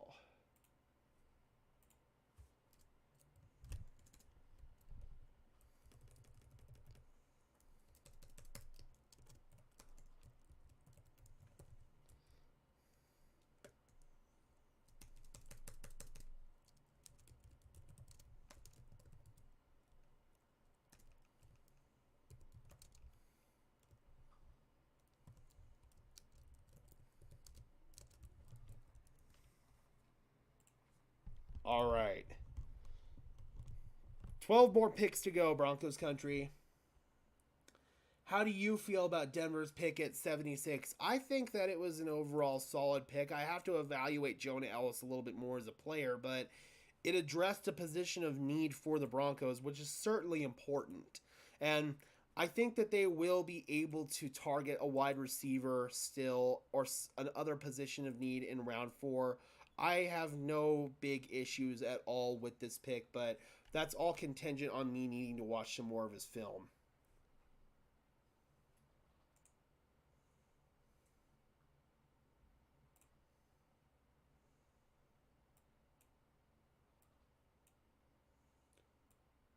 But how do you feel about him, Police the Police? Why do you hate the pick?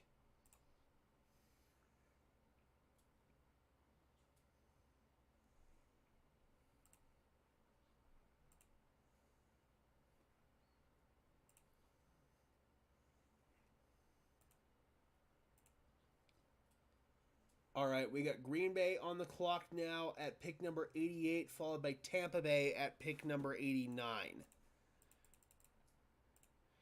And just a refresher again, guys, the Denver Broncos, 7 draft picks tomorrow. It all starts out number 21 in round 4, pick number 121 overall from the Miami Dolphins. I believe that's some residuals left over from the Bradley Chubb trade, if I'm not mistaken. Then they've got number 136 overall in round 5, number 145 overall in round 5, and 147 overall in round 5. So 3 fifth-round picks to play with, a 6th-round pick, and then a 7th-round compensatory pick. So the Broncos are going to have 7 picks, assuming that they do not trade down to play with tomorrow. It's going to be the real meat and potato, or I'm sorry, 6 picks to play with if they don't trade down tomorrow. And it's going to be the real meat and potatoes of the draft. I would have rather us picked a tight end. Our tight end room is very questionable and hurt. I definitely agree with you on the notion that it's questionable and hurt, but there are players at the tight end position that the Denver Broncos can still target in the later rounds. I'm thinking round 4 might be a good spot for a tight end, maybe round 5. You still have guys like Eric All, the tight end out of Iowa, Jatavian Sanders out of Texas, Cade Stover out of Ohio State, Jared Wiley, who's been connected to the Broncos out of TCU, Theo Johnson out of Penn State, and there's Dallin Holker out of CSU, who I know a lot of Broncos fans are high on. So there's still potential for the Denver Broncos to get a very quality tight end in the 4th round. I really believe that.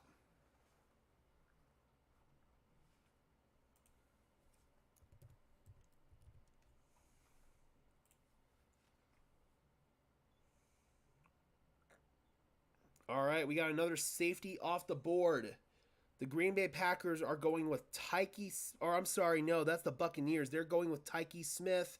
The Packers are going with Marshawn Lloyd. So back-to-back players right there off the board, Green Bay and Tampa Bay. We are now at the number 90 overall pick with the Arizona Cardinals. There's been a couple of times where Draft Diamonds has gotten the picks literally back-to-back, and this was another one of those situations.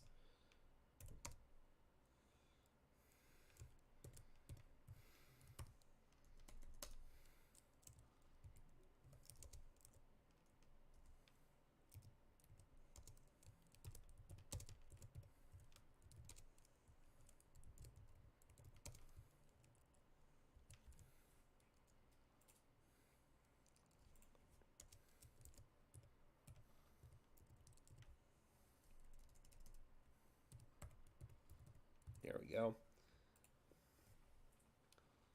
Isn't Christian McCaffrey's brother in the draft as a wide receiver? Yes, his little brother Luke McCaffrey is. And he will most likely be drafted at some point tomorrow. I would have to guess probably round 5, round 6, somewhere around there is when we could hear Luke McCaffrey's name called. And it would not surprise me at all if it's the Denver Broncos that ultimately pull the trigger on Luke. I know that they quite like him, and I think that since he's such a local product, he's been in the building multiple times, they know him probably better than most players out there. So if the Broncos want Luke McCaffrey, it feels like they're the ones who have the inside track to get him. All right, so Arizona on the clock now at pick number 90, followed by Green Bay at pick number 91. So Green Bay has almost subsequent picks here.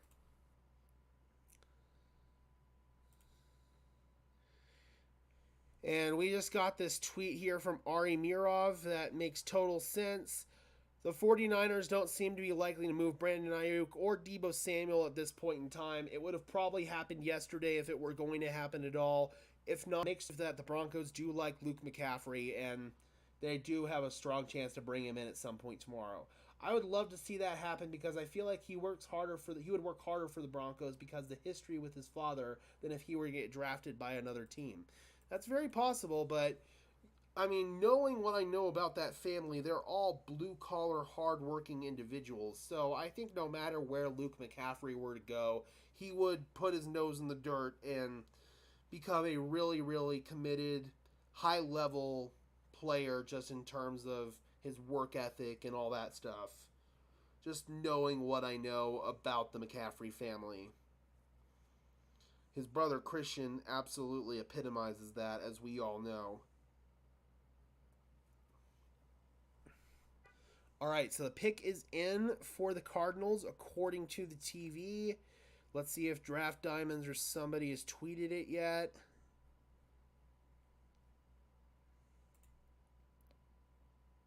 All right, we don't have the Cardinals pick yet. It should be in any second.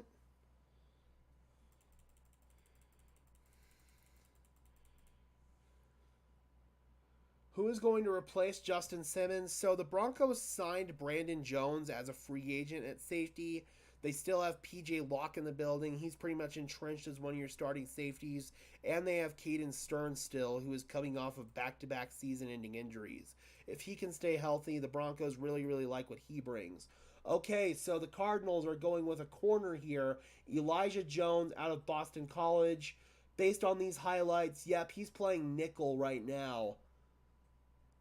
So I wouldn't be surprised maybe he translates to the nickel role at the NFL level.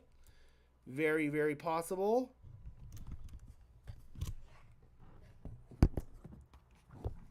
All right, so Elijah Jones, corner out of Boston College at number 90 to the Cardinals. We're down to our last 10 picks of the evening, guys. So it's probably looking less and less likely that the Broncos trade up tonight, but we'll see.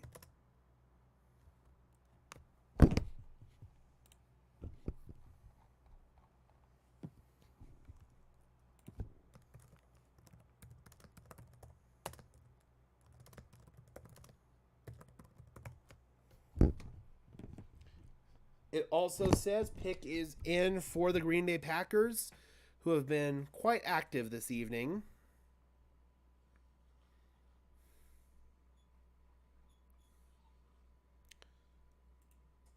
And then followed by Green Bay, we have Tampa Bay at 92 and then Baltimore at 93.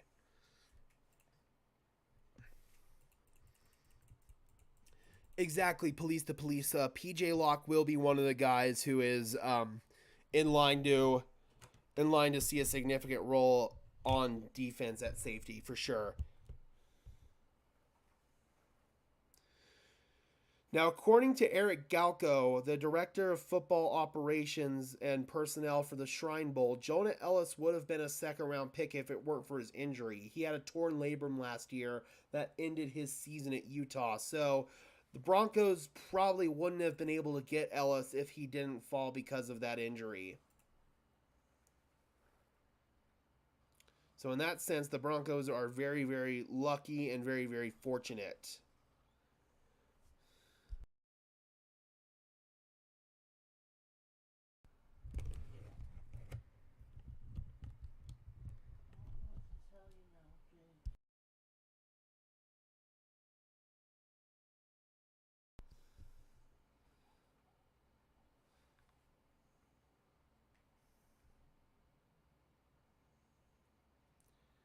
Also, hello everyone from Colorado Springs. Good to see you, man. Hopefully you were doing well. I lived in Colorado Springs a couple of years ago. Let's just say I'm happy to be back here in Denver. All right, we still don't have the Packers pick leaked yet.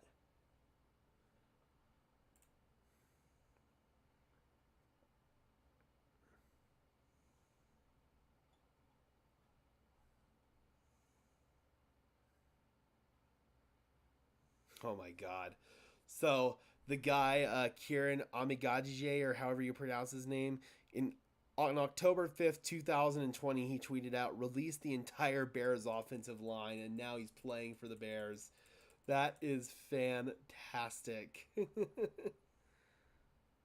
Okay, so Packers with a linebacker off the board.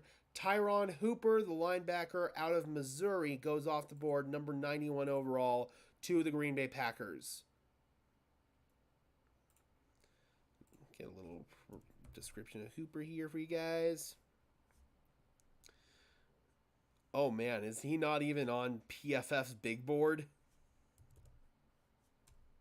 Jeez, Tyron Hooper not even on the big board for Pro Football Focus. Good Lord.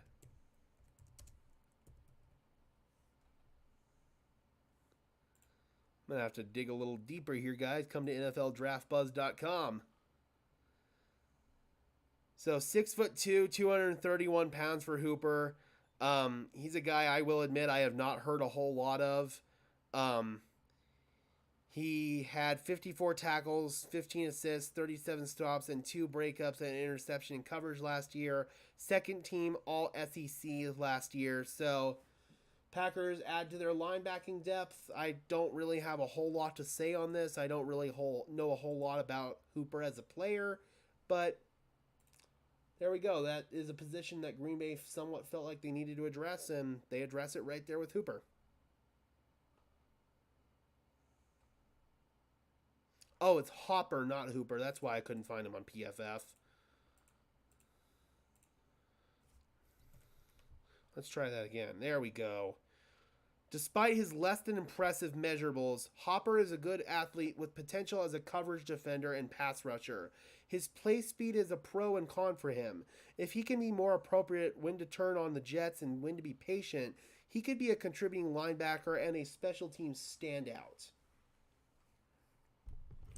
All right, so number 92, the Tampa Bay Buccaneers are now on the clock, followed by the Baltimore Ravens. We are closing out the last 10 picks of the third round here tonight, guys.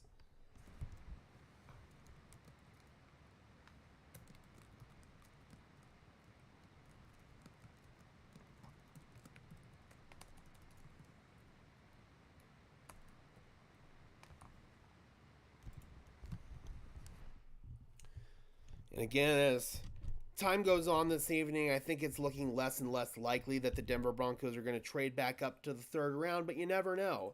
They waited until the last pick of the second round last year to trade back up to get Marvin Mims, so you never know, man. We'll see.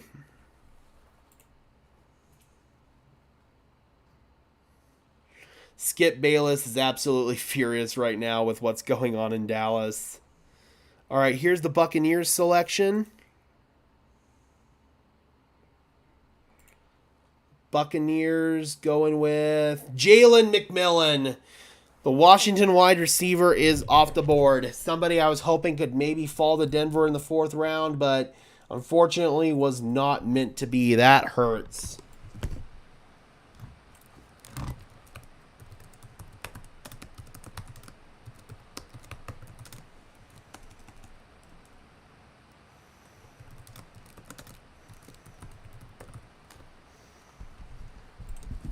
That one definitely hurts. I was really, really hoping that Jalen McMillan would fall to us. I almost wanted to call him Jaquan McMillan. So, oh man, yeah. If there was one player, but there's still some good wide receivers that are going to be available. Even though he was basically their wide receiver 3 at Washington, he still produced at a really, really high level. 6'1", 192 pounds. I thought that he could slide right in and be a pretty impactful slot receiver in the NFL. Yeah, you guys got a good one, Tampa Bay. You guys got a really good one. So now the pick is also in for the Baltimore Ravens at number 93. All right. We don't have Baltimore yet. Internet is still going crazy about Jalen McMillan.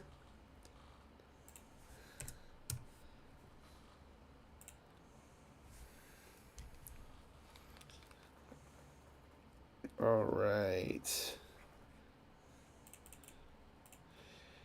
If we want to talk about just some positions that I feel like Denver is going to be heavily targeting tomorrow, we've talked about edge rush, we've talked about tight end, linebacker could possibly be an option, interior defensive line, but a lot of those guys are continuing to come off the board. There's only a select few interior defensive linemen that are left that could really be viable options here for the Denver Broncos. So I don't know what's going to become of that. I do think there are plenty of tight ends available. I think that running back's a position that we should definitely keep an eye on for tomorrow. The Broncos are going to get a lot of good work done starting in round 4, but that 5th round where we have 3 picks, that's going to be a big meat and potatoes for us. However, I think back to 2022 when we had 3 picks in the 5th round, and all 3 of those picks were relatively disappointing. So hopefully the Broncos don't have another disappointing 5th round where we have 3 different picks. Ooh, wow. Indianapolis Colts GM Chris Ballard just went on a pretty heated rant about the criticism of A.D. Mitchell's character, calling them, and I quote, fucking bullshit. So, whoo, man. When you get Chris Ballard fired up like that, here we go. I'll go ahead and bring in the clip. I think it's worthy of hearing what Chris has to say on this one. He was woo. I don't know. I mean, I read some of the bullshit that was said on TV. I mean, just the typical fucking, excuse my language, our typical league, unnamed sources, bad interview. That's such bullshit. I mean, it fucking is. It's bullshit. Put your name on it. I'm tired of, we tear these young men down. These are 21, 22 young men. And if people out there can tell me they're perfect in their lives, it's crap. It's crap. This is a good kid. And, for those reports to come out, I said it last year, it's bullshit. I'm sorry. I apologize for the language. I don't, but I do. I don't.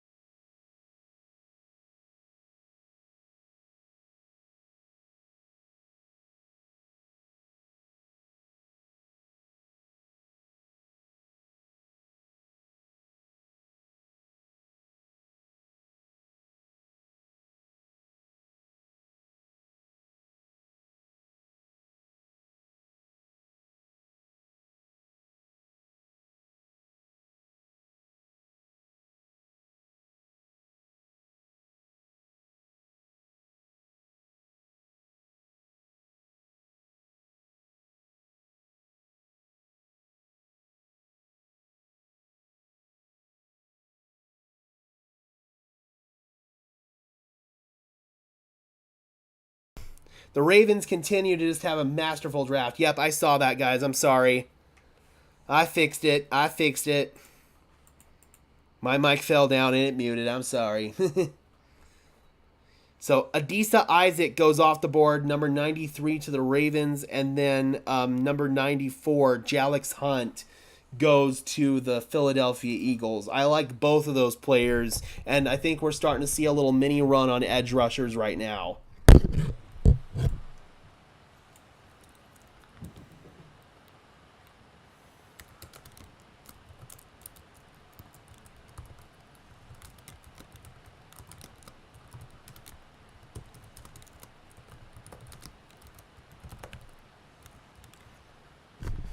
But yeah, Hunt is one of those guys that I don't think a whole lot of people have heard of, but he's a name that you should know.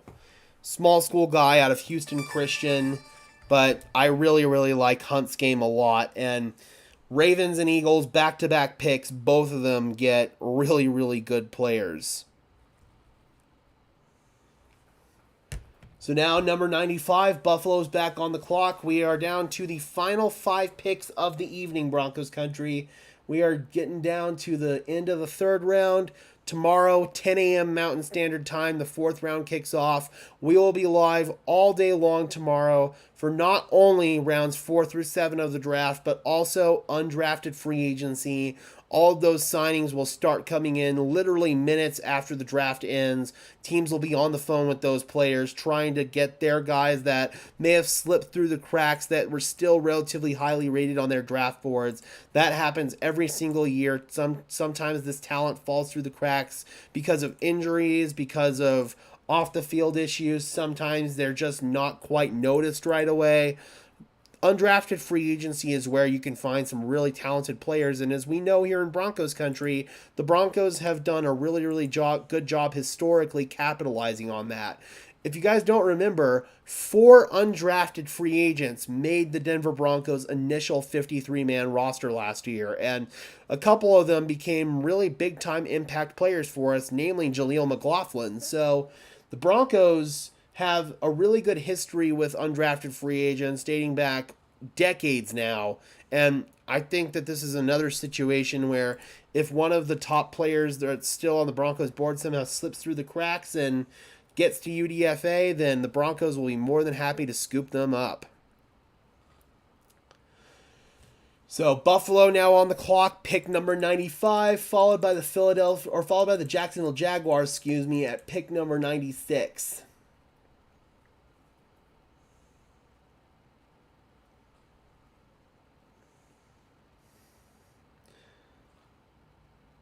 Who Wilson, Bronco fan? Who Wilson? A shoulder injury that was messed up on?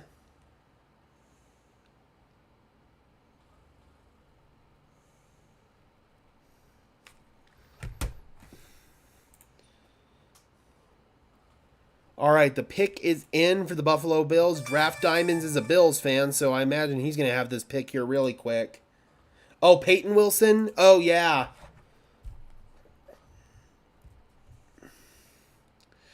Yeah, that could definitely explain it. And I've seen players who had high draft grades with that kind of injury concerns. I've seen them not get drafted at all. I remember Dylan Moses, the linebacker out of Alabama. He didn't get drafted at all, and it was a very similar set of circumstances. And Moses was a former 5-star recruit. Buffalo Bills beef up their D-line. They go with Dwayne Carter, the defensive tackle out of Duke, at pick number 95.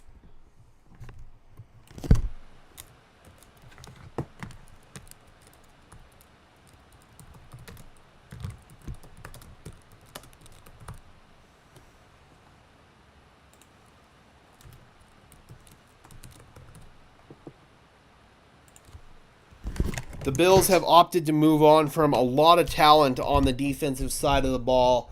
They've kind of signaled a mini rebuild on that side. So Dwayne Carter here gives them some beef on their defensive interior.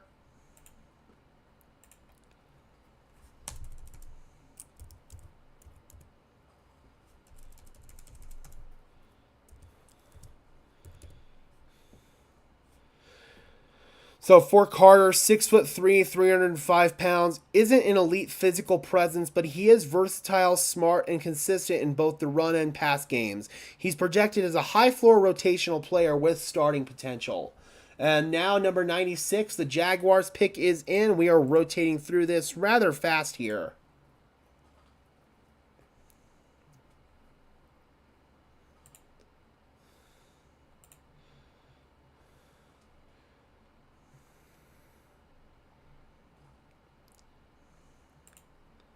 Again, guys, just a reminder, we'll be starting things off tomorrow at 10 a.m. Mountain Standard Time when the 4th round gets underway.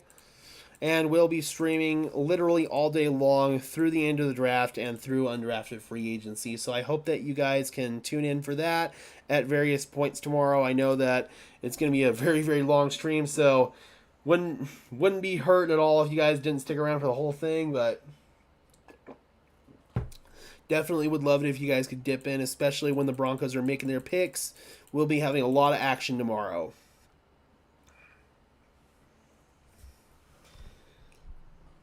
Looking at some of the top running backs who are still available on the board. Isaac Gurindo.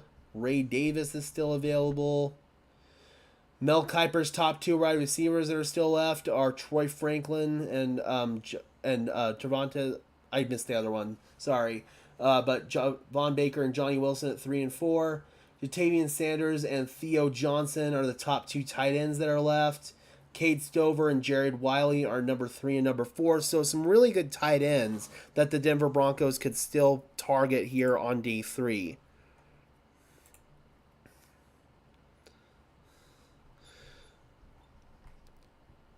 All right, we're still waiting on the Jaguars pick to be leaked. We've got just 4 more picks to go tonight, Broncos country.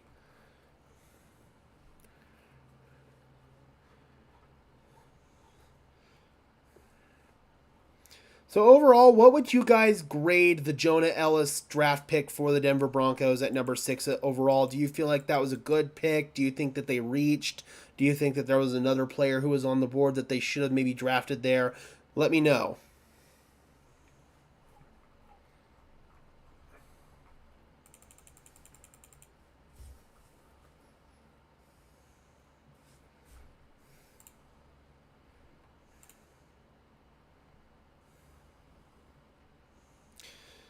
Quarterbacks taking picks 1 through 12, 6. Quarterbacks taking picks 13 through 95, 0. Trade up and pair Troy with Nix. I don't think they're going to have to trade up. I think Troy might be there when they pick in the 4th round tomorrow. They pick at 121. He might very well be there.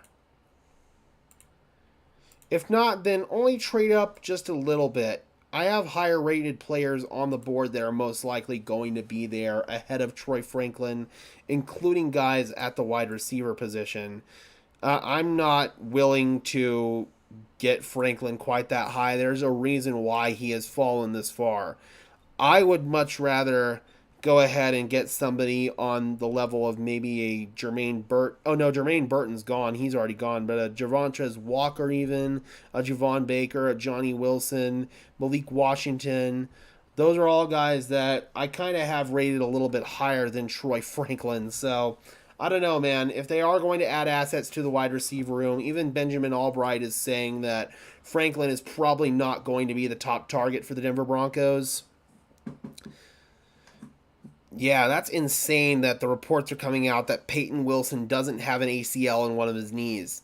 I can speak for personal experience in that. I don't have one in my right knee, and I couldn't imagine functioning at a high-end athletic level.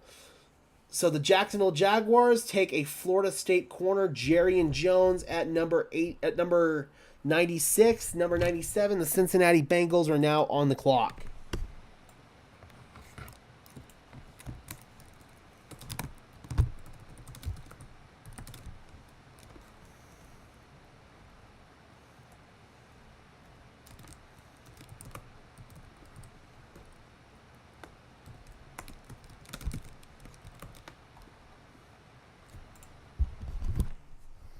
All right.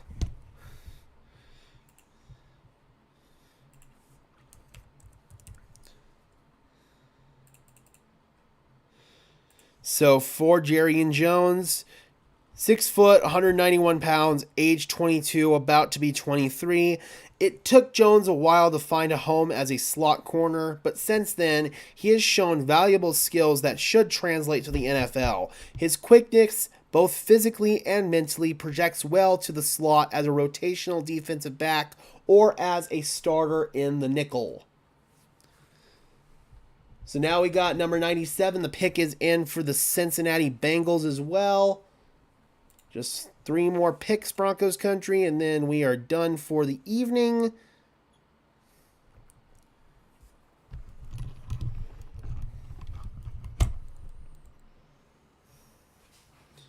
Thank you so much to everybody who has tuned in tonight. I really appreciate it. It's been such a fun stream. I am really, really looking forward to tomorrow, man. I'm sick of the Broncos only have one pick to work with in each night. I'm ready to make some more videos. I'm ready to talk some more Broncos, man.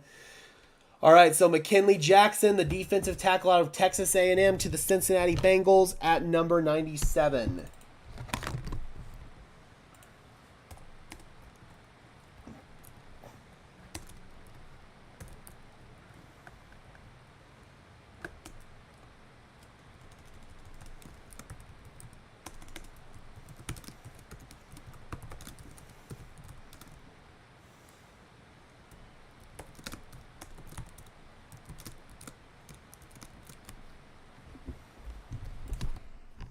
All right, so a little rundown here on Mr. McKinley.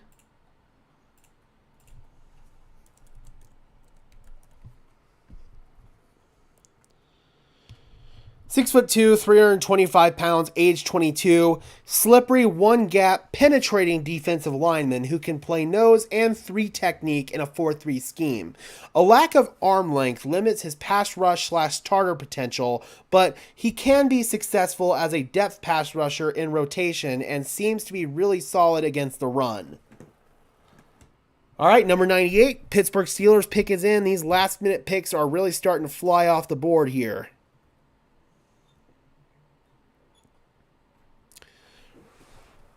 So after the Steelers, we got the Rams at number 99 and then Washington at number 100 to close the night out. It's like the 3rd or 4th pick Washington's had this evening. So 3/4 and then single 5th, 6th, and 7th tomorrow. No, it's 1/4, 3/5, and then a single 6th and 7th tomorrow. Yeah, so the 4th is going to be 121 overall. The 3/5 are 136, 145, and 147. The 6th is 207, and the 7th is a comp pick coming from the Jets at 256. So it was originally a comp pick from the Jets that was traded to us. I want to say that was in the trade for Jacob Martin way back when. I think that's where that one came from.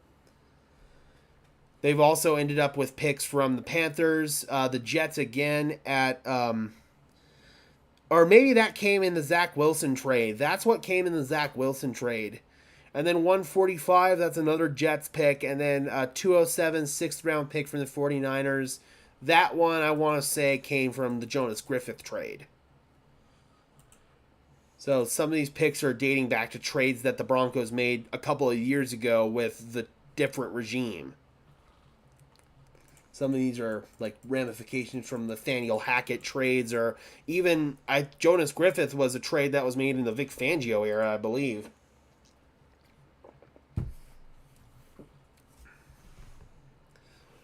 All right, we still do not have the Pittsburgh Steelers pick yet. Here it is. Peyton Wilson comes off the board. The man with one ACL goes to the Pittsburgh Steelers, number 98 overall. They have another linebacker on their roster, the Steelers do, who's coming off of a serious ACL injury in Cole Holcomb. So that could be the logic here. Peyton Wilson finally comes off the board. Would have come off a lot higher, according to reports, if it weren't for these medical concerns. Steelers get a really good player, man. It's all going to depend on health for him at the end of the day.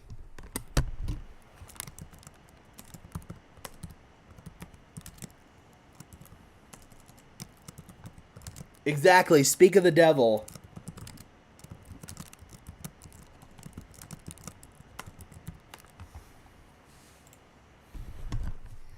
Boom. 2 more picks, Rams and Commanders for the evening.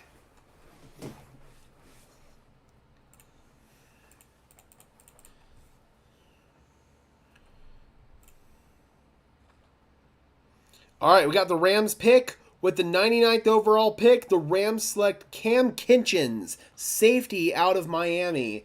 This is about where I thought we would see Cam Kinchens come off the board. Just give me 1 second.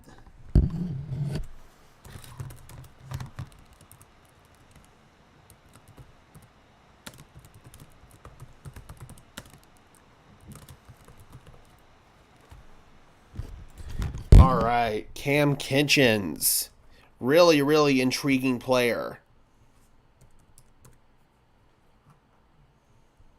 Solid all-around athlete with a good eye for where the quarterbacks are going with the ball, so an absolute ball hawk.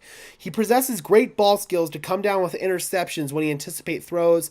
A little lighter in size, as he is projected as a potential starter at free safety. 6 foot, 205 pounds, age 21. Rams got a really, really solid player in Cam Kinchens.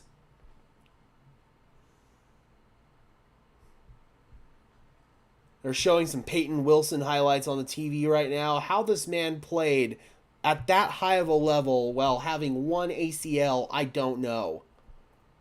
Because when that knee locks up on you and it just goes straight as a board, you can't move it. As somebody who personally does not have an ACL in their right knee, the fact that he's able to do that, hats off to you, buddy. I know of quarterbacks who have had successful NFL careers without ACLs. The most notable one I can think of is John Elway. He doesn't have an ACL in one of his knees. But I couldn't imagine playing an athletic position like linebacker. Dude, that is insane. All right, so Cam Kinchens goes number 99 to the Rams. We got the Washington Commanders on the clock to close out the evening.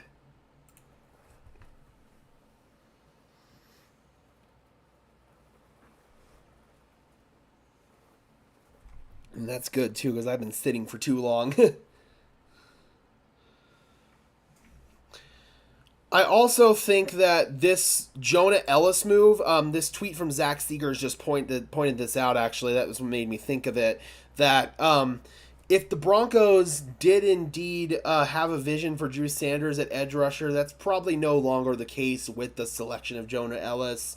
I'm hoping that they realize that Drew Sanders' best place is to be an off-ball linebacker.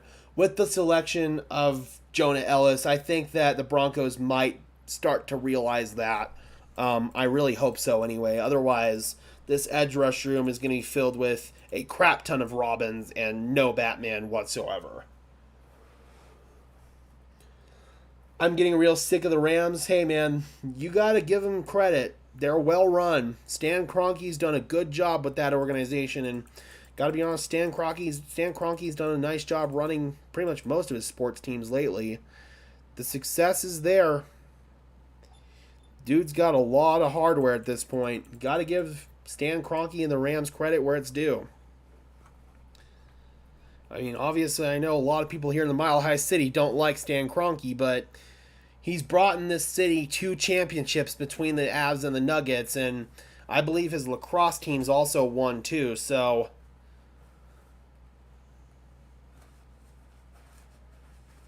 you got to give Stan Kroenke some credit in that regard. He's built winners with multiple different sports organizations.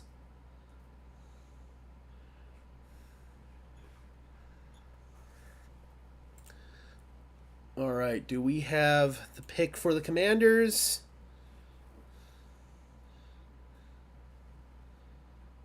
Oh, Broncos country, get ready to cry. With the 100 pick in the 2024 NFL Draft, the Washington Commanders select Luke McCaffrey, wide receiver out of Rice. He's gone. I didn't think he was going to go in the 3rd round. I didn't. I thought he'd be available on day 3, closer to round 5, round 6. Oh, I know Broncos country is going to collectively let out a bit of a wail with that one. Luke McCaffrey joining fellow Colorado native Austin Eckler there in Washington. Ouch. Absolute ouch. 23 years old, 6'2", 195 pounds, big slot receiver. That one hurts, man. That one definitely hurts. I know that Broncos country heavily coveted Luke McCaffrey, and he comes off the board to the Washington Commanders. All right, guys, that is it. We are done with the 3rd round of the 2024 NFL Draft. We are done for the evening. Thank you guys so much for tuning in tonight. I really, really appreciate it, guys. I really, really appreciate all the support that you guys have shown over the last couple of days. if you could just do me a big favor before we dip out of here and leave a like on the stream as well as subscribe to the channel. Help us get closer and closer to 3,000 subs. Hopefully we can hit it by the end of tomorrow. I would really appreciate it, guys. And until next time, I am your host, Gage Madrid, saying